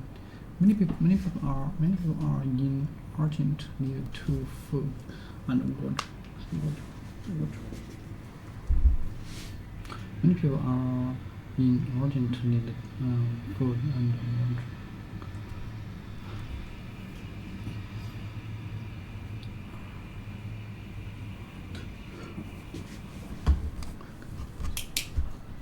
Okay.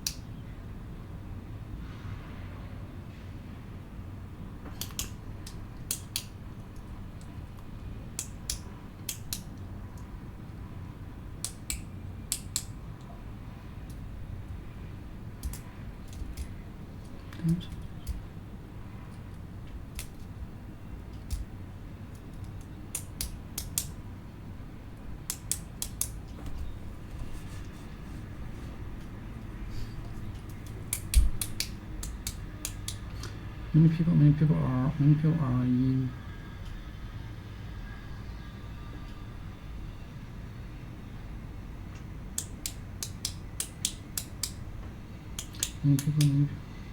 many people are in urgent need food, water, and water.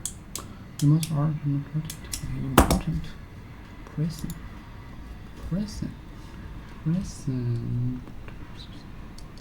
needed to into dim ways. A person need understand this. A lot of numbers said in recording produced at one time. Urgent needed to anyway. Urgent number said. Urgent, very important and needed attention. Important to know. 应该像 it's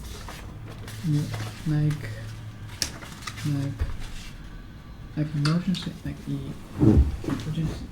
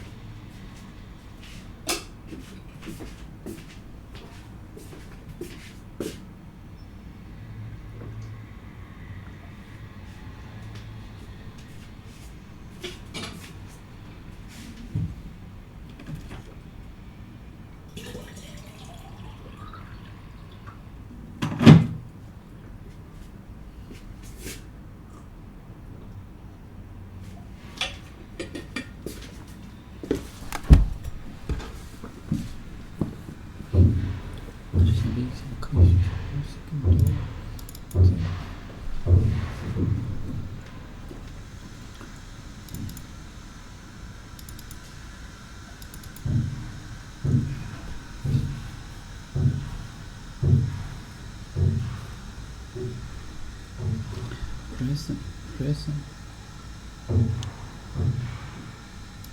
Urgent for the okay.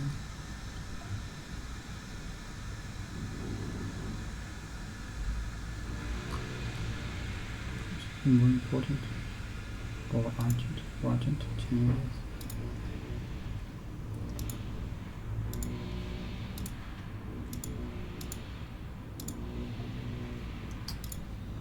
Tends to work best. It's not the only way, but it is probably the most common way.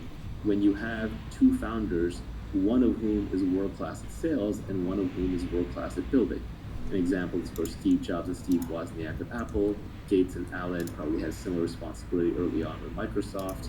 Larry and Sergey, probably broke down along those lines, although it's a little different there because that was a very technical product delivered to end users through a simple interface. But generally, you will see this pattern repeated over and over. There's a builder and there's a seller. There's a CEO and CTO combo. And venture and technology investors are almost trained to look for this combo whenever possible. It's the magic combination. The ultimate is when one individual can do both. That's when you get true superpowers. That's when you get people who can create entire industries. The living example is Elon Musk. He may not necessarily be building the rockets himself, but he understands enough that he actually makes technical contributions. He understands the technology well enough that no one's going to snow him on it. And he's not running around making claims that he doesn't think he can eventually deliver. He may be optimistic in the timelines, but he thinks it's within reasonableness of delivery. Even Steve Jobs developed enough product skills and was involved enough in the product that he also operated in both of these domains. Larry Ellison started as a programmer and I think wrote the first version of Oracle, was actually heavily involved in it. Mark Andreessen was also in this domain. He may not have had enough confidence in his sales skills, but he was the programmer who wrote Netscape Navigator, a big chunk of it. So I think the real giants in any field are the people who can both build and sell. And usually the building is a thing that like a salesperson can't pick up building later in life. It requires too much focused time. But a builder can pick up selling a little bit later, especially if they were already innately wired to be a good communicator. Bill Gates famously paraphrased this as, I would rather teach an engineer marketing than a marketer engineering. I think if you start out with a building mentality and you have building skills and it's still early enough in your life or you have enough focused time that you think you can learn selling and you have some natural characteristics where you're a good salesperson, then you can double down on those. Now, your sales skills could be in a different than traditional domain. So, for example, let's say you're a really good engineer, and then people are saying, well, now you need to be good at sales. Well, you may not be good at hand-to-hand sales, but you may be a really good writer. And writing is a skill that can be learned much more easily than, say, in-person selling. And so you may just cultivate writing skills until you become a good online communicator and then use that for your sales. On the other hand, it could just be that you're a good builder and you're bad at writing and you don't like communicate to mass audiences, but you're good one-on-one. So then you might use your sales skills for recruiting or for fundraising, which are more one-on-one kinds of endeavors. This is pointing out that if you're at the intersection of these two, don't despair because you're not going to be the best technologist and you're not going to be the best salesperson, but in a weird way, that combination, back to the Scott Adams skill stack, that combination of two is unstoppable. Long term, people who understand the underlying product and how to build it and can sell it, these are catnip to investors. These people can break down walls if they have enough energy and they can get almost anything. If you could only pick one to be good at, which one would you pick? When you're trying to stand out from the noise, building is actually better because there's so many hustlers and salespeople who have nothing to back them up. When you're starting out, when you're trying to be recognized, building is better. But much later down the line, building gets exhausting because it is a focused job. And it's hard to stay current because there's always new people, new products coming up who have newer tools and frankly more time because it's very intense, it's a very focused task. So sales skills actually scale better over time. Like for example, if you have a reputation for building a great product, that's good, but when you ship your new product, I'm going to evaluate it based on the product. But if you have a reputation for being a good person to do business with and you're persuasive and communicative, then that reputation almost becomes self-fulfilling. So I think if you only had to pick one, you kind of start with building and then transition to selling. This is a cop-out answer, but I think that is actually the right answer. Before we go and talk about accountability and leverage and judgment, you've got a few tweets further down the line that I would put in the category of continuous learning. There is no skill called business. Avoid business magazines and business class. Study microeconomics, game theory, psychology, persuasion, ethics, mathematics, and computers. There's one other comment that you made in a Periscope that was you should be able to pick up any book in the library and read it. And the last tweet in this category was reading is faster than listening, doing is faster than watching. Yeah, the most important tweet on this, I don't even have it in here, unfortunately, which is the foundation of learning is reading. I don't know a smart person who doesn't read and read all the time. And the problem is, what do I read? How do I read? Because for most people, it's a struggle, it's a chore. So the most important thing is just to learn how to educate yourself, and the way to educate yourself is to develop a love for reading. So the tweet that is left out, the one that I was hinting at, is read what you love until you love to read. It's that simple. Everybody I know who reads a lot loves to read, and they love to read because they read books they loved. It's a little bit of a catch-22, but you want to start off just reading wherever you are, and then keep building up from there until reading becomes a habit. And then eventually you will just get bored of the simple stuff. So you may start off reading fiction, then you might graduate to science fiction, then you may graduate to nonfiction, then you may graduate to science or philosophy or mathematics or whatever it is. But take your natural path and just read the things that interest you until you understand them, and then you'll naturally move to the next thing and the next thing and the next thing. Now, there is an exception to this, which is where I was hinting with what things you actually do want to learn, which is at some point there's too much out there to read. And even reading is full of junk. There are actually things you can read, especially early on, that will program your brain a certain way. And then later things that you read, you will decide whether those things are true or false based on the earlier things. So it is important that you read foundational things. And foundational things, I would say, are the original books in a given field that are very scientific in their nature. So for example, instead of reading a business book, pick up Adam Smith's The Wealth of Nations. Instead of reading a book on biology or evolution that's written today, I would pick up Darwin's Origin of Species. Instead of reading a book on biotech right now that may be very advanced, I would just pick up The Eighth Day of Creation by Watson and Crick. Instead of reading advanced books on what cosmology and what Neil deGrasse Tyson and Stephen Hawking have been saying, you can pick up Richard Feynman's 6 Easy Pieces and start with basic physics. If you understand the basics, especially in mathematics and physics and sciences, then you will not be afraid of any book. All of us have that memory of when we're sitting in class and we're learning mathematics, and it was all logical and all made sense until at one point the class moved too fast and we fell behind. And then after that, we were left memorizing equations, memorizing concepts without being able to derive them from first principles. And at that moment, we were lost. Because unless you're a professional mathematician, you're not going to remember those things. All you're going to remember are the techniques, the foundations. So you have to make sure that you're building on a steel frame of understanding, because you're putting together a foundation for a skyscraper. And you're not just memorizing things. If you're just memorizing things, you're lost. So the foundations are also important. And the ultimate is when you walk into a library and you look at it up and down and you don't fear any book. You know that you can take any book off the shelf, you can read it, you can understand it, you can absorb what is true, you can reject what is false, and you have a basis for even working that out that is logical and scientific and not purely just based on opinions.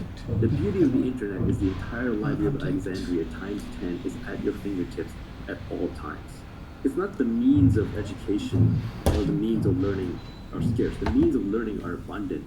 It's the desire to learn that's scarce. So you really have to cultivate that desire. And it's not even cultivated, you have to not lose it. Children have a natural curiosity. If you go to a young child who's first learning language, they're pretty much always asking, what's this, what's that, why is this, who's that? They're always asking questions. But one of the problems is that schools and our educational system and even our way of raising children replaces curiosity with compliance. And once you replace the curiosity with the compliance, you get an obedient factory worker, but you no longer get a creative thinker. And you need creativity, you need that ability to feed your own brain to learn whatever you want.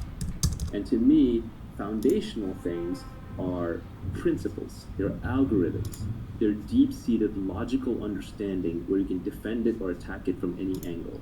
And that's why microeconomics is important. Because macroeconomics, a lot of memorization, a lot of macro bullshit. As Nassim Taleb says, it is easier to macro bullshit than it is to micro bullshit. Because macroeconomics is voodoo complex science meets politics. You can't find two macroeconomists to agree on anything these days, and different macroeconomists get used by different politicians to peddle their different pet theories. There are even macroeconomists out there now peddling something called modern monetary theory, which says, hey, except for this pesky thing called inflation, we can just print all the money that we want. Yes, except for this pesky thing called inflation. That's like saying, instead of limited energy, we can fire rockets off into space all day long. It's just nonsense, but the fact that there are people who have macroeconomists in their title and are peddling modern monetary theory just tells you that macroeconomics as a so-called science has been corrupted. It's a branch of politics. So you really want to focus on the foundations. The ultimate foundation are mathematics and logic. If you understand logic and mathematics, then you have the basis for understanding the scientific method. Once you understand the scientific method, then you can understand how to separate truth from falsehood in other fields and other things that you're reading. So be very careful about reading other people's opinions. And even be careful about reading facts, because so-called facts are often just opinions, but with a veneer around them. What you really are looking for is algorithms. What you're really looking for is understanding.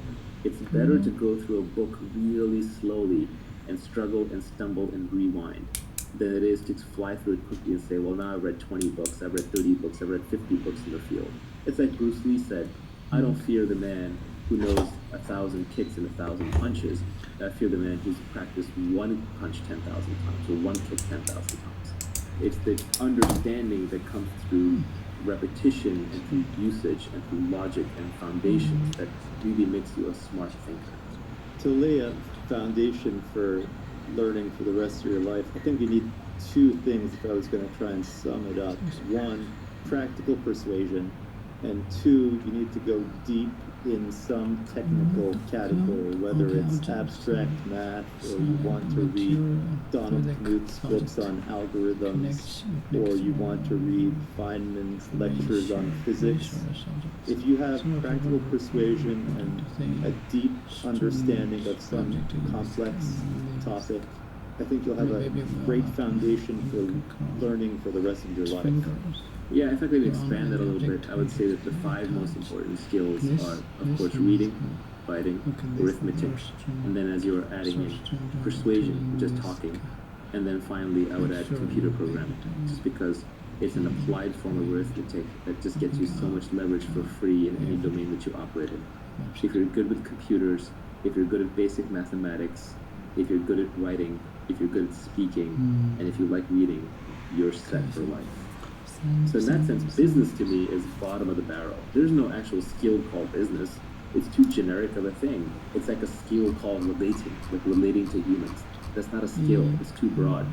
So a lot of what goes on in business schools, and there's some very intelligent stuff taught in business schools. I don't need to distract you completely, but some of the stuff that's taught in business school is essentially just anecdotes. They call it case studies, but it's just anecdotes. And they're trying to help you pattern match by throwing lots of data points at you, but the reality is you'll never understand them fully until you're actually in that position yourself. Even then, you will find that basic concepts from game theory and psychology and ethics and mathematics and computers and logic will serve you much, much better. So I would focus on the foundations. I would focus on the science bent. I would develop a love for reading, including by reading so-called junk food that you're not supposed to read. You don't have to read the classics. That is the foundation for your self-education. What did you mean when you said that doing is faster than watching? When it comes to your learning curve, if you want to optimize your learning curve, one of the reasons why I don't love podcasts, even though I'm a generator of podcasts, is that I like to consume my information very quickly. And now I'm a good reader, fast reader, and I can read very fast, but I can only listen at a certain speed. I know people listen to 2x, 3x, but everyone sounds like a chipmunk. And it's hard to go back, it's hard to highlight, it's hard to pinpoint snippets and save them in your notebook and so on. Similarly, a lot of people think they can become really skilled at something by watching others do it, or even by reading about others doing it. And going back to business school case study, that's a classic example.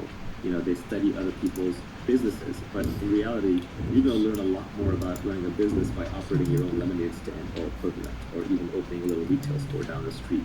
That is how you're going to learn on the job, because a lot of the subtleties don't express themselves until you're actually running a business. For example, everyone's now into mental models these days, right? You go to Farnham Street, you go to Poor Charlie's Almanac, and you can learn all the different mental models. But which ones matter more? Which ones do you apply more often? Which ones matter in which circumstances? That's actually the hard part. For example, my personal learning has been that the principal agent problem drives so much in this world. It's an incentives problem.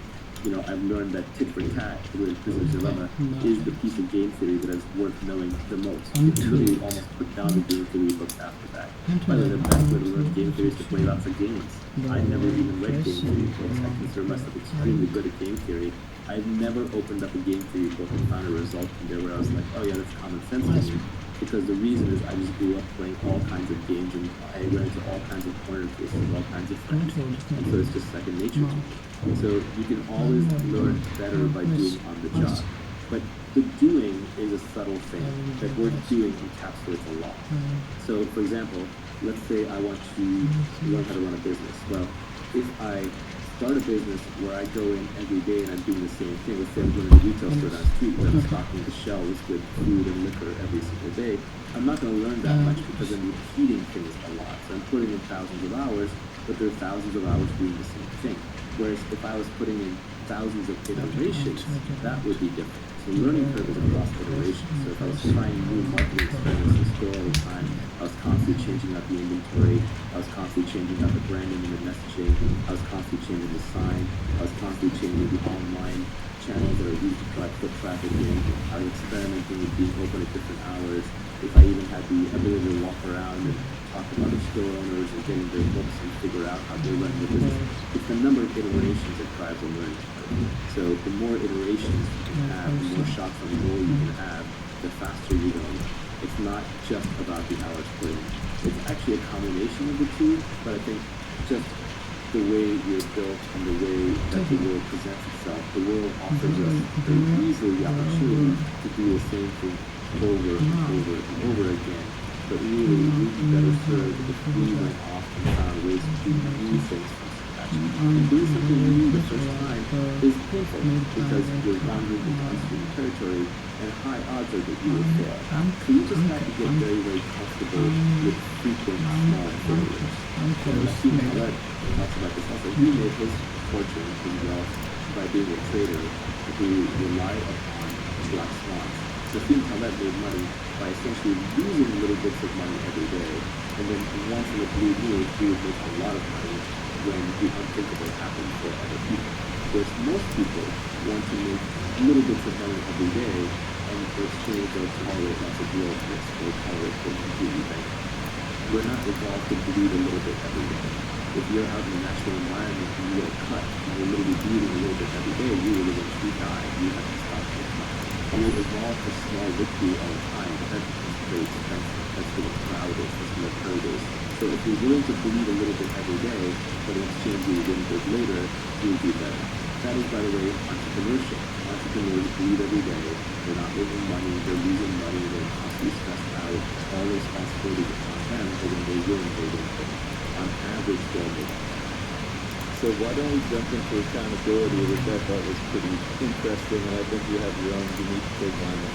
So the first tweet on accountability was embrace accountability and take business risks under your own name. Society will reward you with responsibility, equity, and leverage. Yeah, so to get rich, you're going to need leverage. And leverage comes in labor, it comes in capital, or it can come through code or media. But most of these, like labor and capital, people have to give to you. For labor, somebody has to follow you. For capital, somebody has to give you money or assets or knowledge or machines. So to get these things, you can build up credibility. And you have to do it under your own name as much as possible, which is risky. So accountability is a double-edged sword. It allows you to cut it when things go well and to bear the brunt of failure when things go badly. So in that sense, people who are stamping their names on things aren't foolish, they're just confident. Maybe it turns out to be foolish in the end, but if you look at a Kanye or an Oprah or a Trump or an Elon or anyone like that, these people can get rich just off their name, because their name is such powerful branding. Regardless of what you think of Trump, you have to realize that the guy was among the best in the world at just branding his name. Why would you go to Trump Casino? It used to be because of Trump. Why would you go to Trump Tower? Because of Trump. You went to campaign to vote. I think there are a lot of voters who just went and said Trump. They recognize the name. So the name recognition paid off. Same thing with Oprah. She puts her brand on something, the name on something, and it flies off the shelf, and it's instant validator. But these people also take risks for putting their name out there. Obviously, Trump is now probably hated by half or more than half of the country and by a big chunk of the world. Okay. Uncle. Okay, very well impressed. Very well impressed. Impression for uncle made by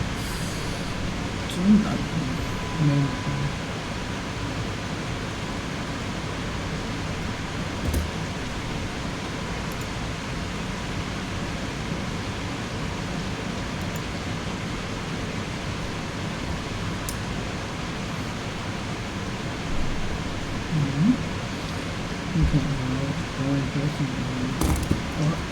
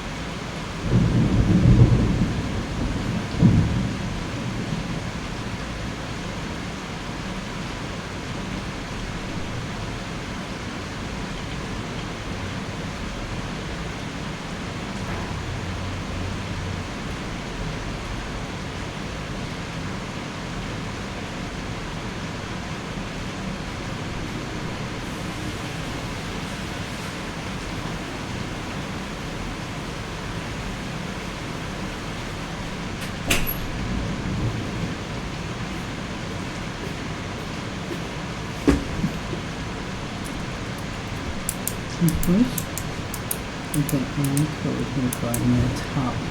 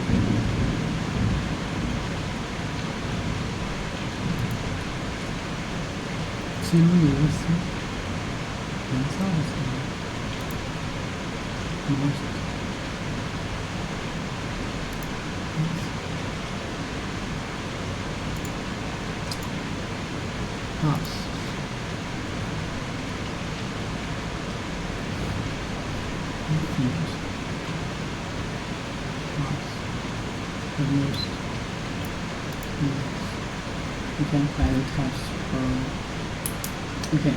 There were impressions around the anchor made by the tops on the side.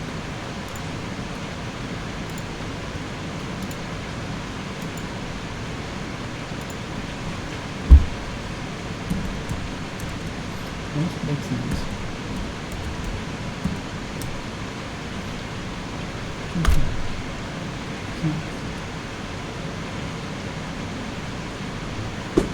Okay, so it's a piece of clothes. I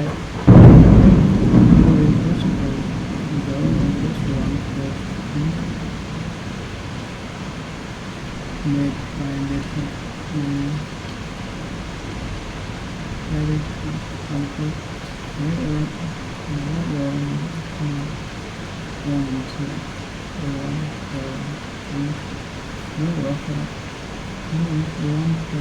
Made by makeups because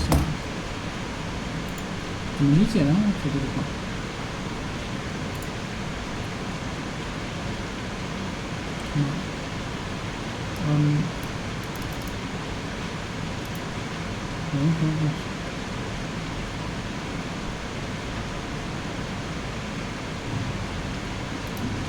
Okay.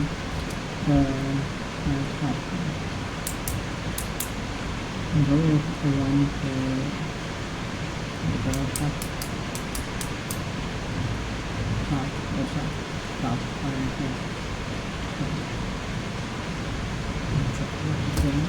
lower impress around her ankle made by the tops of her socks. facts and also books all the content or book that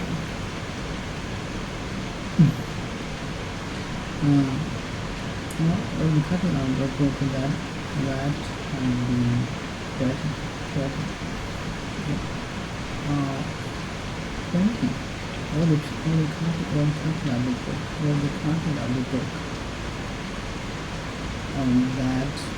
been printed at the same time without any change being made.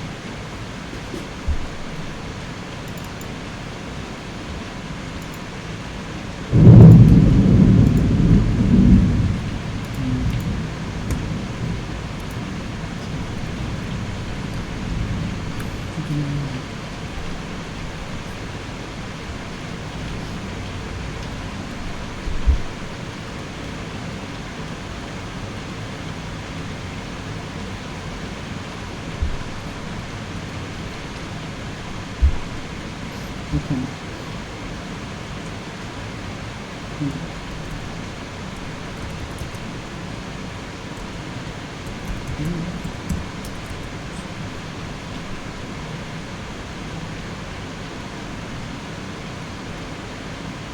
Information printed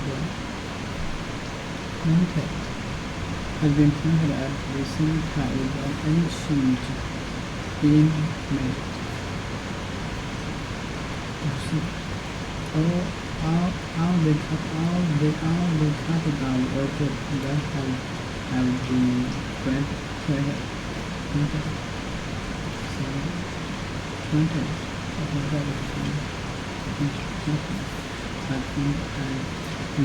that have been printed at the same time without any change being made.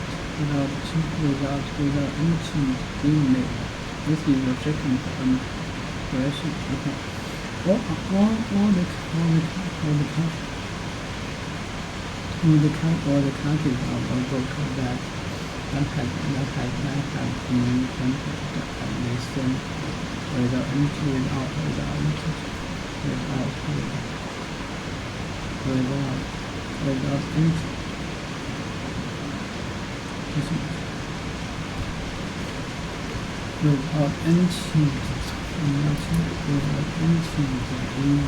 any changes being made.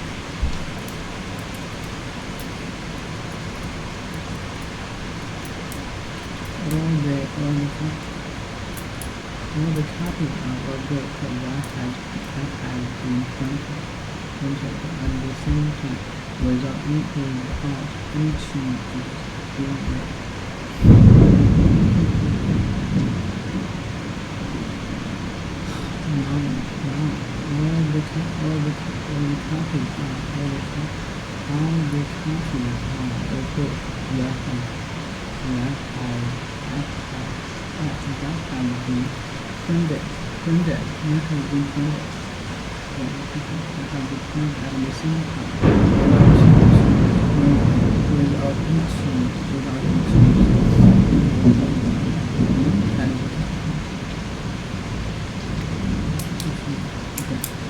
Okay. This is the second course of the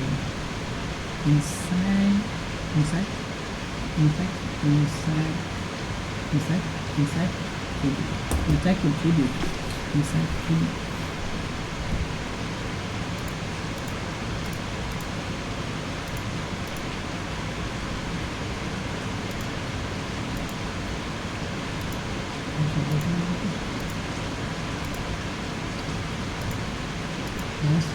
okay.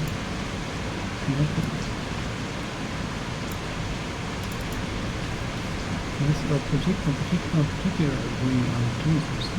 way of users, traveling by train is still one of the safest methods of transportation. transportation, train actions, and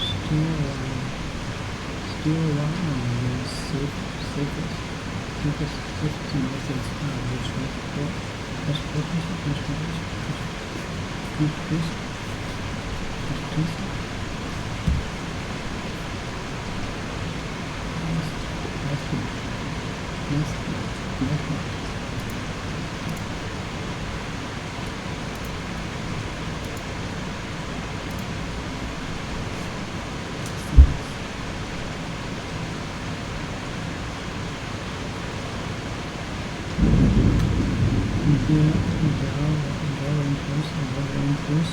From the made by waiters or shops.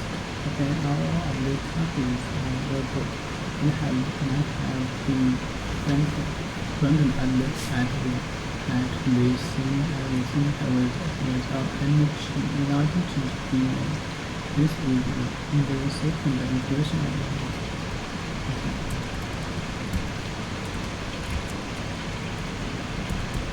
inside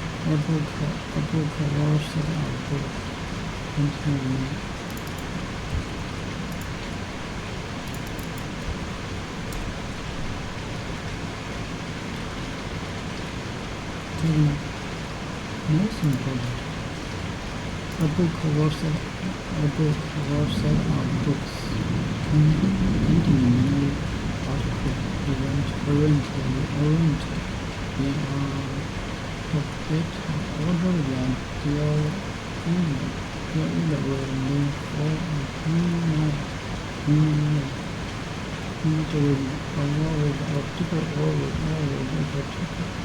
product or a similar set of particular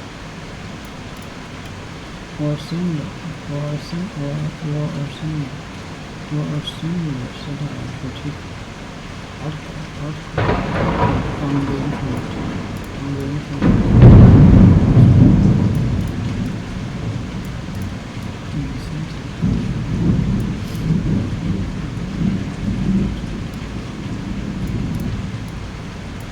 A book or set of books containing many articles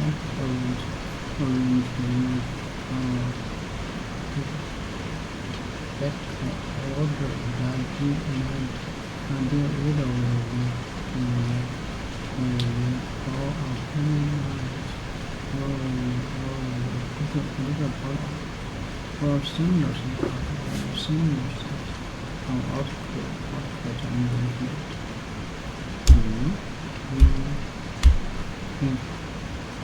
Temporary of English.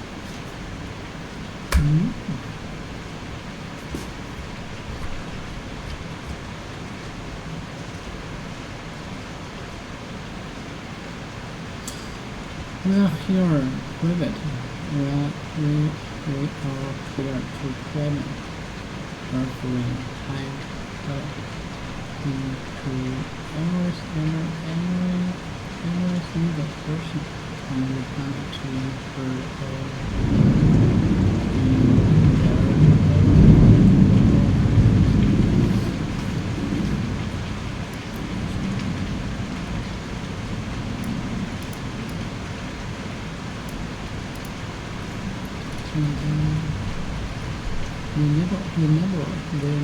they never allow for dictionaries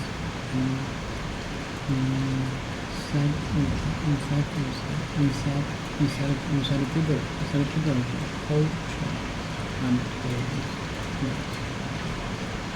place.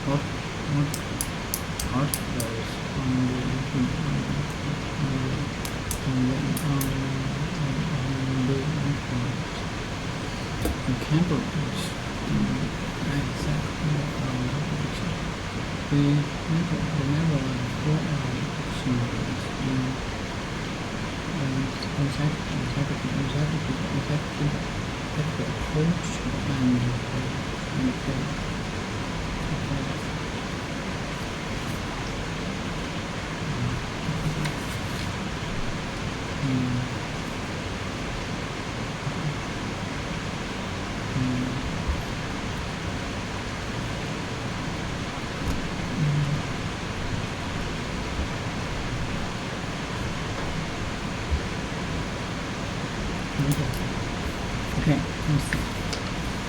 So then, when I first met him, I got some impression that he was a shit without person. The impression to think that something is true, especially when it's not. I think that something to be true, especially when it's not. Especially when it's not.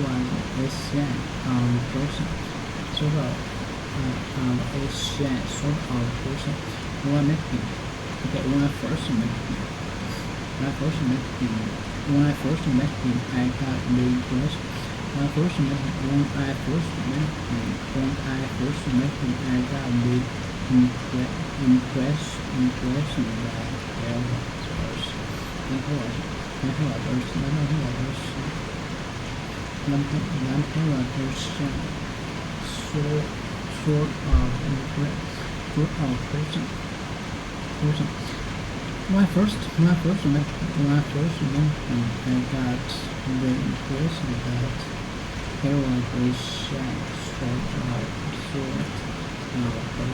person. When I first met him, I got the impression that he was a sensitive.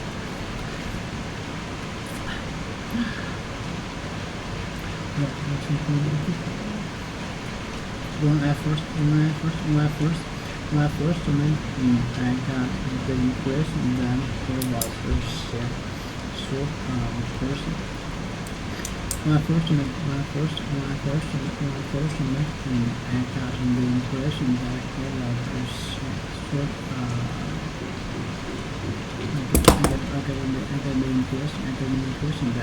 I get the impression that he was a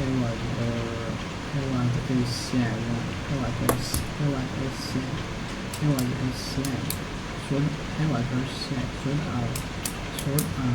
one. Person. When I first met him,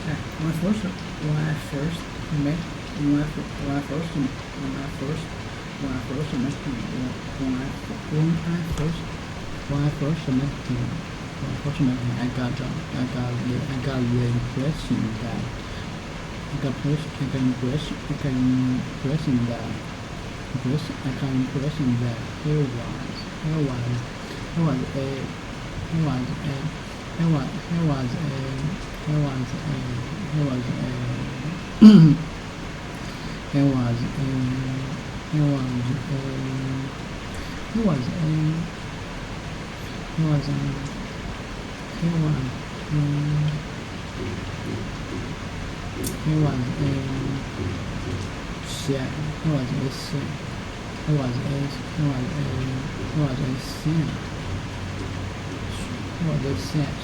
sort of person. Okay, now. When I first met him, I got the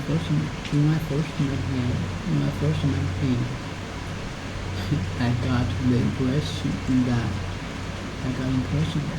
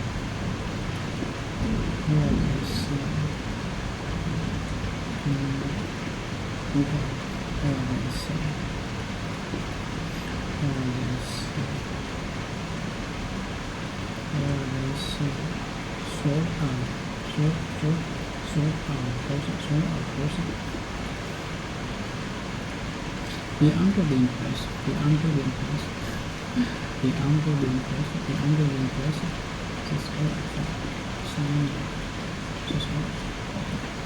Now this is what I'm trying to do. The under the impression,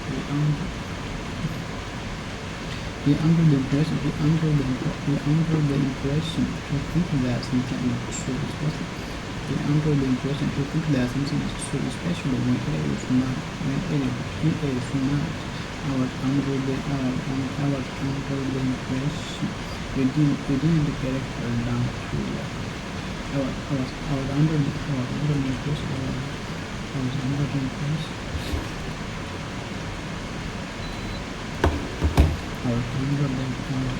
impression we didn't get her down to to under the impression, to think that something is true, especially when it's not. To under the impression,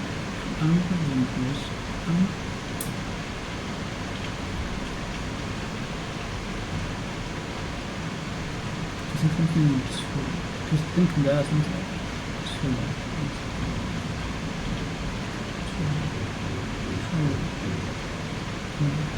I was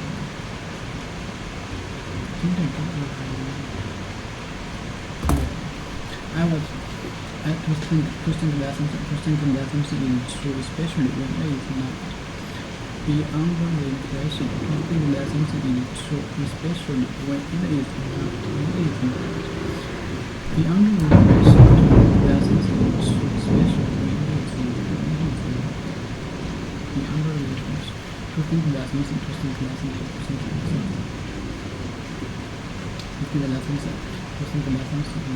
especially when it is not. I was under the impression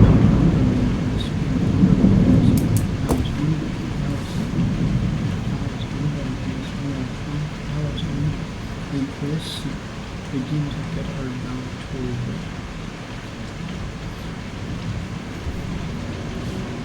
under the impression, I think that something is true, especially when it is not.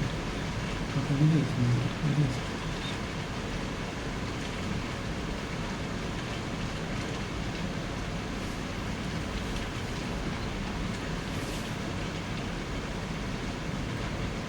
To think that something.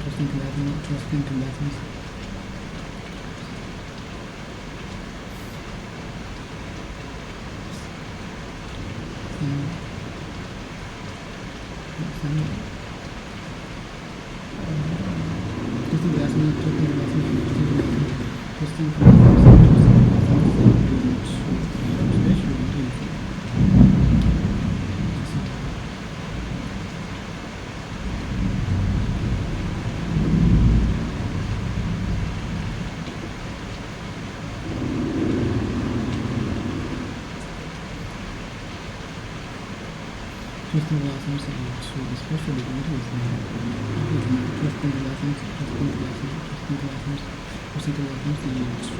Especially when it is not. I was under the impression. You didn't get it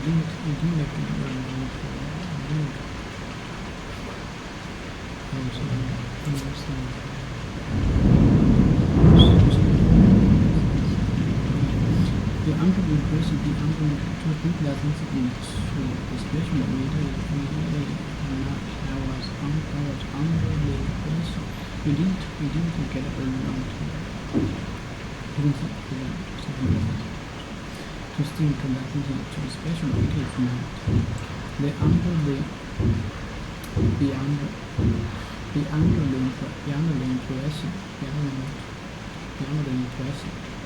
The under the impression. To think that something is true.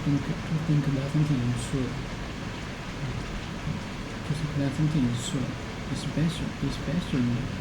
especially when it is not. When it is not. Especially when it is not. Be under the impression. To think that something is true, especially when it is not. When it is not. To think that something is true, especially when it is not. I was under the impression you took it or down to it. To think that something is true, especially when it is not. I was under the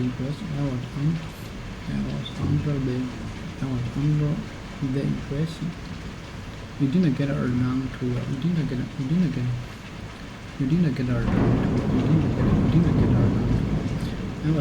I was under the impression. You didn't get around to it. I was under the impression. You didn't get around to it. I was under the impression. You didn't get around to it. I was under the impression you didn't get around to it. To think that something. Okay. Let me say. Under the impression to think that something is true, especially when it is not. I was under the impression. I was under the impression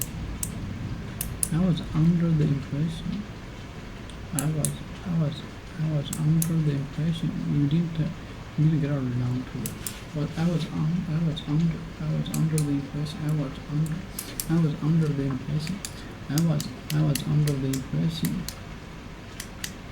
the impression you didn't get around to it.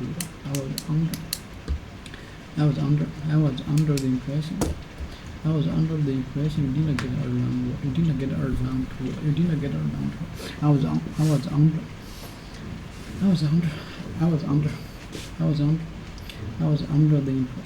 was under the impression you didn't get around to it. Okay. Be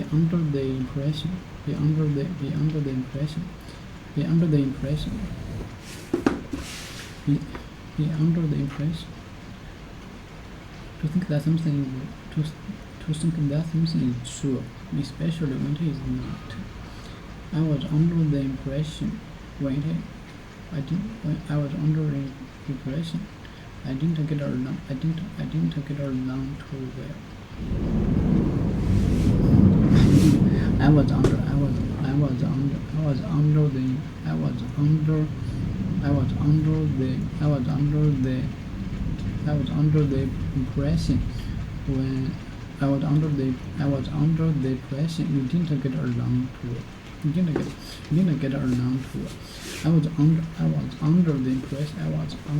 the impression you didn't get around to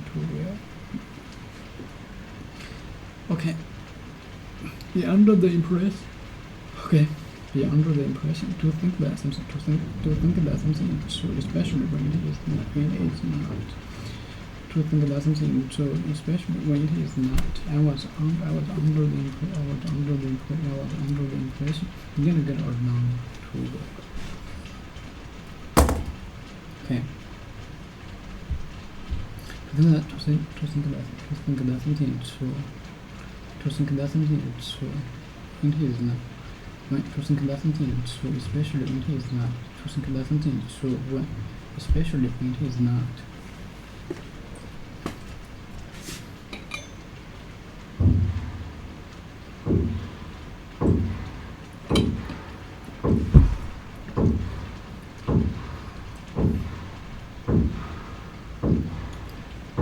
Okay, let me see.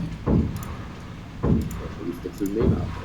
By putting your name out there, you become a celebrity. And fame has many, many downsides. It's better to be anonymous and rich than to be poor and famous. But even famous and rich has a lot of downsides associated with it. You're always in the public eye. So accountability is quite important. When you're working to build a product or you're working in a team, we are constantly drummed into our heads how important it is to be part of a team. And absolutely agree with that. A lot of our training socially is telling us to not stick our necks out of the crowd. There's a saying that I hear from my Australian friends, the tall poppy gets cut, right? Don't stick your neck out.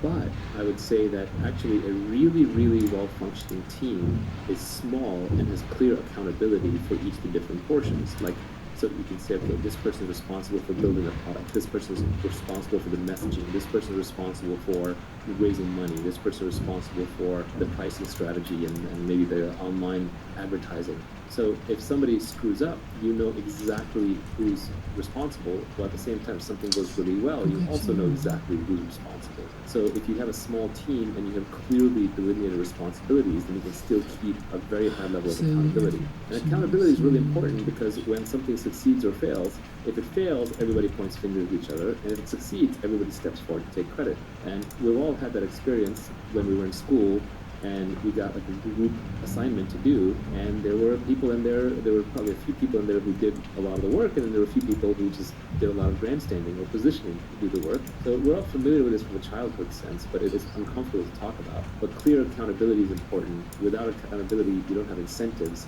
without accountability, you can't build credibility. But you take risk. So you take risk of failure, you take risk of humiliation, you take risk of failure under your own name, which, luckily in modern society, there's no more debtor's prison and people don't go to jail or get executed for losing other people's money. But we're still socially hardwired to not fail in public under our own names. And the people who have the ability to fail in public under their own names actually gain a lot of power. For example, I'll give a personal anecdote. Up until about 2013, 2014, my public persona was entirely around startups and investing. And only around 2014, 2015 did I start talking about philosophy and psychological things and broader things. And it made me a little nervous because I was doing it under my own name. And there were definitely people in the industry who sent me messages through the back channel like, what are you doing? You're ending your career. This is stupid. And I just went with it. I took a risk. Same with crypto early on. I took a risk. But when you put your name out there, you take a risk with certain things, you also get to reap the rewards, you get the benefits. Accountability is important because that's how you're going to get leverage, that's how you're going to get credibility. It's also how you're going to get equity. You're going to get a piece of the business. When you're negotiating with other people, ultimately, if someone else is making a decision about how to compensate you, that decision will be based on how replaceable you are. And if you have high accountability, that makes you less replaceable, and then they have to give you equity, which is a piece of the upside. But equity itself is a good example because equity is also a risk-based instrument. Equity means you get paid everything after all the people who need guaranteed money are paid back. So if you look at the hierarchy of capital in a company, the employees get paid first. They get to pay the salary first. Like in the legal proceedings, the salaries are sacrosanct.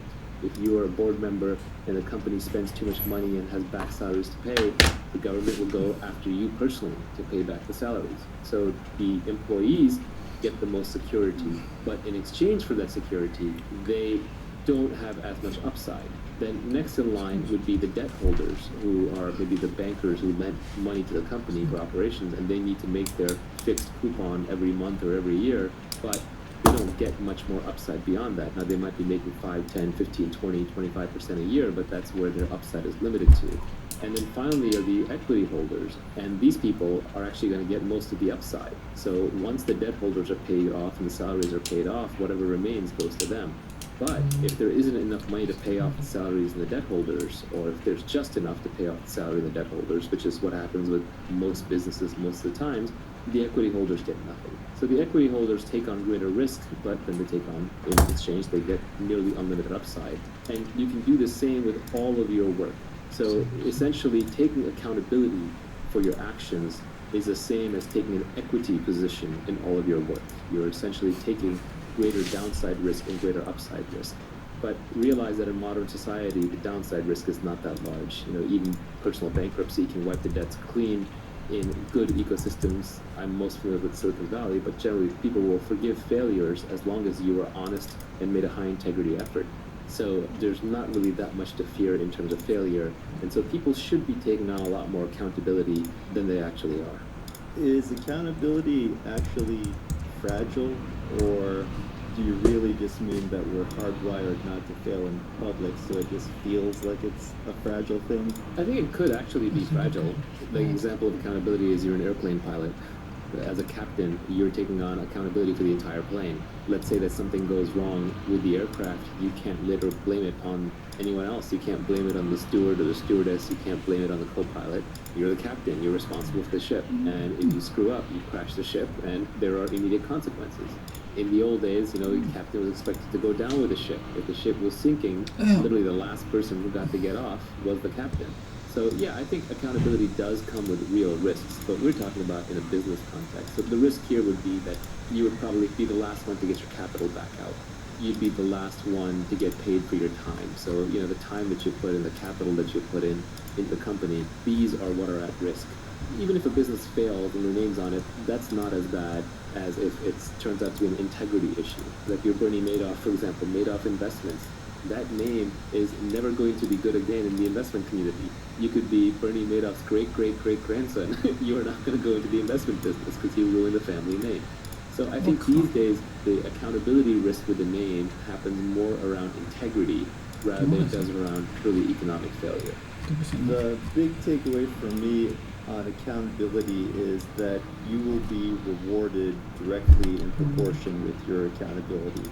I also think this is why people like Taleb rail against CEOs who get rewards without accountability.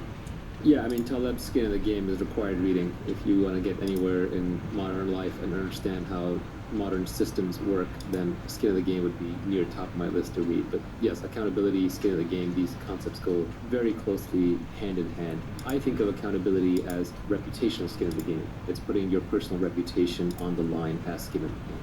Accountability is a simple concept.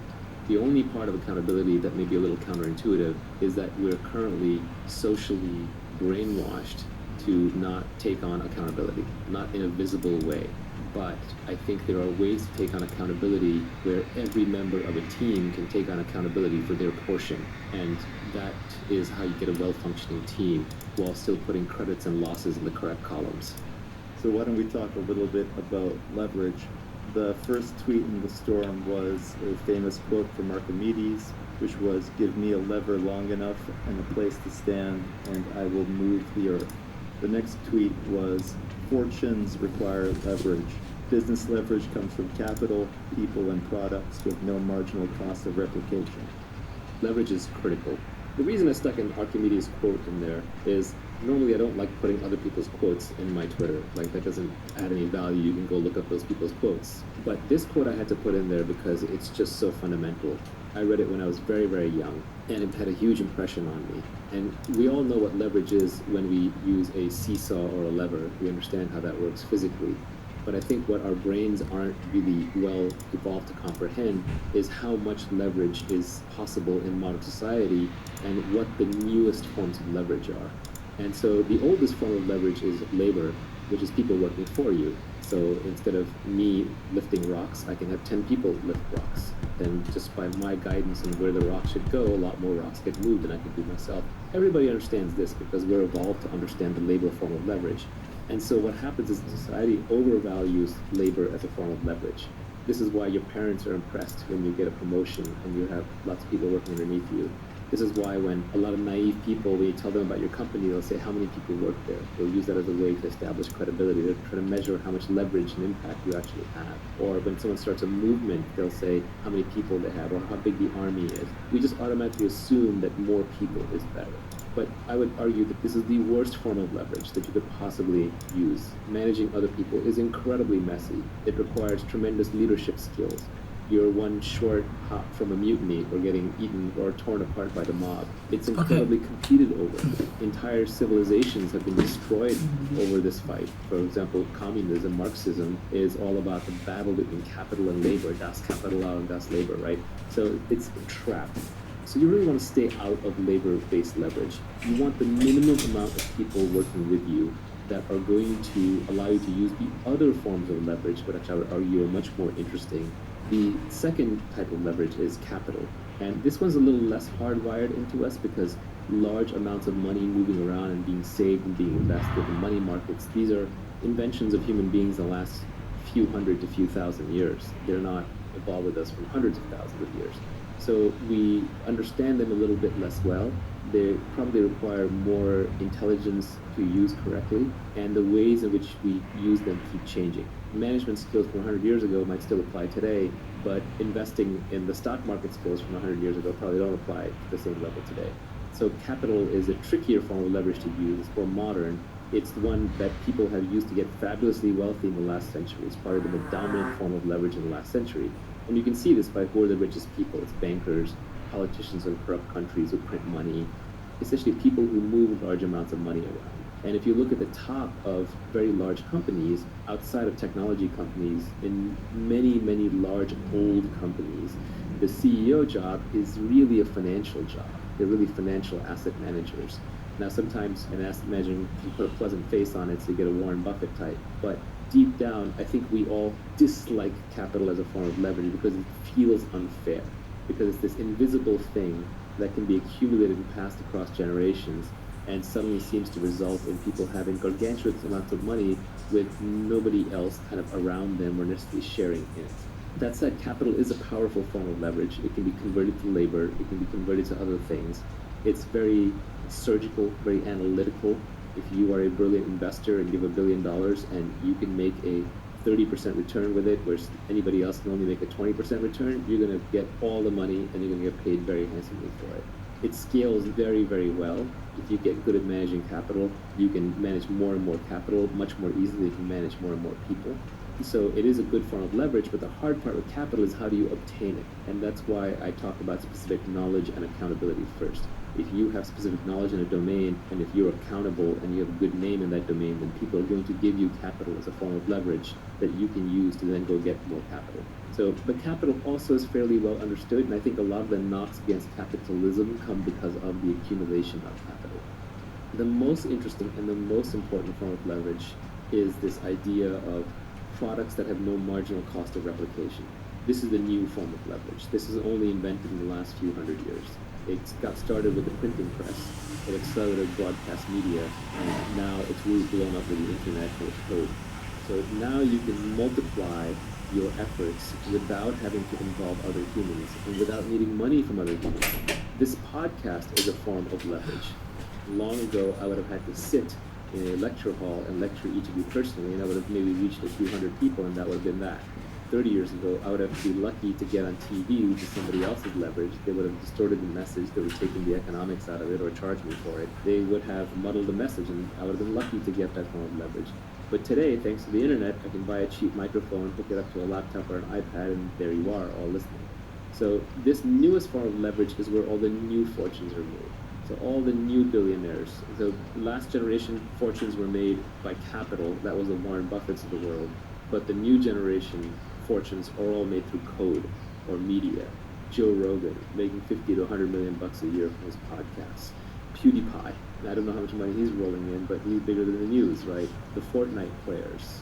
Of course, Jeff Bezos and Mark Zuckerberg and Larry Page and Sergey Brin and Bill Gates and Steve Jobs. That is all code-based leverage. Now, the beauty is when you combine all of these three. That's where tech startups really excel, where you take just the minimum but highest output labor that you can get, which are engineers and designers, product developers, and then you add in capital. You use that for marketing, advertising, scaling, and you add in lots of code and media and podcasts and content to get it all out there. That is a magic combination, and that's why you see technology startups explode out of nowhere, use massive leverage, and just make huge outsized returns. Do you want to talk a little bit about permissioned versus permissionless? Probably the most interesting thing to keep in mind about the new forms of leverage is they are permissionless. They don't require somebody else's permission for you to use them or succeed. For labor leverage, somebody has to decide to follow you. For capital leverage, somebody has to give you money to invest or to turn into a product. But coding, writing books, recording podcasts, tweeting, YouTubing, these kinds of things, these are permissionless. You don't need anyone's permission to do them. And that's why they're very egalitarian. They're great equalizers of leverage. And as much as people may rail on Facebook and YouTube, they're not going to stop using it because this permissionless leverage where everyone can be a broadcaster is just too good. The same way, you can rail upon Apple for having a slightly closed ecosystem in the iPhone, but everyone's writing apps for it. So as long as you can write apps for it, you can get rich or reach users doing that, why not?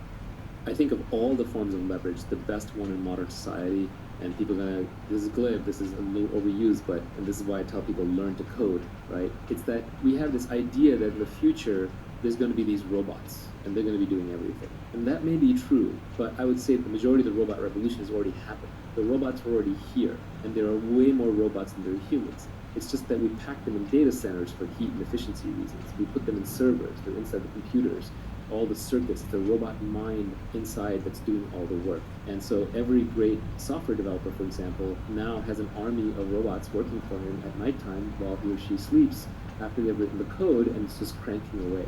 So the robots army is already here. The robot revolution has already happened. We're about halfway through it. We're just adding in much more of the hardware component these days. As we get more familiar, we get more comfortable with the idea of autonomous vehicles and autonomous airplanes and autonomous ships and maybe autonomous trucks and their delivery bots and Boston Dynamics robots and all that. But robots who are doing web searching for you, for example, are already here. The ones who are like cleaning up your video and audio and transmitting it around the world are already here. the ones who are answering many customer service queries, things that you would have had to call a human for, are already here. So an army of robots is already here. It's very cheaply available, and the bottleneck is just figuring out intelligent and interesting things to do to them. And essentially, you can order this army of robots around. Just the commands have to be issued in a computer language, in the language that they understand. So these robots aren't very smart. They have to be told very precisely what to do and how to do it. So coding is such a great superpower because now you can speak the language of the robot armies and you can tell them what to do. And I think at this point, actually, people are not only commanding the army of robots within servers through code, they're actually manipulating the movement of trucks, of other people. Just ordering a package on Amazon, you're manipulating the movement of many people and many robots to get a package delivered to you. People are doing the same things to build businesses now. So there's the army of robots within servers, and then there's also an army of actual robots and people that are being manipulated through software. Labor and capital are much less egalitarian, not just in their inputs, but in their outputs. Let's say that I need something that humans have to provide, like if I want a massage, or if I need like someone to cook my food. The more of a human element there is in providing that service, the less egalitarian it is. Jeff Bezos probably has much better vacations than most of us, right? Because he has lots of humans running around doing whatever he needs to do. But if you look at the output of code and media, Jeff Bezos doesn't get to watch better movies and TV than we do. Jeff Bezos doesn't get to even have a better computing experience. Like Google doesn't give him some premium special Google account where his searches are better. It's the nature of code and media output that the same product is accessible to everybody. And it turns into a positive sum game, where if Jeff Bezos is consuming the same product as 1,000 other people, that product's be better than the version that Jeff would consume on his own. Whereas with other products, that's not true. If you look at something like buying a Rolex, which is no longer about telling time, it's a signaling good. It's all about showing off, I have a Rolex. That's a zero-sum game. If everybody in the world is wearing a Rolex, then people don't want to wear Rolexes anymore because they no longer signal. It's canceled out the effect. And so rich people do have an advantage in consuming that product. They'll just price it up till only they can have Rolexes, and then poor people can't have Rolexes, and Rolexes resume their signaling value. But something like watching Netflix or using Google or using Facebook or YouTube, or even, frankly, modern day cars. Like, rich people don't have better cars, they just have weirder cars. You can't drive a Lamborghini on the street at any speed that makes sense for a Lamborghini, so it's actually a worse car on the street. It just turned into a signaling good at that point. Your sweet spot where you want to be is somewhere like a Tesla Model 3 or like a Toyota Corolla. It's an amazing car. A new Toyota Corolla is a really nice car, but because it's mainstream, the technology has amortized the cost of production over the largest number of consumers possible, and the best products tend to be at the center, at the sweet spot, the middle class, rather than being targeted the upper class. So I think one of the things that we don't necessarily appreciate in modern society is as the forms of leverage have gone from being human-based, labor-based, and being capital-based to being more product and code and media-based, that most of the goods and services that we consume are becoming much more egalitarian in their consumption.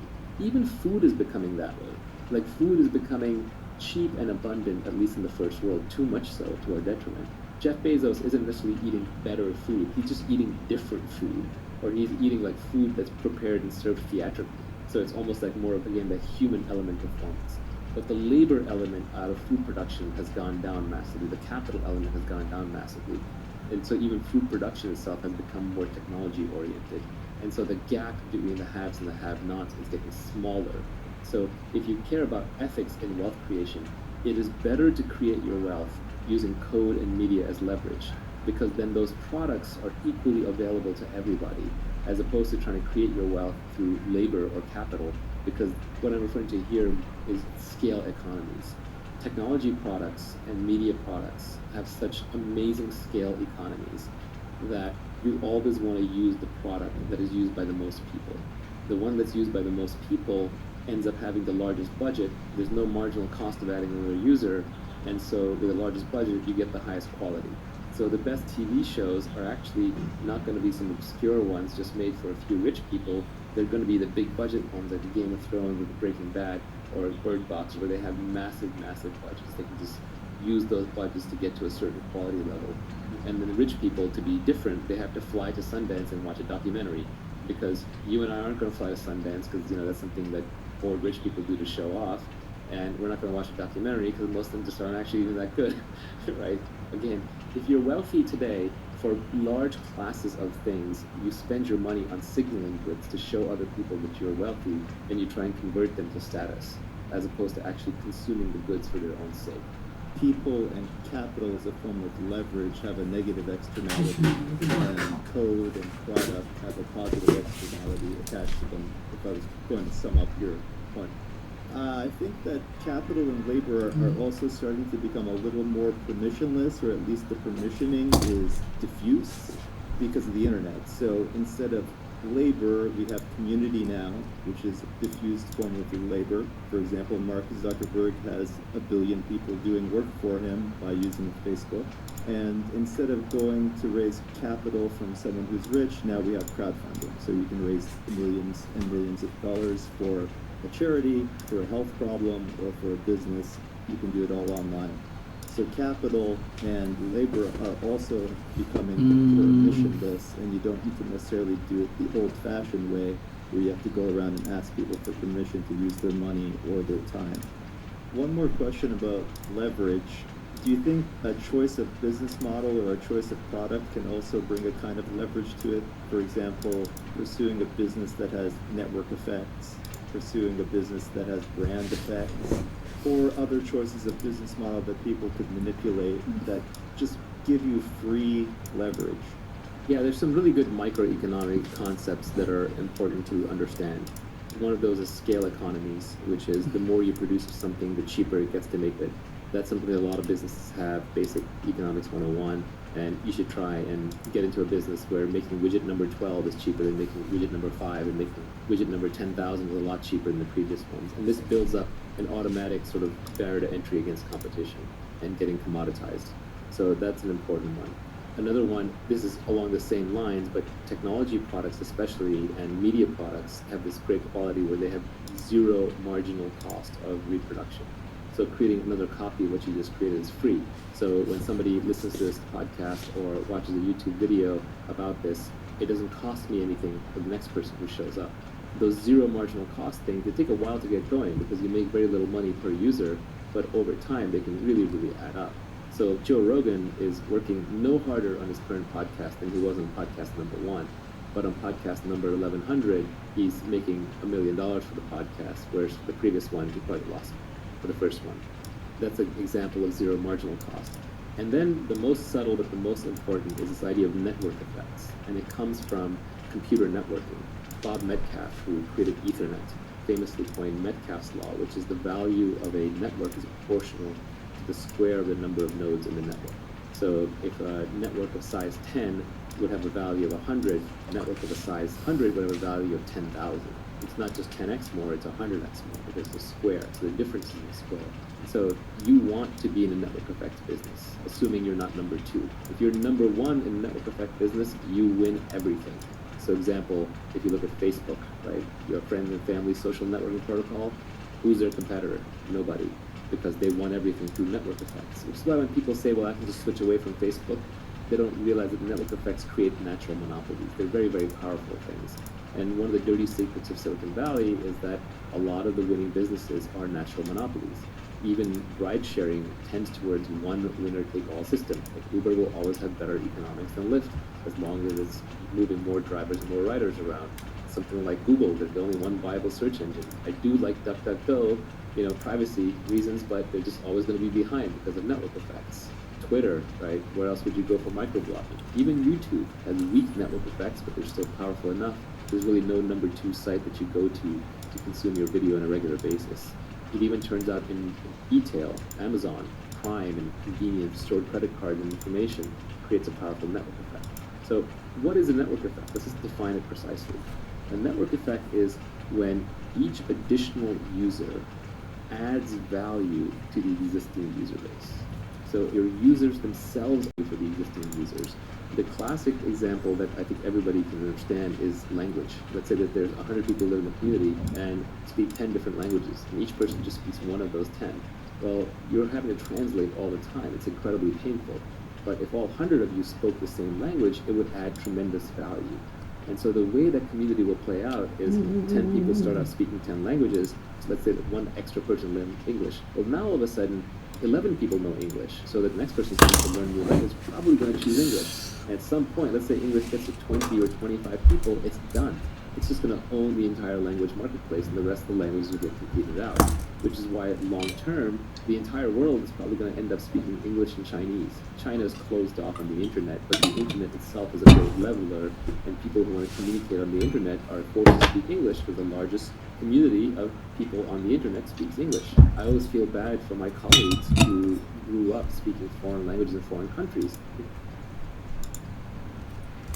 Okay. More examples. You'll get our files. Our files impression of the tone. You'll get our files. You'll get our files. You'll get our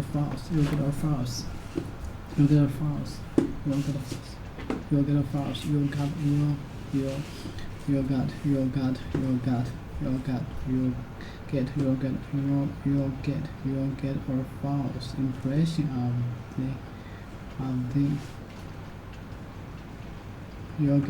you'll get our false impression of the time if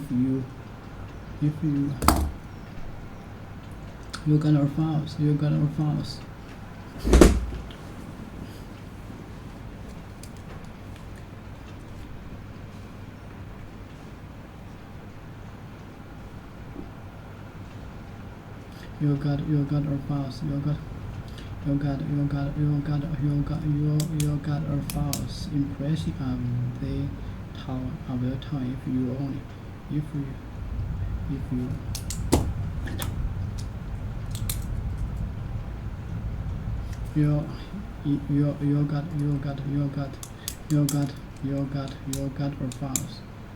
got our files. You got our files impression. You got our files. Okay. For example, you'll get our files. You'll get our files impression of the tone if you only visit the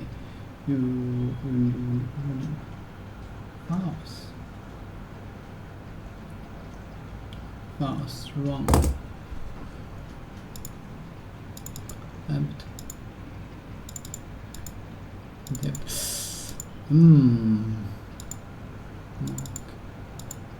Object.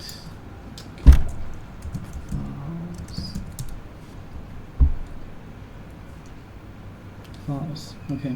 You'll get our files.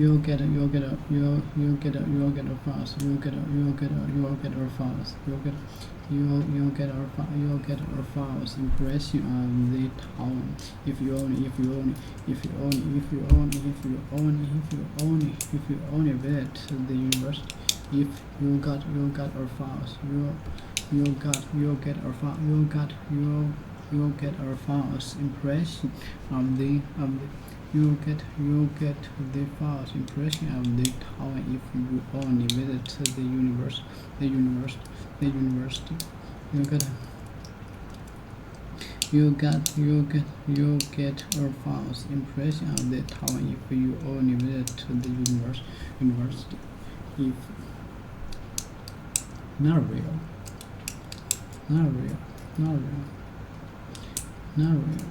files. You got our files impression. You got our files impression of the tone if you only visit the university. If you only you got our files impression of the tone. You got our files. You got our files impression. You'll get our files impression of the tone if you only visit the university. Okay. You'll get our files. You'll get our files impression. You'll get our files impression of the tone if you only visit the university. If you'll get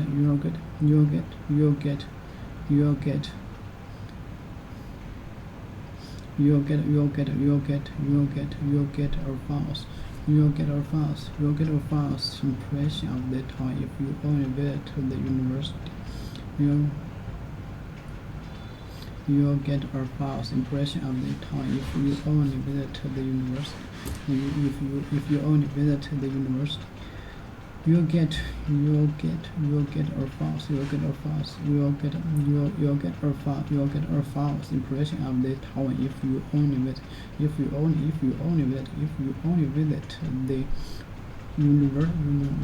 the university. You'll get a false impression. You'll get a false impression of the town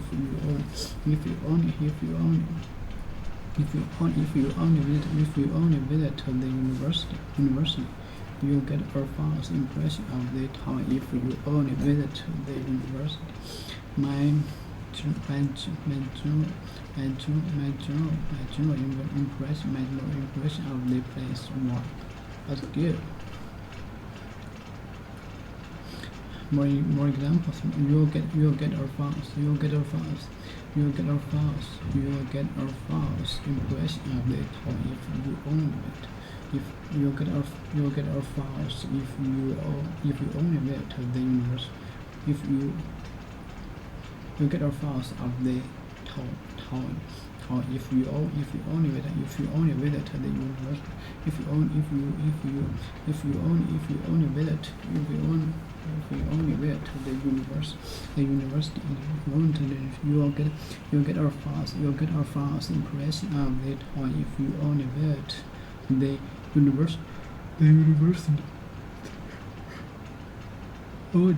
the university.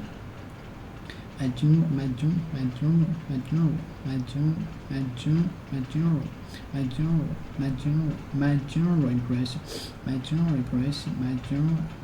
impression. Okay, my general impression. Okay, my general impression of the place. My general impression of the place was good. Was good.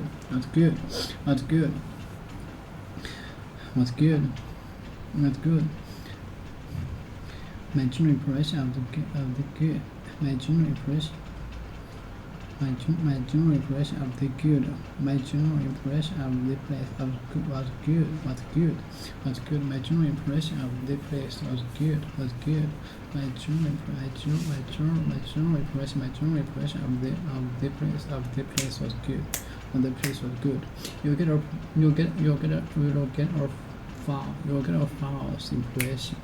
a false impression. You'll get a false impression of the town. If you only visit the university. If they went to the university,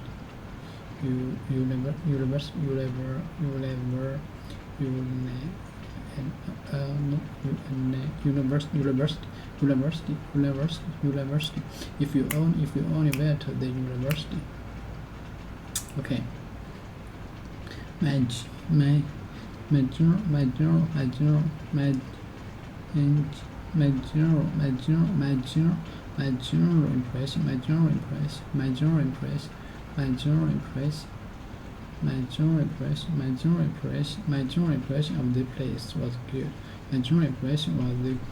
general impression of the place was good. My general impression of the place was good. My general impression of the place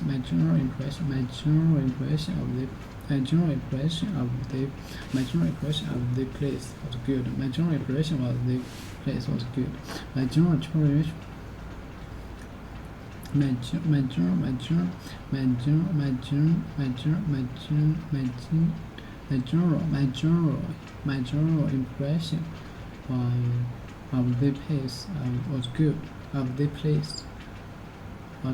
the place was good. My general impression of the place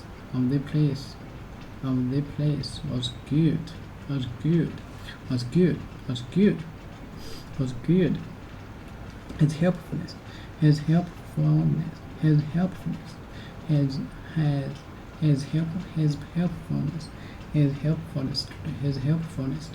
His helpfulness to them His helpfulness today has made me. His helpfulness today has made me. His helpfulness today. His helpfulness. His helpfulness today. Okay. His helpfulness. His helpfulness. Helpfulness. His helpfulness. His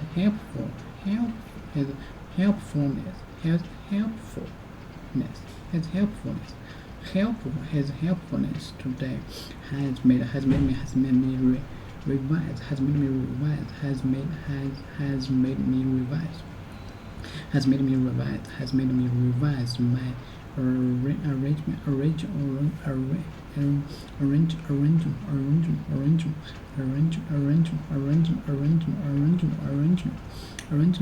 His helpfulness today has made me revise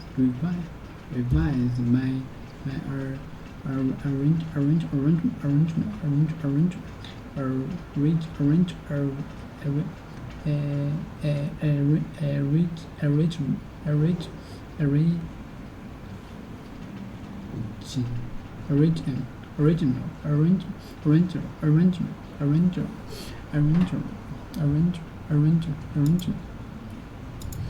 Okay, let me see.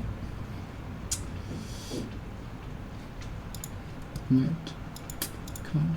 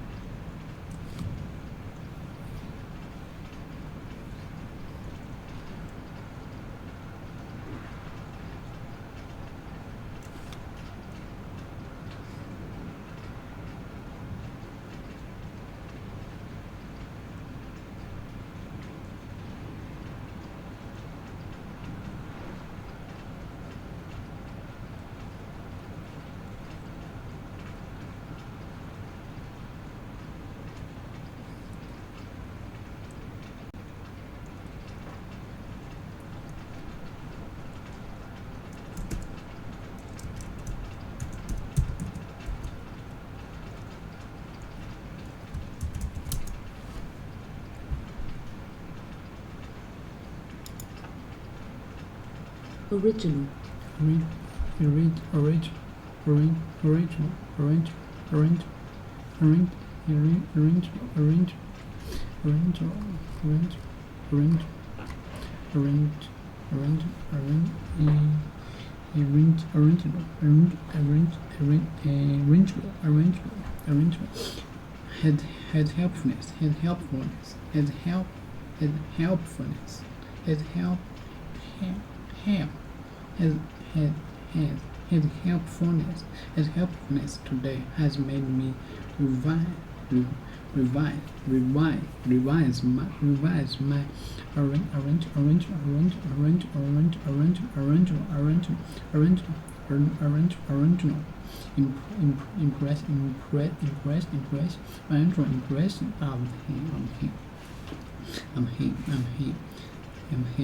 His helpfulness today has made me revise my him. His helpfulness today has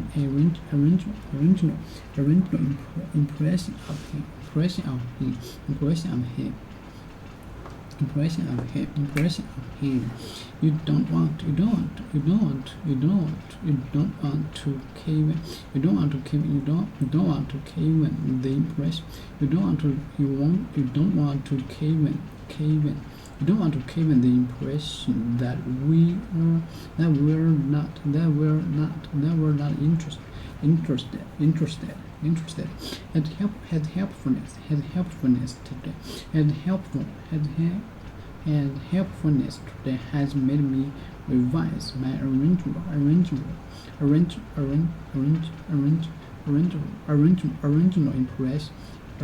impression of him.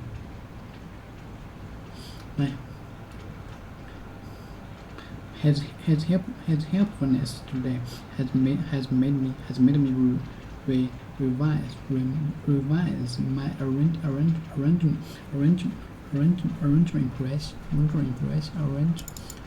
impression. Okay, let me think. Revise to look at or consider again in idea to look at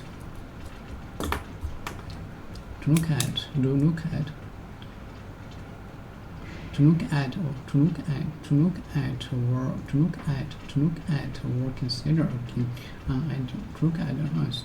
to look at or consider again to look at or consider again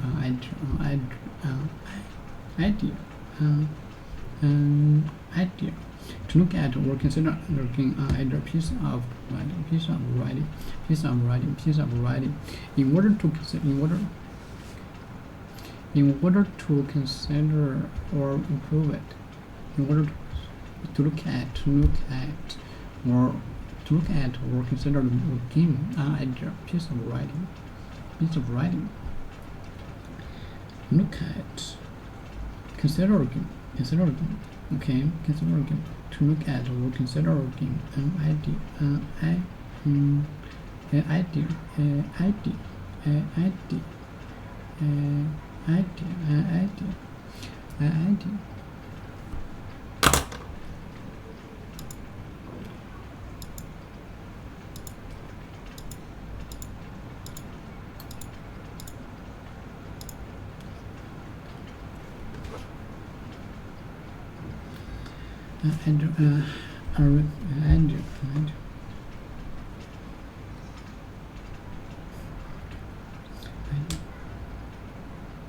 His helpfulness today has made me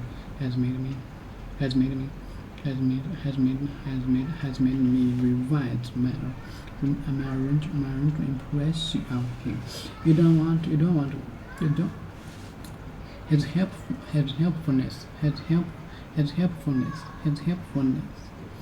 helpfulness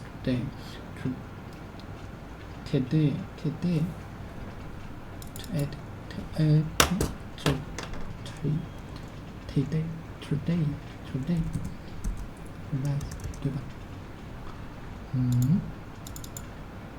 wrong or false today. Okay, now this today. Okay, 读是错。His helpfulness today. Okay, today.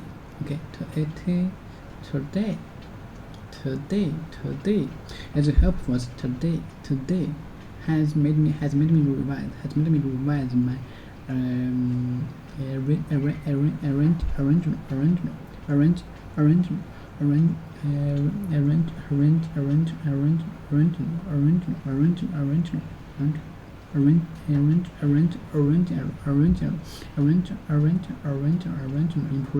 impression of him. Okay, his helpfulness today has made me revise my original impression of him. You don't want to give the impression that we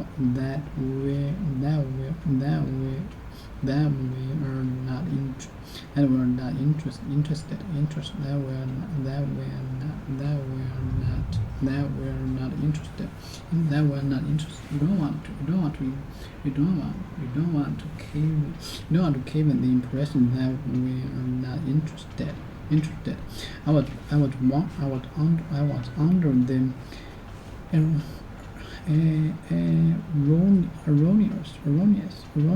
erroneous. Okay, it's helpful. Okay, write it down.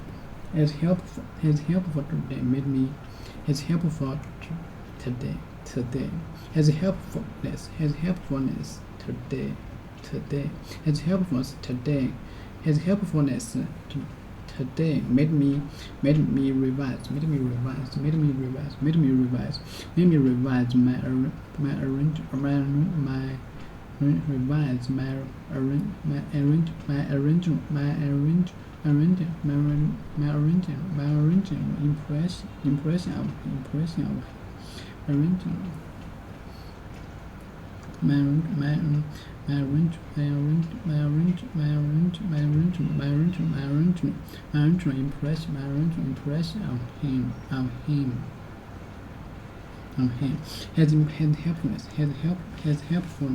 His helpfulness today has made me revise my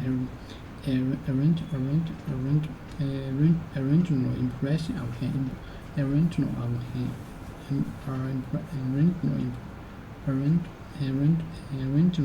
impression of him. His helpfulness today has made me revise my original impression of him. You don't want to give in the impression that we're not interested. We're not interested. You don't want to give in the impression that we're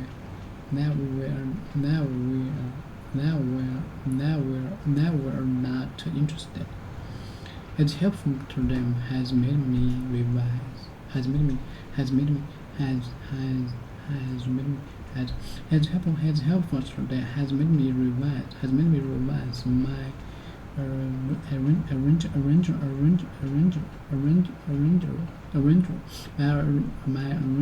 original impression of him. His helpfulness today has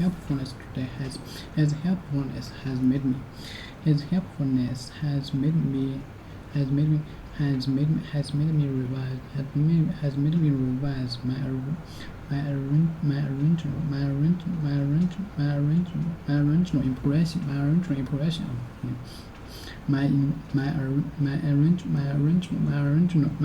impression of him. My original impression of him. His helpfulness today has made me revise my original impression of him. Made me revise my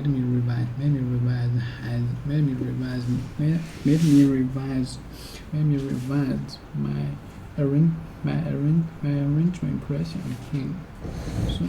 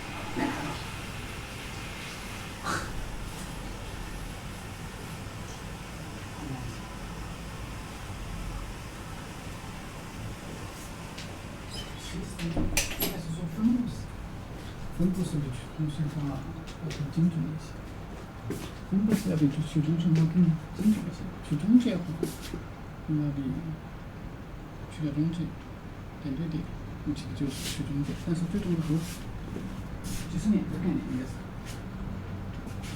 分布式，分布式。连户，OK。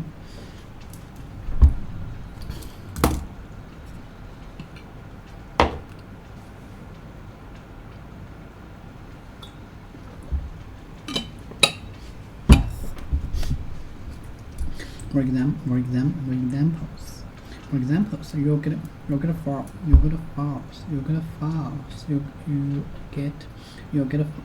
our files impression. It may revise my original impression of him. Impression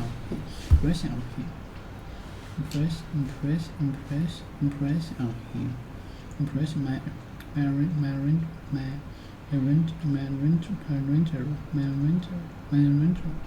You don't want to keep in the impression. You don't want to keep in the impression. You don't want to keep in the impression that we are not interested. You don't want to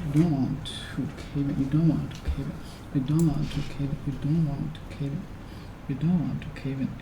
What means keep it?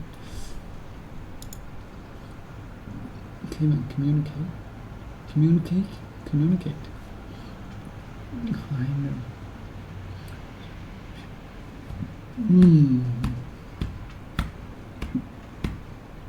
Don't to express our thought, feeling, or anger, so that it is understood by other people. Okay, to express your thought, feeling, to express our feeling. You don't want to keep the impression that we're not interested in that way. Okay, you don't want to keep the impression. You don't want to keep the impression that we're not keeping the. You don't want to keep the impression.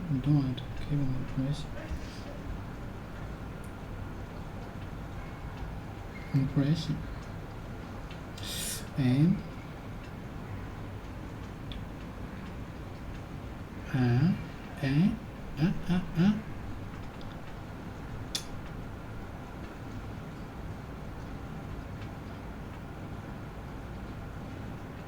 don't want to the impression. You don't want to keep the impression.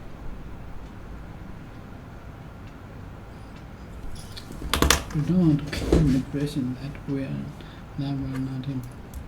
You don't want to the impression that we're not interested. You don't want to keep the impression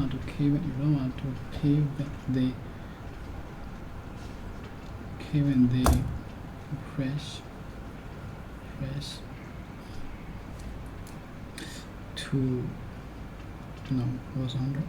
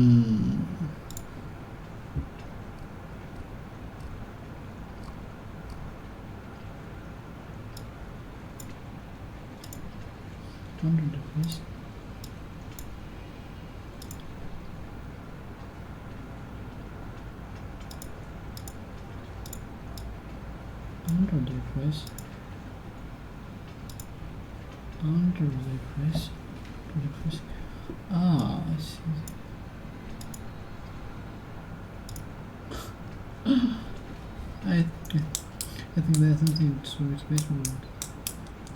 Sure. I don't want to give in the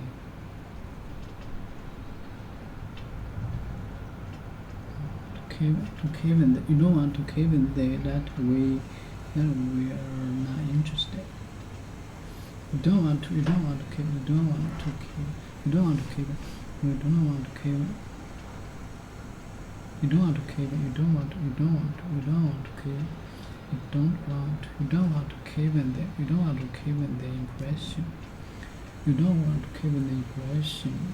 You don't want to give the impression that you don't want to give the impression that we're not interested. Okay. I was under the erroneous. I was under the erroneous impression that they were married. I was under the erroneous. I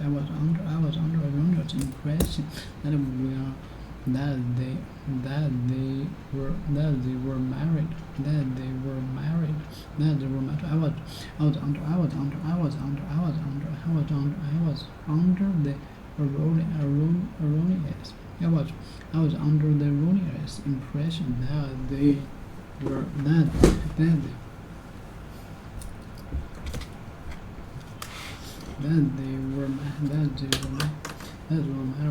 You don't want to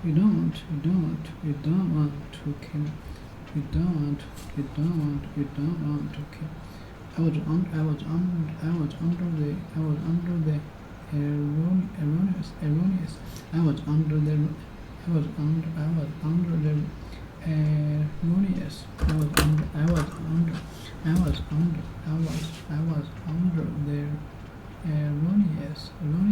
under the erroneous impression that they were married. I was under the erroneous. I was under the erroneous impression that they were married. Okay, you don't want to cave in. You don't want to cave in. You don't want to cave in something. You don't want to cave in the impression that we are not interested.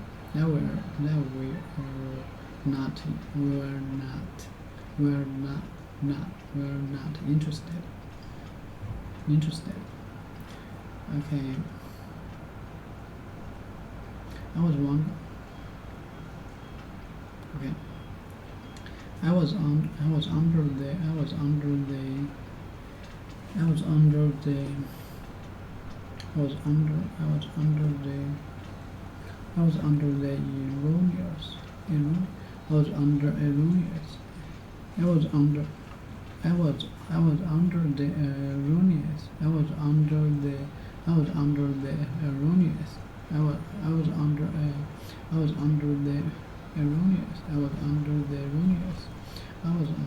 erroneous.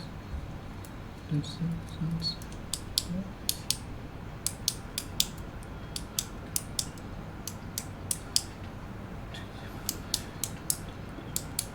Okay, I was under the erroneous. Okay. I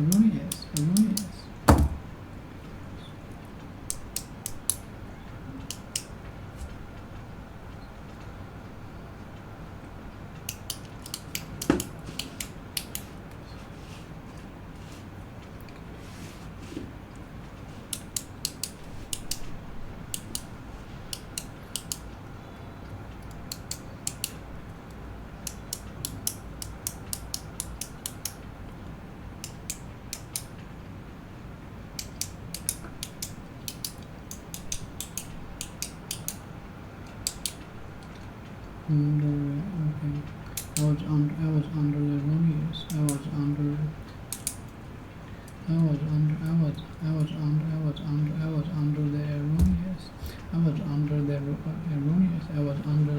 I was under the erroneous. I was under the erroneous the impression that they were married. that they were married. I was under the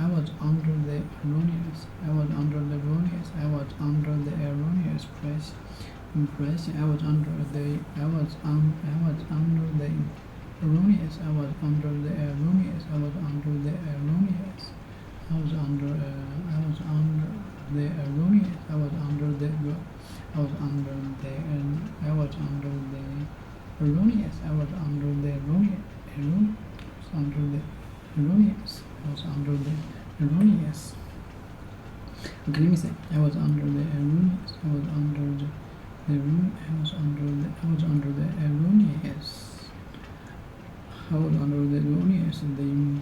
impression that they were married. Okay. His helpfulness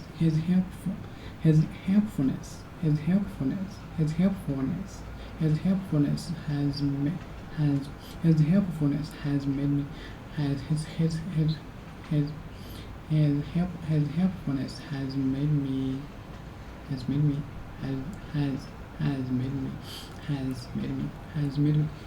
okay.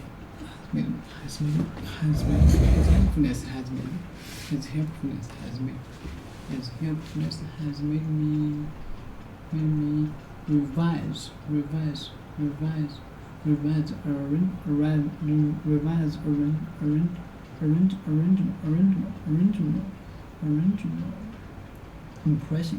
impression of him. Okay. His helpful today has made me revise my original impression of him. Okay. His helpfulness has made me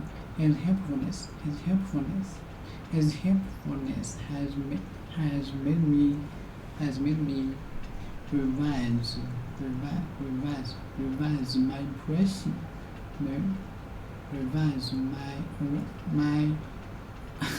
Revise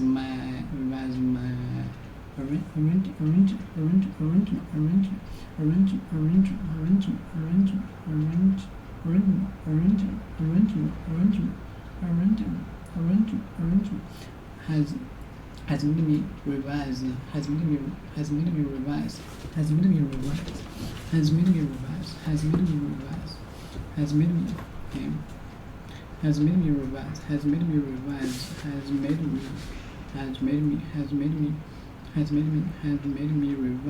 made me revise okay, has made me revise my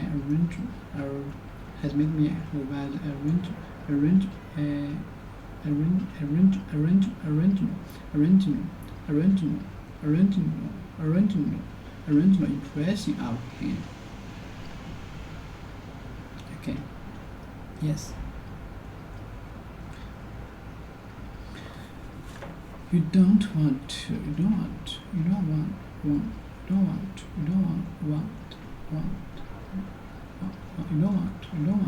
it the person that were not interested.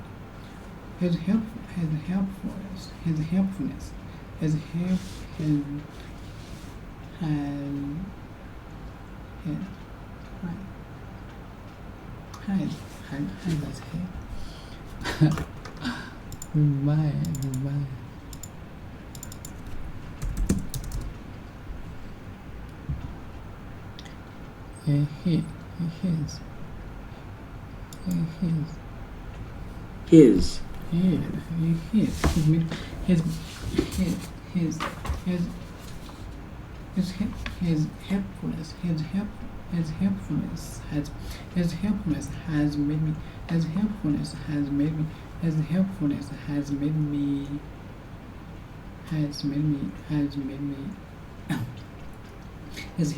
has made me revise my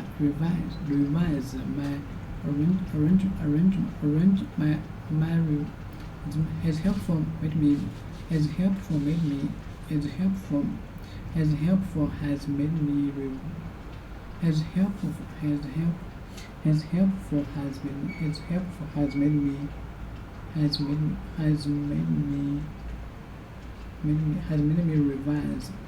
revise my original impression of him.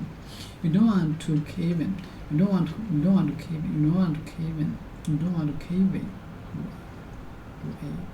You don't want to cave in. You don't want to cave in the impression.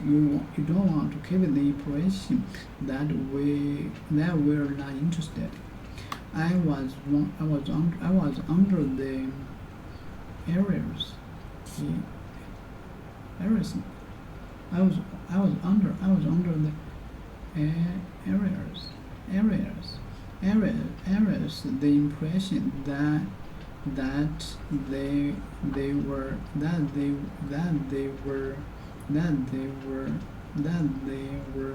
married. Erroneous. Okay, erroneous. I was under the erroneous.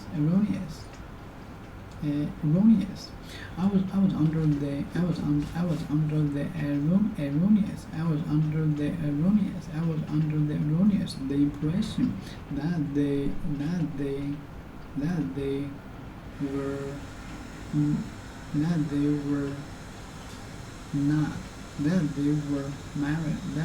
married. I was under the erroneous. I was under the erroneous.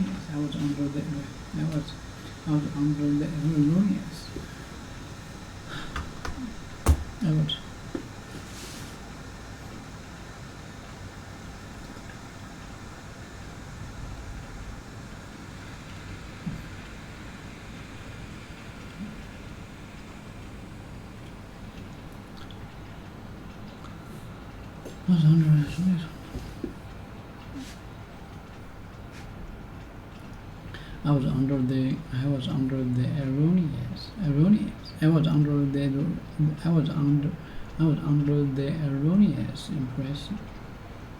Okay, I was under the impression. I was under the erroneous impression that they were married. You get first. You get first out. Children of the place was good. More examples. You get a false impression. You get a false impression. You get a false impression. You get a false impression. You get a false impression of the town. If you only wear to the university,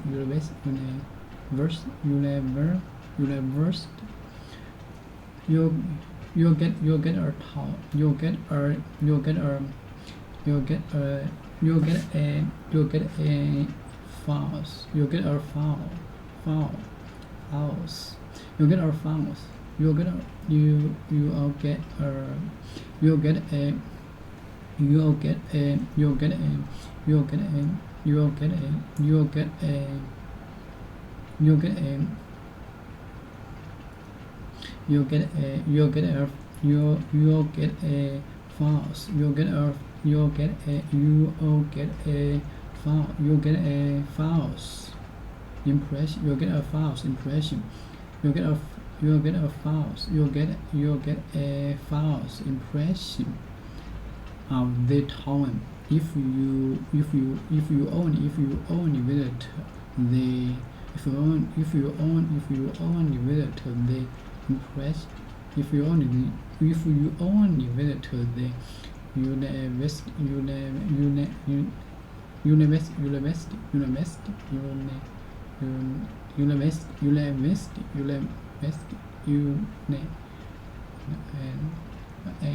university. Okay. Visit. If you only visit the, okay, you get a false impression if you only visit the the university. Okay, all right.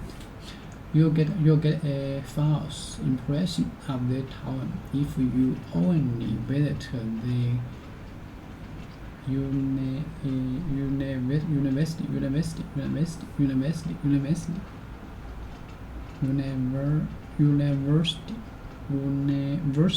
Okay.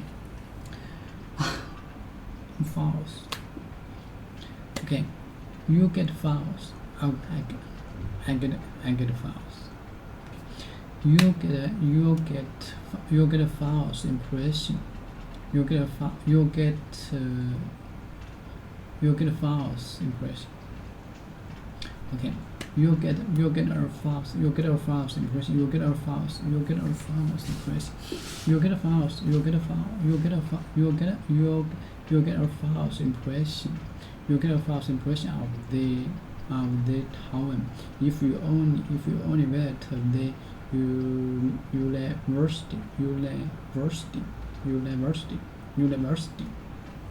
Okay. University. My general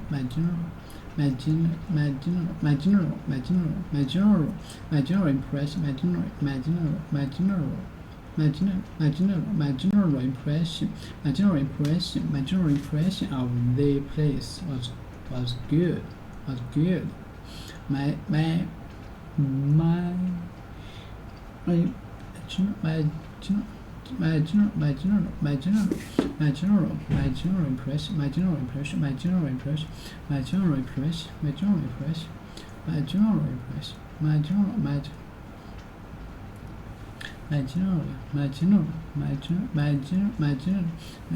impression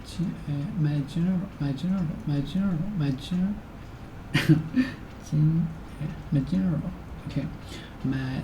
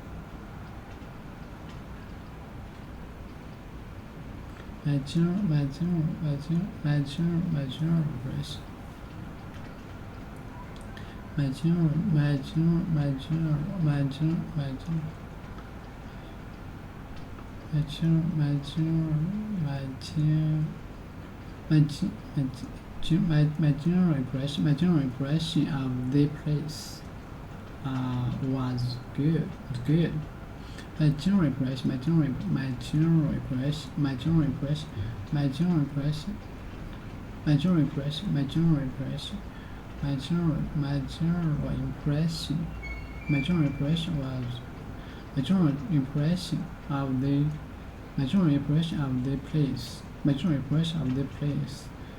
was good. My general impression of the place was good. My general impression of the place was good. My general impression of the place was good. My general impression of the place was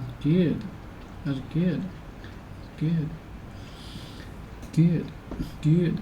Okay.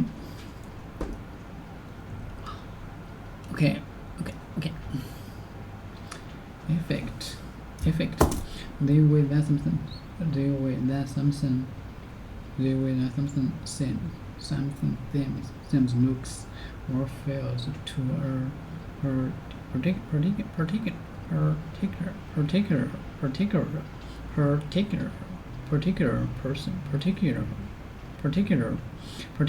person, to a particular person. Okay, they with that something, they with that something, they with that something seems, they with that something seems, looks or feels.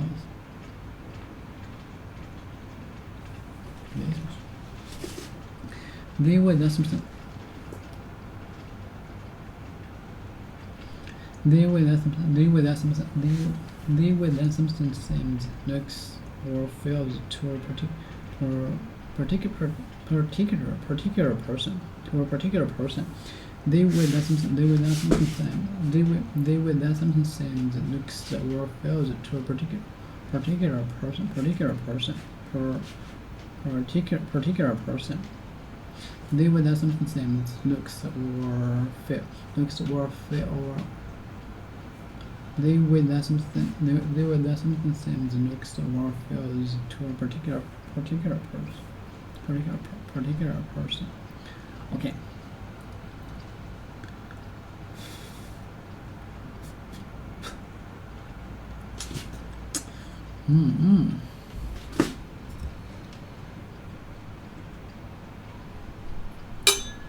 Câu hỏi đúng không?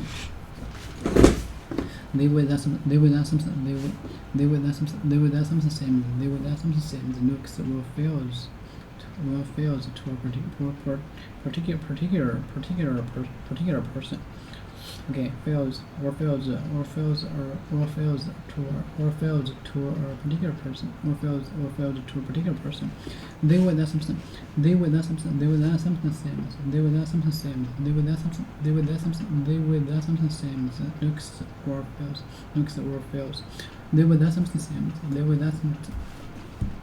They with that something, they with that something, they with that something same, they with that something same.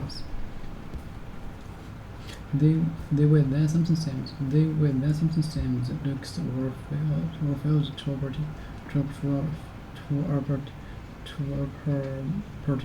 particular person. Okay, they with that something, they with that something same, they with that something, they with that something, they with that something, they with that something, they with that something, they with that something, they with that something, they with that something, they with that something, they with that something sells fails. They with that something sells looks. No sales. They with that something sells looks fails to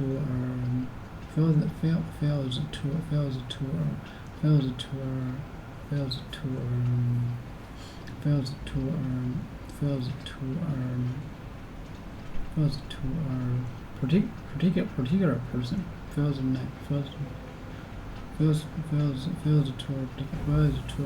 Fails to a particular person. They with that something, they with that something, they with that something, they with that something, they with that something, they with that something, they with that something same, they with that something same, they with that something same, they with that something same, they with that something same looks, they with that something sales, they with that something, they with that something, they with that something, they with that something, they with that something, they with that something same looks fails to a particular person.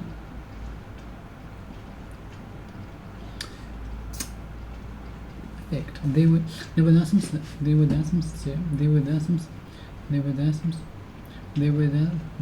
they with that something same looks, they with that something same looks, or fails to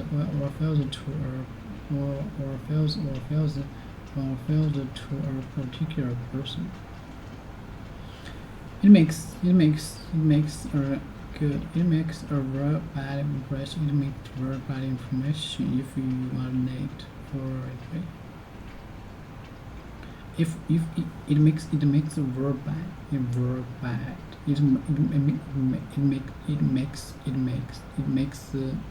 It makes a very bad it makes a very bad impression when you if it makes a very bad impression if you are late for an interview. If you are late for an interview, if you are it makes a very bad impression. It makes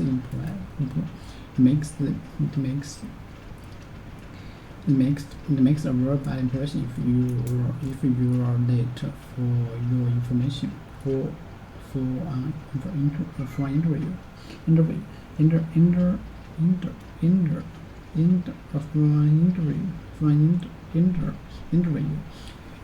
It makes a very bad impression if you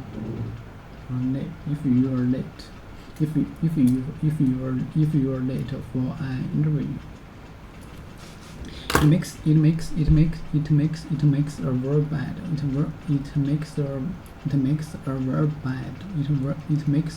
makes a very bad impression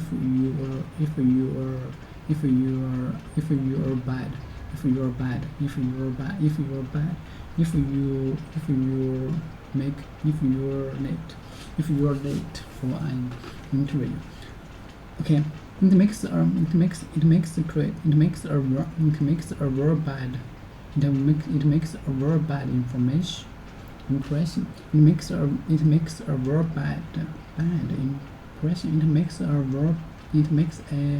makes a very bad impression if you are late for an interview. It makes a very bad impression if you are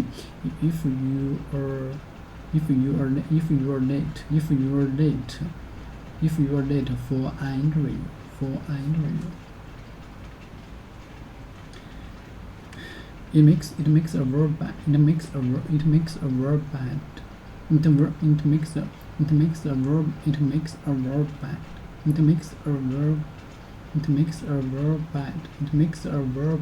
an interview.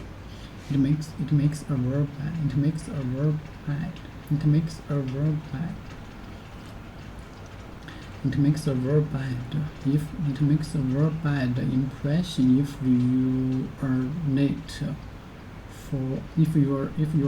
if you are late for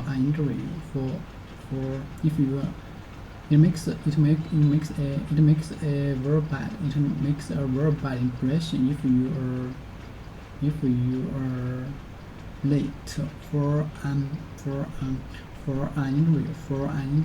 for an interview. Okay.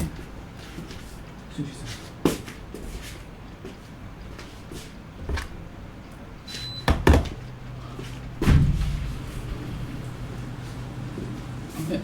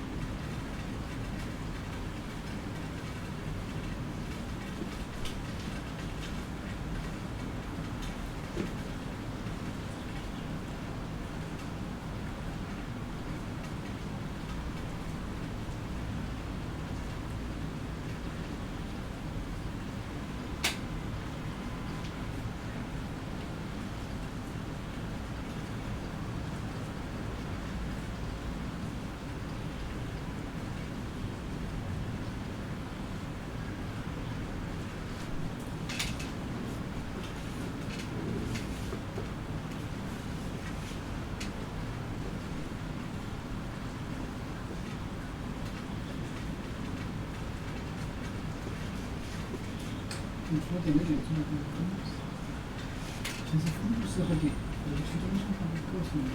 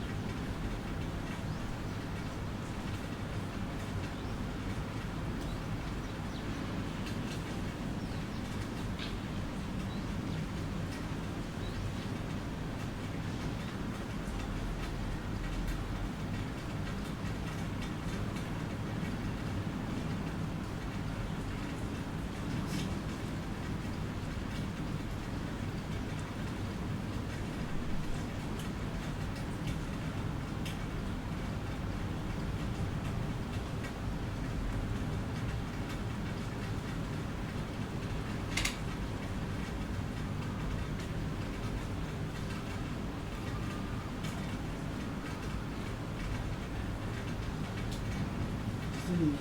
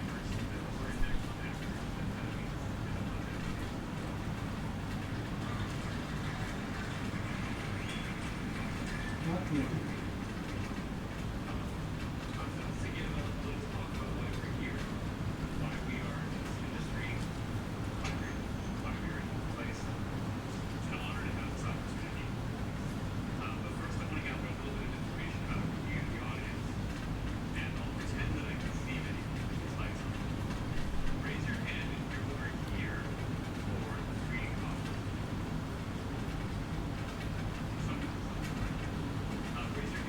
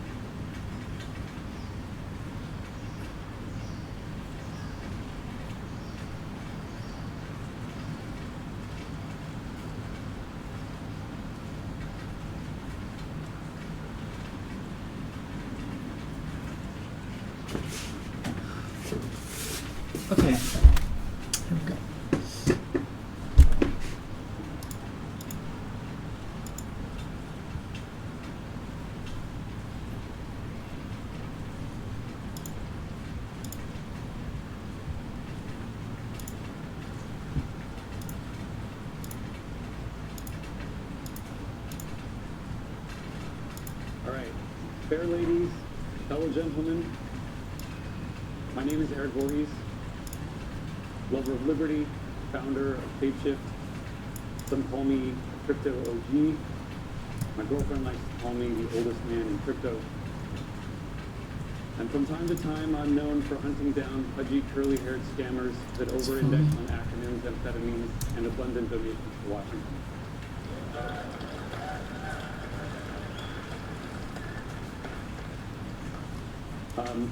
I was asked to give a little talk about why we're here, why we are in this industry, why we are in this place. It's an honor to have this opportunity. But first I want to gather a little bit of information about you, the audience, and I'll pretend that I can see many of you with these lights on. Raise your hand if you are here for the free coffee.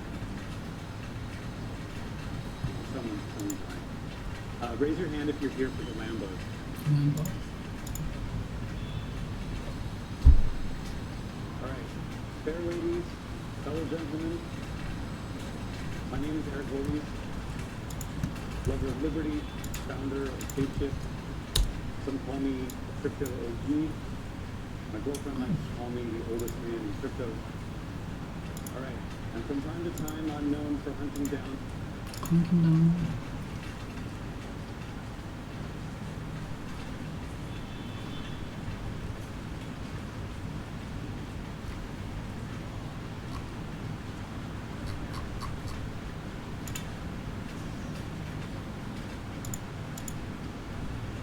Black. Oh,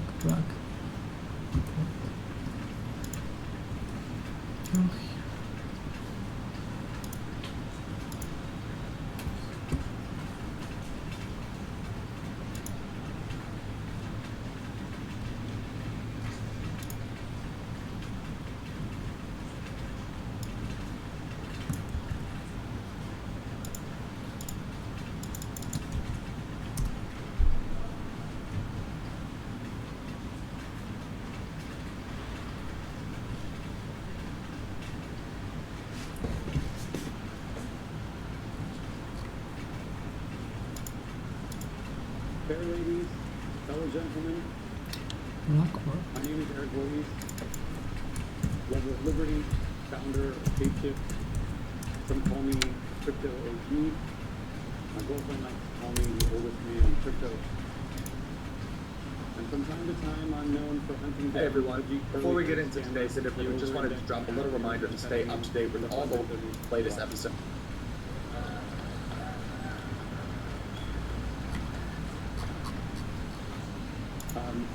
I was asked to give a little talk. Masculine. Lover of liberty, founder of Shapeshift. Some call me Crypto OG. About why we're here, why we are in this industry, why we are in this place. It's an honor to have this opportunity. But first I want to gather a little bit of information about you, the audience, and I'll pretend that I can see many of you with these lights on. Raise your hand if you are here for the free coffee. My girlfriend likes to call me the oldest man in crypto. And from time to time, I'm known for hunting down pudgy, curly-haired scammers that over-index on acronyms, amphetamines, and abundant donations to Washington.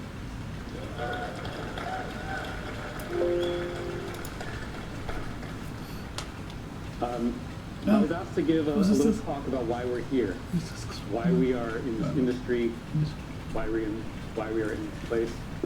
It's an honor to have this opportunity. But first I want to gather a little bit of information about you, the audience, and I'll pretend that I can see many of you with these lights on. Raise your hand if you are here for the free. 对，这个清晰一点，这个。 Someone's blind. Raise your hand if you're here for the Lambo. Free coffee. Someone's blind. Raise your hand if you're here for the Lambo. Unfortunately, you probably won't be getting this year, but hold on. Raise your hand if you're here because you love banks. Raise your hand if you're here to get your eyeballs scanned by Wolf. girlfriend. Raise your hand if you're here to celebrate KYC or other forms of wholesale spying on innocent people. All right. Raise your hand if you're here for a rebellion. Excuse me, it's not. All right, raise your hand. That's why I'm here. I'm here for a rebellion. Peaceful, for sure, but no less revolutionary. And as I was working on this speech, I realized that the theme was going to match the name of the event, Mission. I love this name. It's one of the best words that captures the essence of our industry. It is radical, it is rebellious, it's non-compliant, it's American. And as the oldest man in crypto, let me remind you that this all began about 15 years ago with the invention of Bitcoin. And why was that moment in time important? Why did it matter back then? Why was Bitcoin interesting? It was interesting because it was permissionless. Bitcoin invented permissionless money. And with the invention of smart contracts on Ethereum a few years later, we had all the tools we needed to build an entirely permissionless financial system. This attribute is revolutionary. This attribute, more than any other, is the essence of crypto. The attribute is imbued in all good projects in this space. And if something is not permissionless, we should consider it, at best, as a stepping stone to that which is. But isn't it interesting that being permissionless has been so novel and so difficult to achieve? Isn't it interesting that in the realm of money, before crypto, all movement of funds required someone's permission? You may say that cash is permissionless, but not if you're sending it across any distance. Try moving $10,000 across a border, and you will be swiftly reminded of the permissions that are imposed on you. No, cash is not even permissionless. And for all its virtues, it is receding from society. So thank God that a permissionless form of digital money was invented, because it happened just in time. Well, why does this all matter in the first place? Consider that essentially all action in the economic sphere requires money. And in a world where most people struggle to put food on the table, the economic sphere is literally the arbiter of life or death for billions. Most people don't have the luxury of working toward their passion. They work, they toil, they transact because they need to live. Thus, money is fundamental to our human existence. And because of this, we should care about its quality, we should care about its character, and we should care who controls it. The permission is often subtle, but it is ubiquitous. Every time you pay with your card, you're being granted permission. It appears as though the permission is simply whether you had enough money, but in reality there is another, much more insidious layer of approval taking place. The bank, the financial institution, the government, numerous parties all along the line, strangers to you, people you will never meet, bless each of your transactions. And you don't notice because permission is usually granted. As long as you behave, citizen, the permission will be there. But if you require permission to spend and to trade, then you require permission to exist. So why do we accept this world in which you are free to transact only on the conditional approval of strangers? This, of course, is not free. It is subservient. It is serfdom. And that the chains bear lightly down in most cases should not lull us into forgetting that the chains exist. If they are tolerated, they will become heavier. Let's acknowledge that the laws restricting our affairs grow often and recede only rarely. Consider that the average man of 100 years ago compared to the average man of today, who was more economically free? 120 years ago, there wasn't even an income tax. Things were so radical back then that you were actually permitted to keep what you earned. You could even cross borders without one of those adorable books of stamps we call a passport. It's amazing that society could even exist under that kind of anarchy. And yet, without any income tax or immigration restrictions, America experienced the greatest period of growth that the world had ever seen. That society in which labor and capital are unpermissioned is the society that tends to grow the fastest. But some men love to plunder. The permission to keep what you earn and to move freely across borders was gradually retracted, wrapped always in appeals to collectivist propaganda like the national interest. Today, across all the taxes that you bear, half of your money is stolen by the state. But the state is just a set of strangers. So half of your money is stolen by a set of strangers. What excuse do you tell yourself to cope with such embarrassment? The permission to build your own life is being withdrawn by those who plunder you and tell you it's for your own good. So what prevents this trend from continuing? What prevents the man of tomorrow from even greater servitude? What force resists an increasingly permissioned existence? We do. We do. You may not realize it, but what we are building is the economic defense of modern society against plunder and restriction by the state. We are saying no to the perpetual encroachment of permissioned existence. It is not the political process, the political circus, that saves us from this phenomenon, for that is the very process which caused it. No. As free men and free women, our salvation is our own responsibility. It is us. It is ourselves, our minds, our hands, and our decision to act, and we are doing so without permission. Permission is what the kindergarten child attains to go to the bathroom. It is not what the respectable man attains in his financial affairs. For if I may transact with you only by the good graces of those watching from above, then I am something below. I am subject. I'm not a man, but a child. But is a child even an appropriate metaphor? Children are generally loved by their parents. Do you feel similarly loved by the Central Intelligence Agency? Farm animals, perhaps, is a better metaphor. We've allowed ourselves to be treated like farm animals. We graze in the pen, we produce, we are harvested. But we can vote, however. Yes. We can choose who operates the shears. We can vote whether we want red or blue to rob us, and we argue endlessly over the preferable color. For us to surrender these many permissions, we must really respect our leaders. We must aspire to the greatness of these lords. They must certainly be of brilliant mind, of high character. They must inspire and guide us toward that which we cannot achieve without them. Are these accurate descriptions of the leaders of the world? Are they men of impeccable wisdom? Are Donald Trump or Joe Biden such paragons of virtue, such incredible specimens of humanity that submission to them is in any way warranted?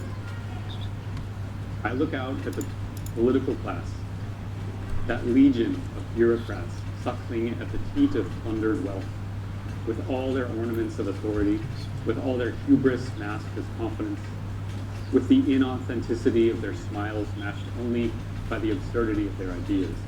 And I find no reason to submit to the provisions under which they seek to restrain me.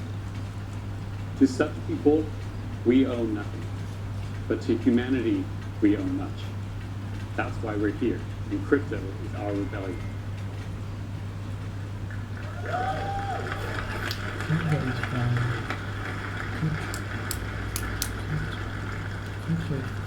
Crypto is our rebellion.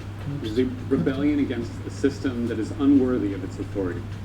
It's our rebellion against coercion and servitude. It is our rebellion against the economically ignorant, the endlessly imperious, and the ethically impotent. Crypto is our rebellion against permission, and it is no less than a noble reclamation of dignity and grace as free and sovereign individuals in the service of peaceful civilization. That is why we are here. For the truth is that we don't require permission to build great things from those petty tyrants who build nothing. And this was the very principle on which America was founded. The permission of the state is a facade, a ruse tolerated only by those afflicted with Stockholm syndrome. It is a curtain placed upon our eyes effective only because we have been too weak, too afraid, too helpless, too distracted, and often too comfortable to see beyond the shroud. Many of us in this industry have seen beyond that shroud. We've seen that Washington is no more necessary for good society today than King George and the English Parliament was 250 years ago. Crypto is a technology of individual freedom and a declaration of financial independence. Crypto is the freedom to act out our own economic interests as free men and free women in a just society. To trade, to exchange, to deal, to build, barter. We should be optimistic. For what a time to be alive at the dawn of such peaceful revolution, where any two people on earth can trade value without permission. Does that scare you? Or does that thrill you? And yet hubris affects all people.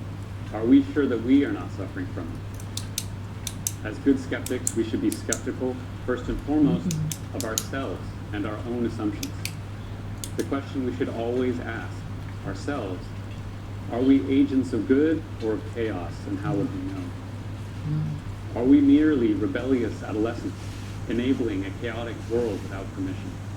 Are we no more than subversive degenerates, petulant teenagers who, too immature and naive to see the value of order, lash out at its very existence? How can we so irreverently condemn the necessity of compliance, the virtue of permission, the many resplendent wonders of central administration?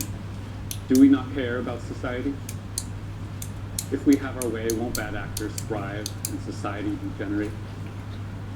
These are the strongest allegations against us, and yet they are easily defeated. They are defeated upon the recognition that what we seek is not actually freedom from permission and rules per se, but simply a preference for rules which are objective and transparent, rather than the status quo of rules which are subjective and opaque. We like to say that code is law, but that's a misnomer. Code is better than law. And we are highlighting for the world to see the fundamental difference between law based on men and law based on math.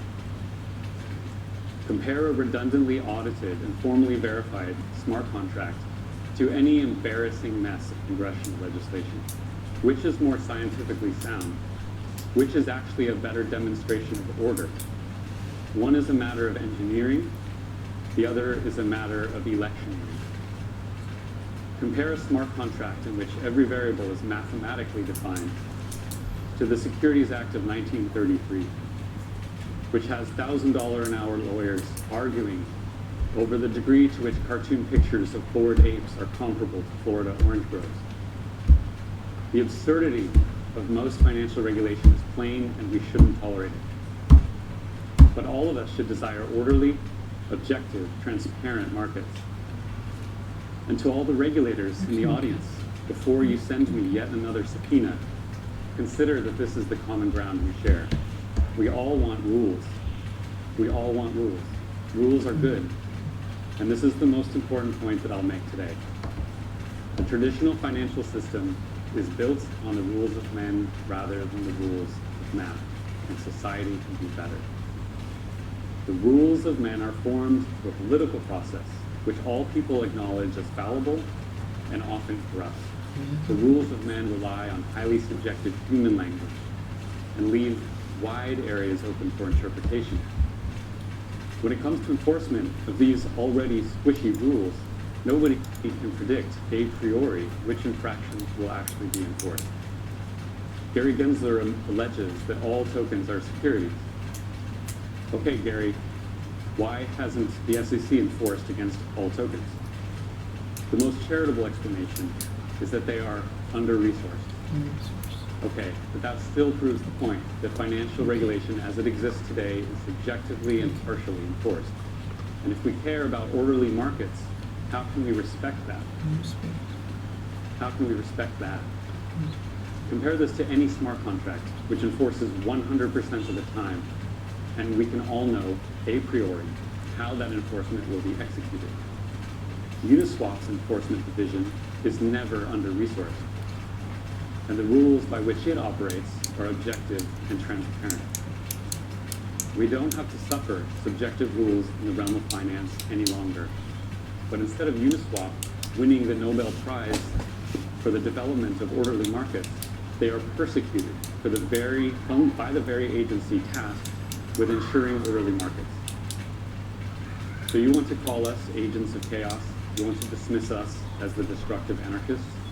We are the only ones building financial rules that are enforced 100% of the time. Code polices better than finance. We desire strong rules in our markets, and any rule which can easily be broken is a weak rule. There is a law that I may not cross a border without declaring $10,000 in my pocket. Interesting. I can so easily violate that law that it's an embarrassment, the very definition of that word. The laws of physics, the laws of mathematics, the laws of code, these laws have meaning, they are powerful, they are consistent, they are worthy of respect. The laws of men, the laws of a DC regulator, they are comparatively pathetic from the perspective of consistent order, and they are an unfit foundation upon which to build civilization into the 21st century. No, man's law is at best highly fallible and porous. Perhaps it was needed once, just as we once needed the post office to send mail. Yet both the post office and the SEC still exist, vestigial and embarrassing, so I'm sure their budgets will yet again increase next year. Now compare the subjective laws of regulators or rebellious adolescents with the law of code. Compare the Dodd-Frank Act, that detestable tome, 2,300 pages long, which spawned thousands more pages across 400 new financial regulations, with Ave's lending contract. Toward the achievement of orderly markets, which of these is more emblematic of an advanced civilization? Which is obviously the product of the 20th century technology, and which the product of the 21st? Compare the open source collaboration of crypto with the backroom dealings of VC. Which process of rulemaking is more noble and more virtuous? We are not agents of chaos, but agents of order. And while some may not approve of the systems of order that we're building, then again, no dinosaur ever approved of an asteroid. Do we care about society? Yes, of course. Deep in our bones, we care about society. Many of us are here because we see widespread economic injustice in the world and we want to help. We live amid society, we benefit from it, and we owe our efforts toward its improvement. But unlike any politician who mandates compliance with his ideas at the point of a gun, we are here to build peacefully, and we impose on no one. So do not let the status tell you that you do not care about rules of society. For you are building a superior technology for rules within society. It is they, the politicians, the regulators, the leeching, plundering class of Washington, D.C., who should be praising your fine work in the realm of order and rulemaking. Compared to what we are building, they are the agents of chaos. They are the people printing billions of dollars and then pretending not to know where inflation comes from. For them to claim the moral or intellectual high ground in any matter of economics is absurd. They could at least have the decency to get out of the way. To be sure, our enemies are numerous. There are many who find the idea of open, permissionless finance to be abhorrent. For they're used to controlling things that they haven't built, but now finally they can't. And for the rest of us, for those radicals who don't impose their opinions upon millions of innocent people by force, how optimistic we can be, how bright the light of opportunity shines for everyone who has discovered this permissionless Promethean fire. How much brilliant creative energy is captured in a single room.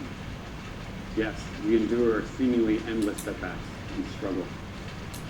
Yes, scammers abound. Yes, we are condemned by the system that we aim to replace. Some of us endure persecution, and all of us periodically pain. But friends, try to see through those struggles.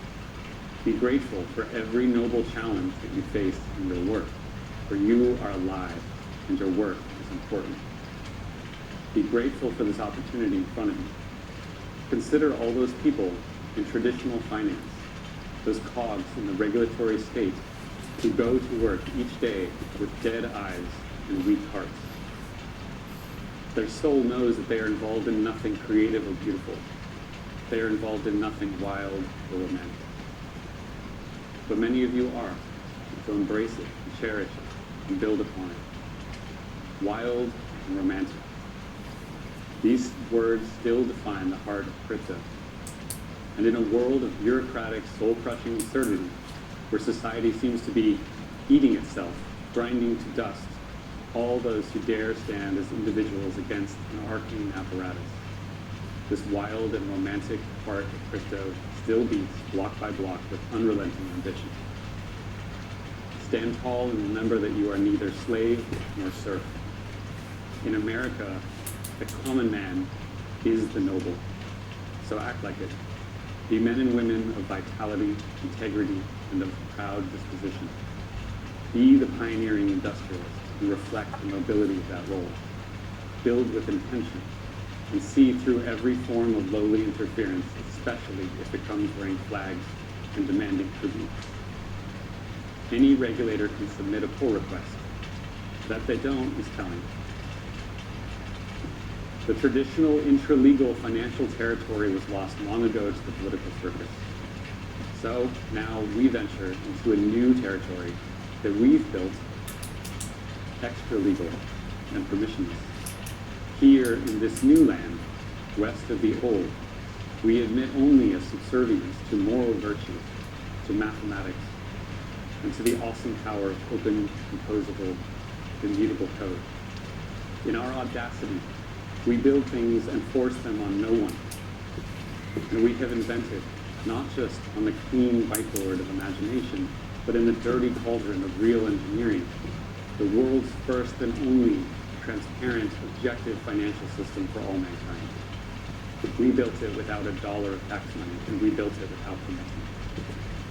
Consider what it means to be in opposition to this development, to be opposed to objective, transparent rule sets and voluntary association among consenting adults, to demand the compliance and submission of peaceful people at the point of a gun. Examine those who act like that, and you will discover where those enemies of humanity so pitifully lay. They are done ignoring us. They're certainly still laughing at us, and they've obviously started to fight us. But we will win, ethical arguments aside, because man is a capitalist creature, and capital flows where it is respected. Like water, it flows where it may. And as the permissions of the fiat system constrain and strangle, so our open, decentralized alternative stands ready to receive it. True innovation is messy, sometimes veering in unhelpful directions and back again. But capital will flow to well-ordered, decentralized finance as water flows indelibly to the sea, and both will happen naturally, and both will happen without permission. Thank you.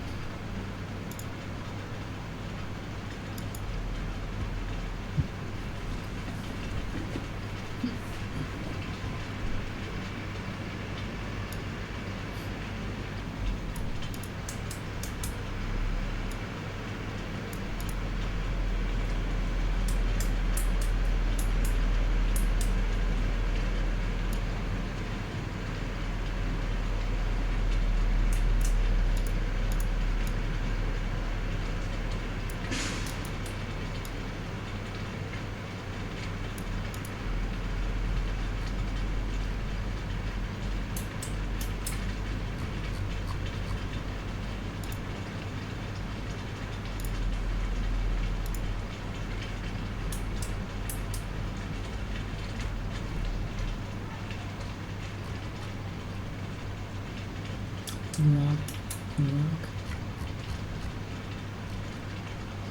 Nice.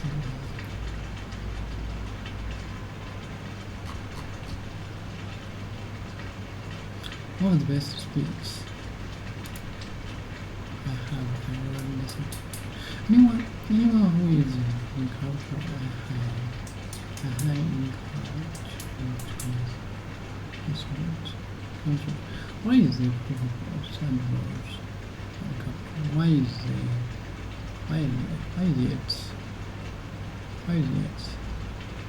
it the center for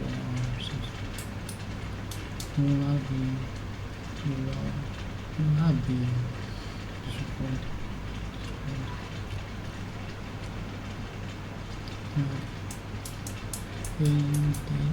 Indebted.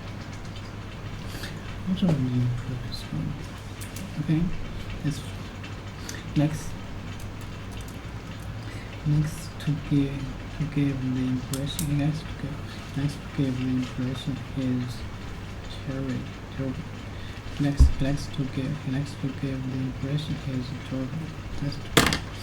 to give the impression is terrible. Next to give the impression is terribly popular and has lots of friends. Next to give the impression is terribly popular and has lots of friends. Next to give the impression is terrible. Next to give the impression is terrible. Next to give the impression is terribly popular and has lots of friends.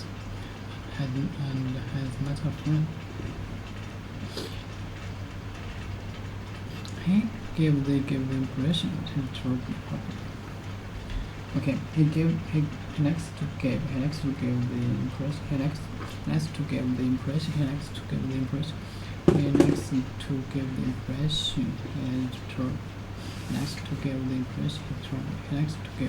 next to give the impression is terribly popular.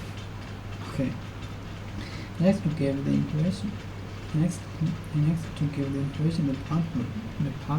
Next to give the impression is terribly. And next to give the impression terribly popular. And next to give the impression is terrible. Next to give the impression is terribly popular and has lots of friends and has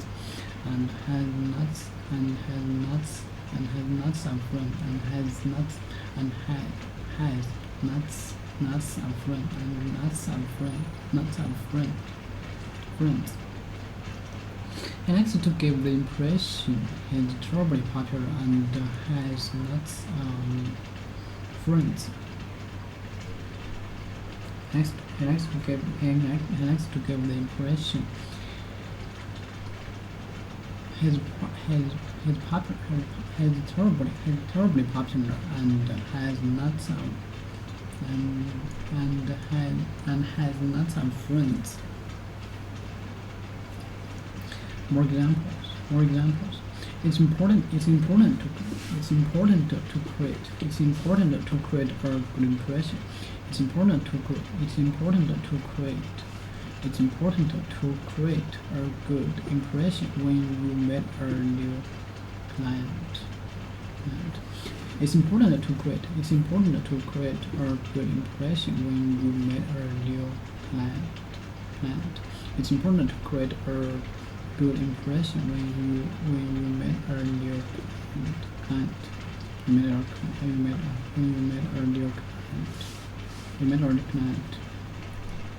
It's important to create a good impression when you meet a client. More examples. It's important to create a good impression when you meet a new client. It's important to create a good impression when you meet a new client. It's important to create a good impression when you meet a new client. It's important to create a good impression when you meet a new client. She made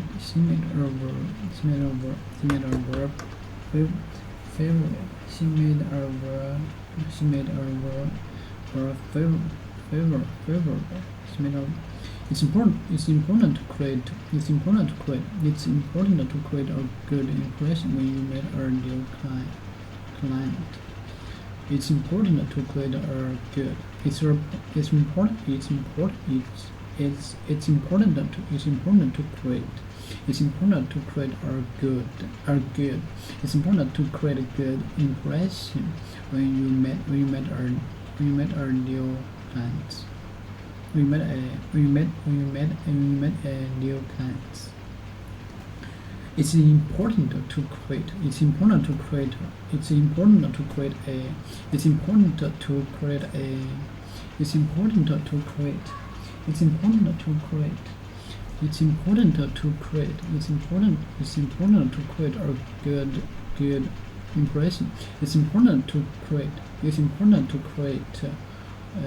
good impression. It's important to create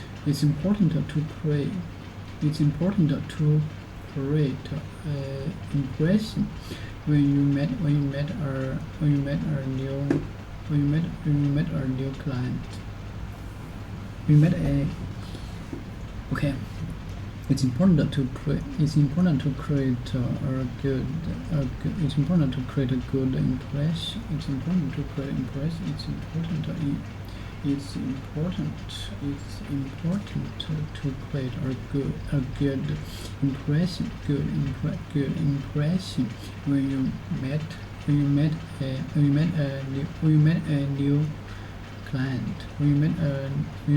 new client. She made a very favorable. She made a very favorable impression on us. She made a very favorable impression on us. She made a very favorable impression on us. She made a very favorable impression on us. She made a very favorable impression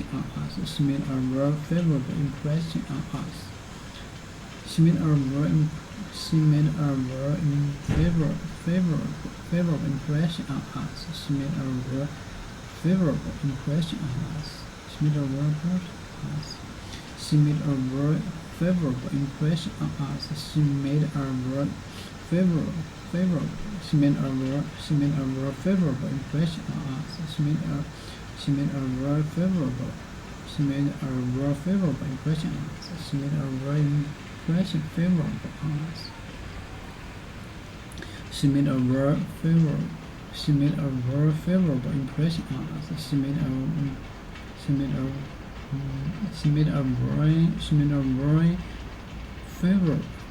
a very favorable. She made a very favorable. She made a very favorable. She made a very favorable impression on us. She made a very favorable impression on us. She made a very favorable impression on us. She made a very favorable impression on us. Okay. It's important to create a good impression when you met a new client.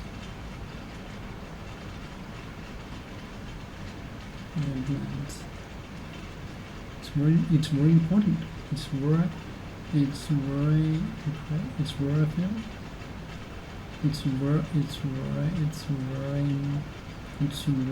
favorable impression on us. Okay. She made a okay. It's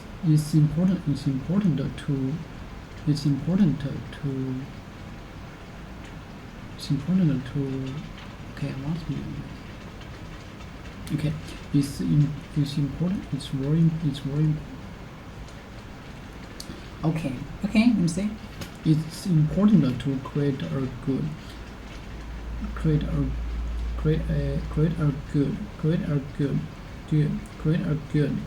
It's important to create a good impression.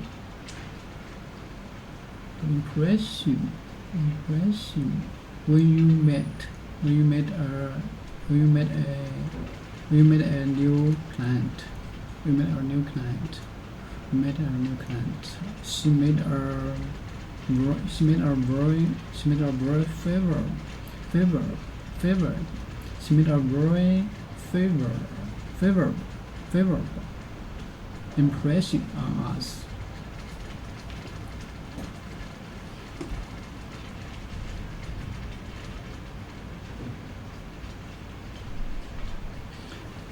In his 20 years,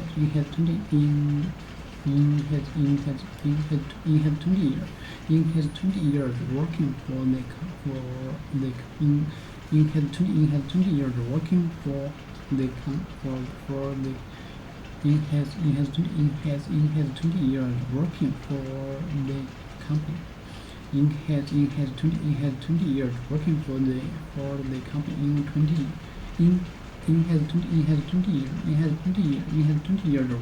for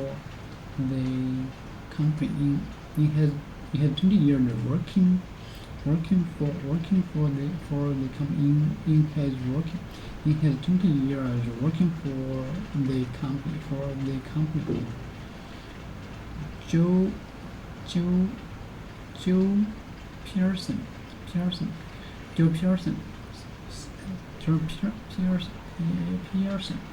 Pearson made an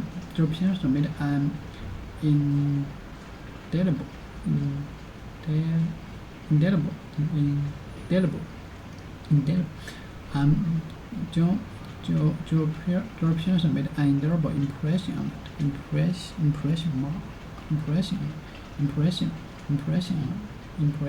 it. In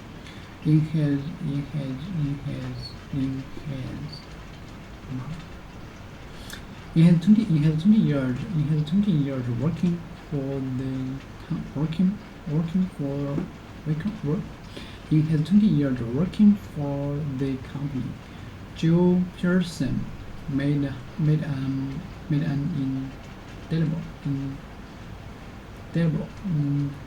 indelible impression on it. Joe made an indelible impression on it. In his 20 years,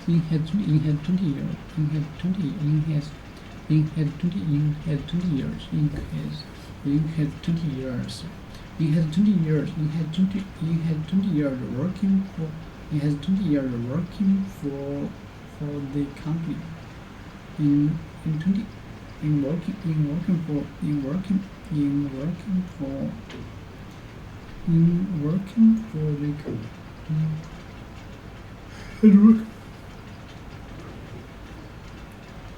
He has 20 years working for the company.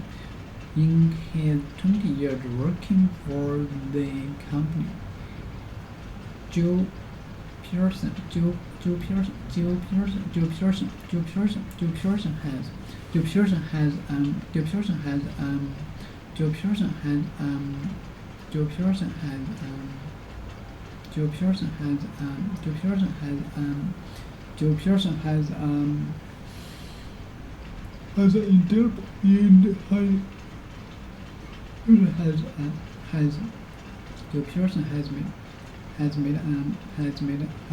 Pearson has made an indelible impression on it. Okay. In his 20 years, working for the impression. In his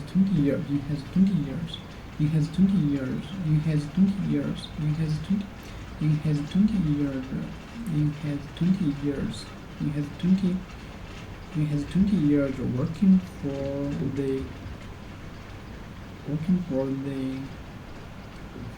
company,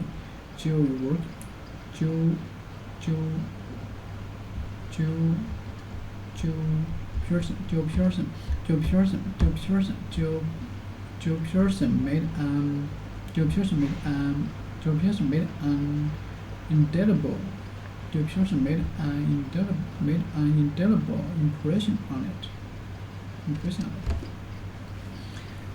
Did any of your teacher made a nice impression to you? Did any of your teacher make a nasty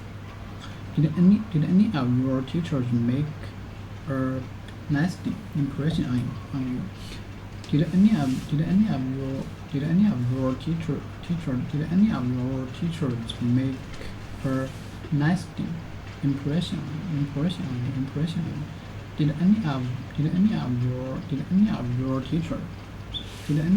Did any of your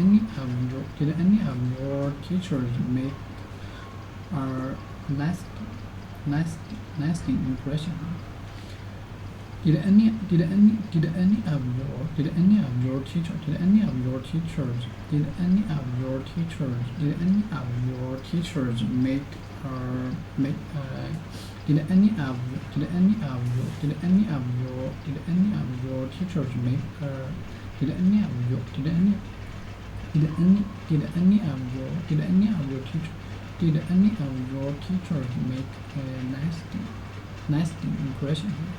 Did any of your teachers make a nasty impression on you?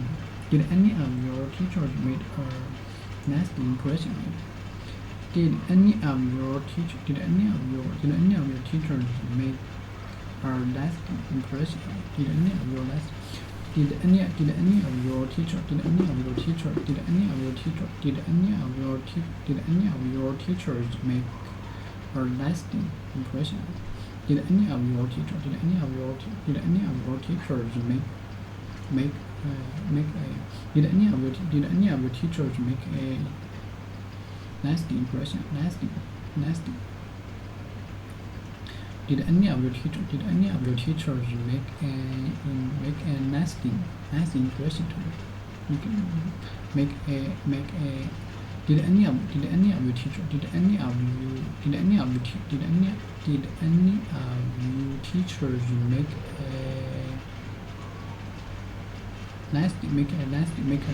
make a nasty impression on you? Did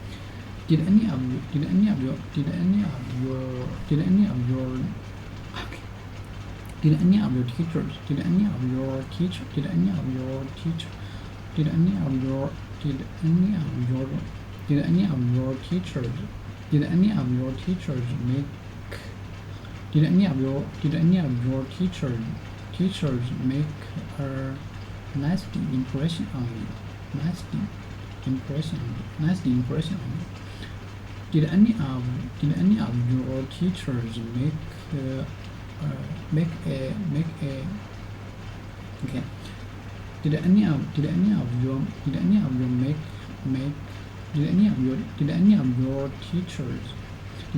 teachers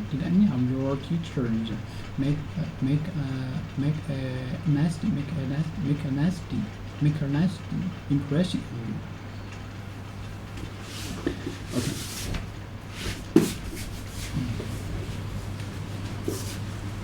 Okay. Okay.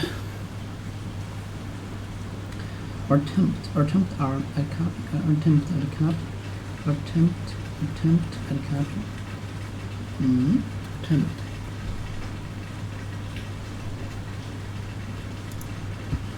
Or to try to do something especially super difficult. Okay. Attempt at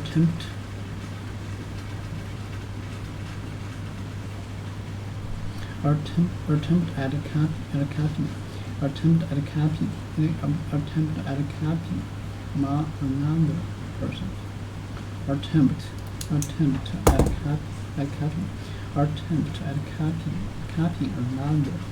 Attempt at copying another person's manner and speech, especially in order to make people to try to do something especially super difficult.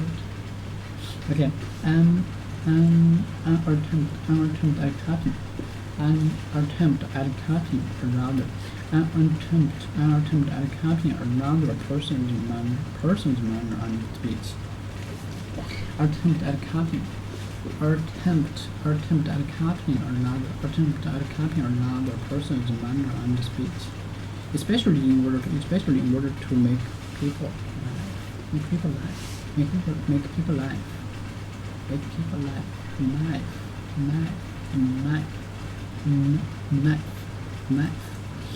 make people laugh.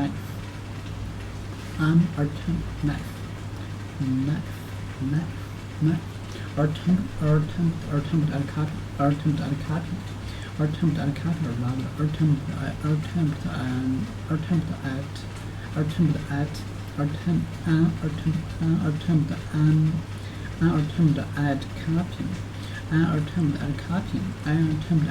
another person's copying another person's manner and speech, especially in order to make people laugh. Our attempt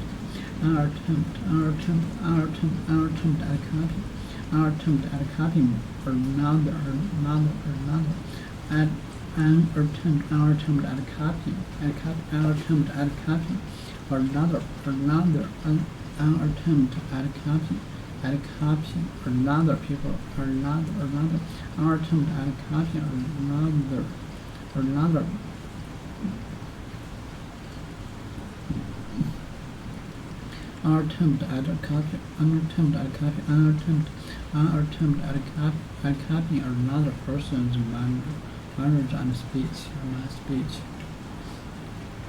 Our attempt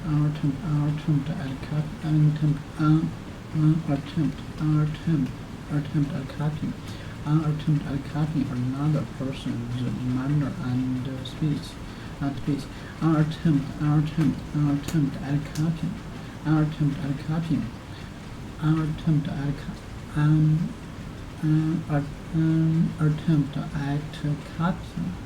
Our attempt at copying another person's manner and speech. Attempt at copying another. Okay. Our attempt at copying another person's manner and speech. Our attempt at copying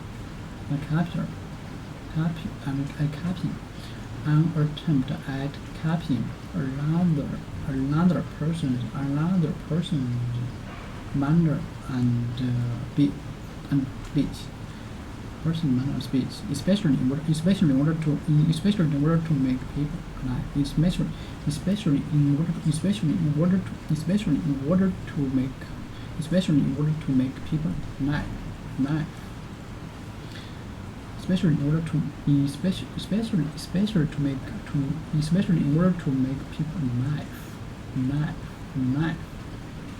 Our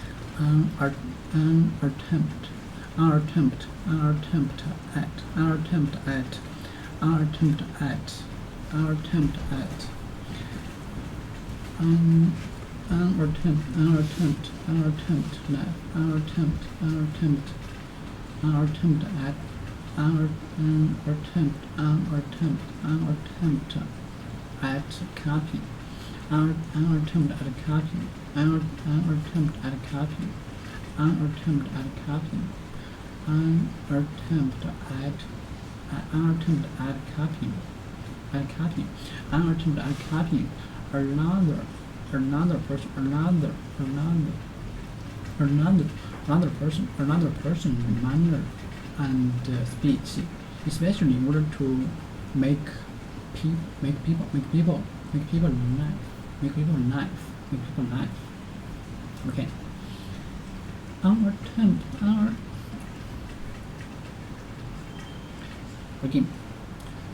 attempt at copying another. Our attempt at copying another. Our attempt. Try to do something, especially something difficult.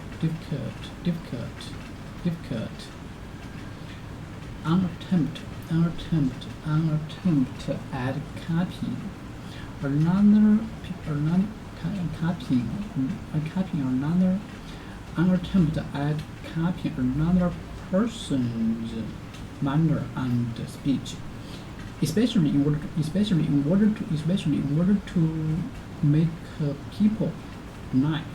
Make people laugh.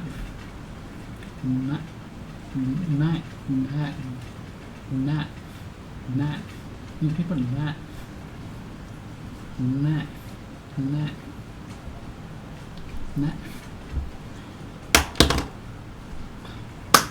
Our attempt at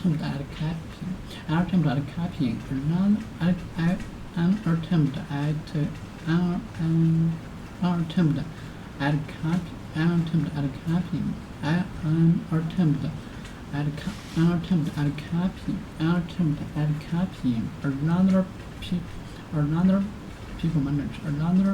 another people's manners. Okay, our attempt at copying another people's and our attempt at copying another people's manner,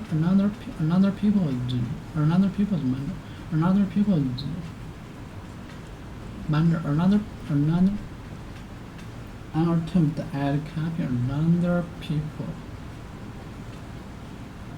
and our attempt at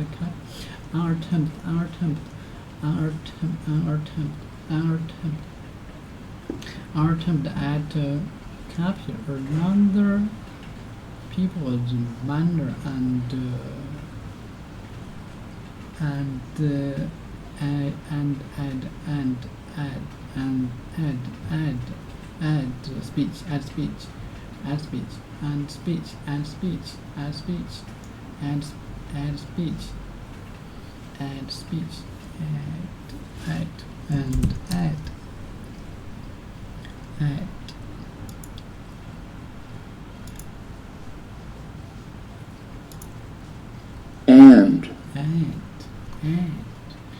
okay.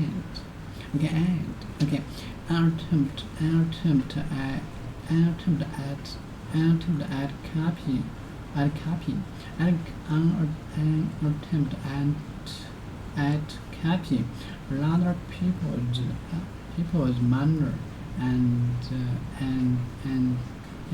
and speech, especially in order to make people laugh. Okay.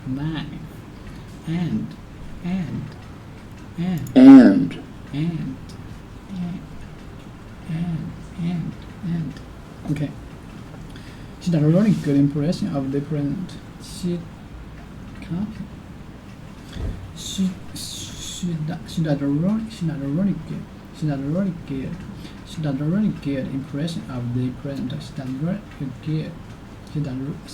a really good impression of the present. She did a really good impression of the present. She did a really good impression of the present. She did a really good impression. She does a really good impression of the.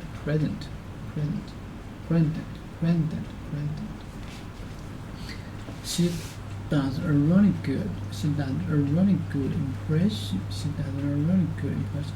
Okay. She does a really good impression of the president. She does a really good impression. She does a really good impression. She does a really good impression. She does a really good impression. She does a really good impression. She does a really good impression. She does a really good impression. She does a really good impression. She does a really good impression of the president. Okay.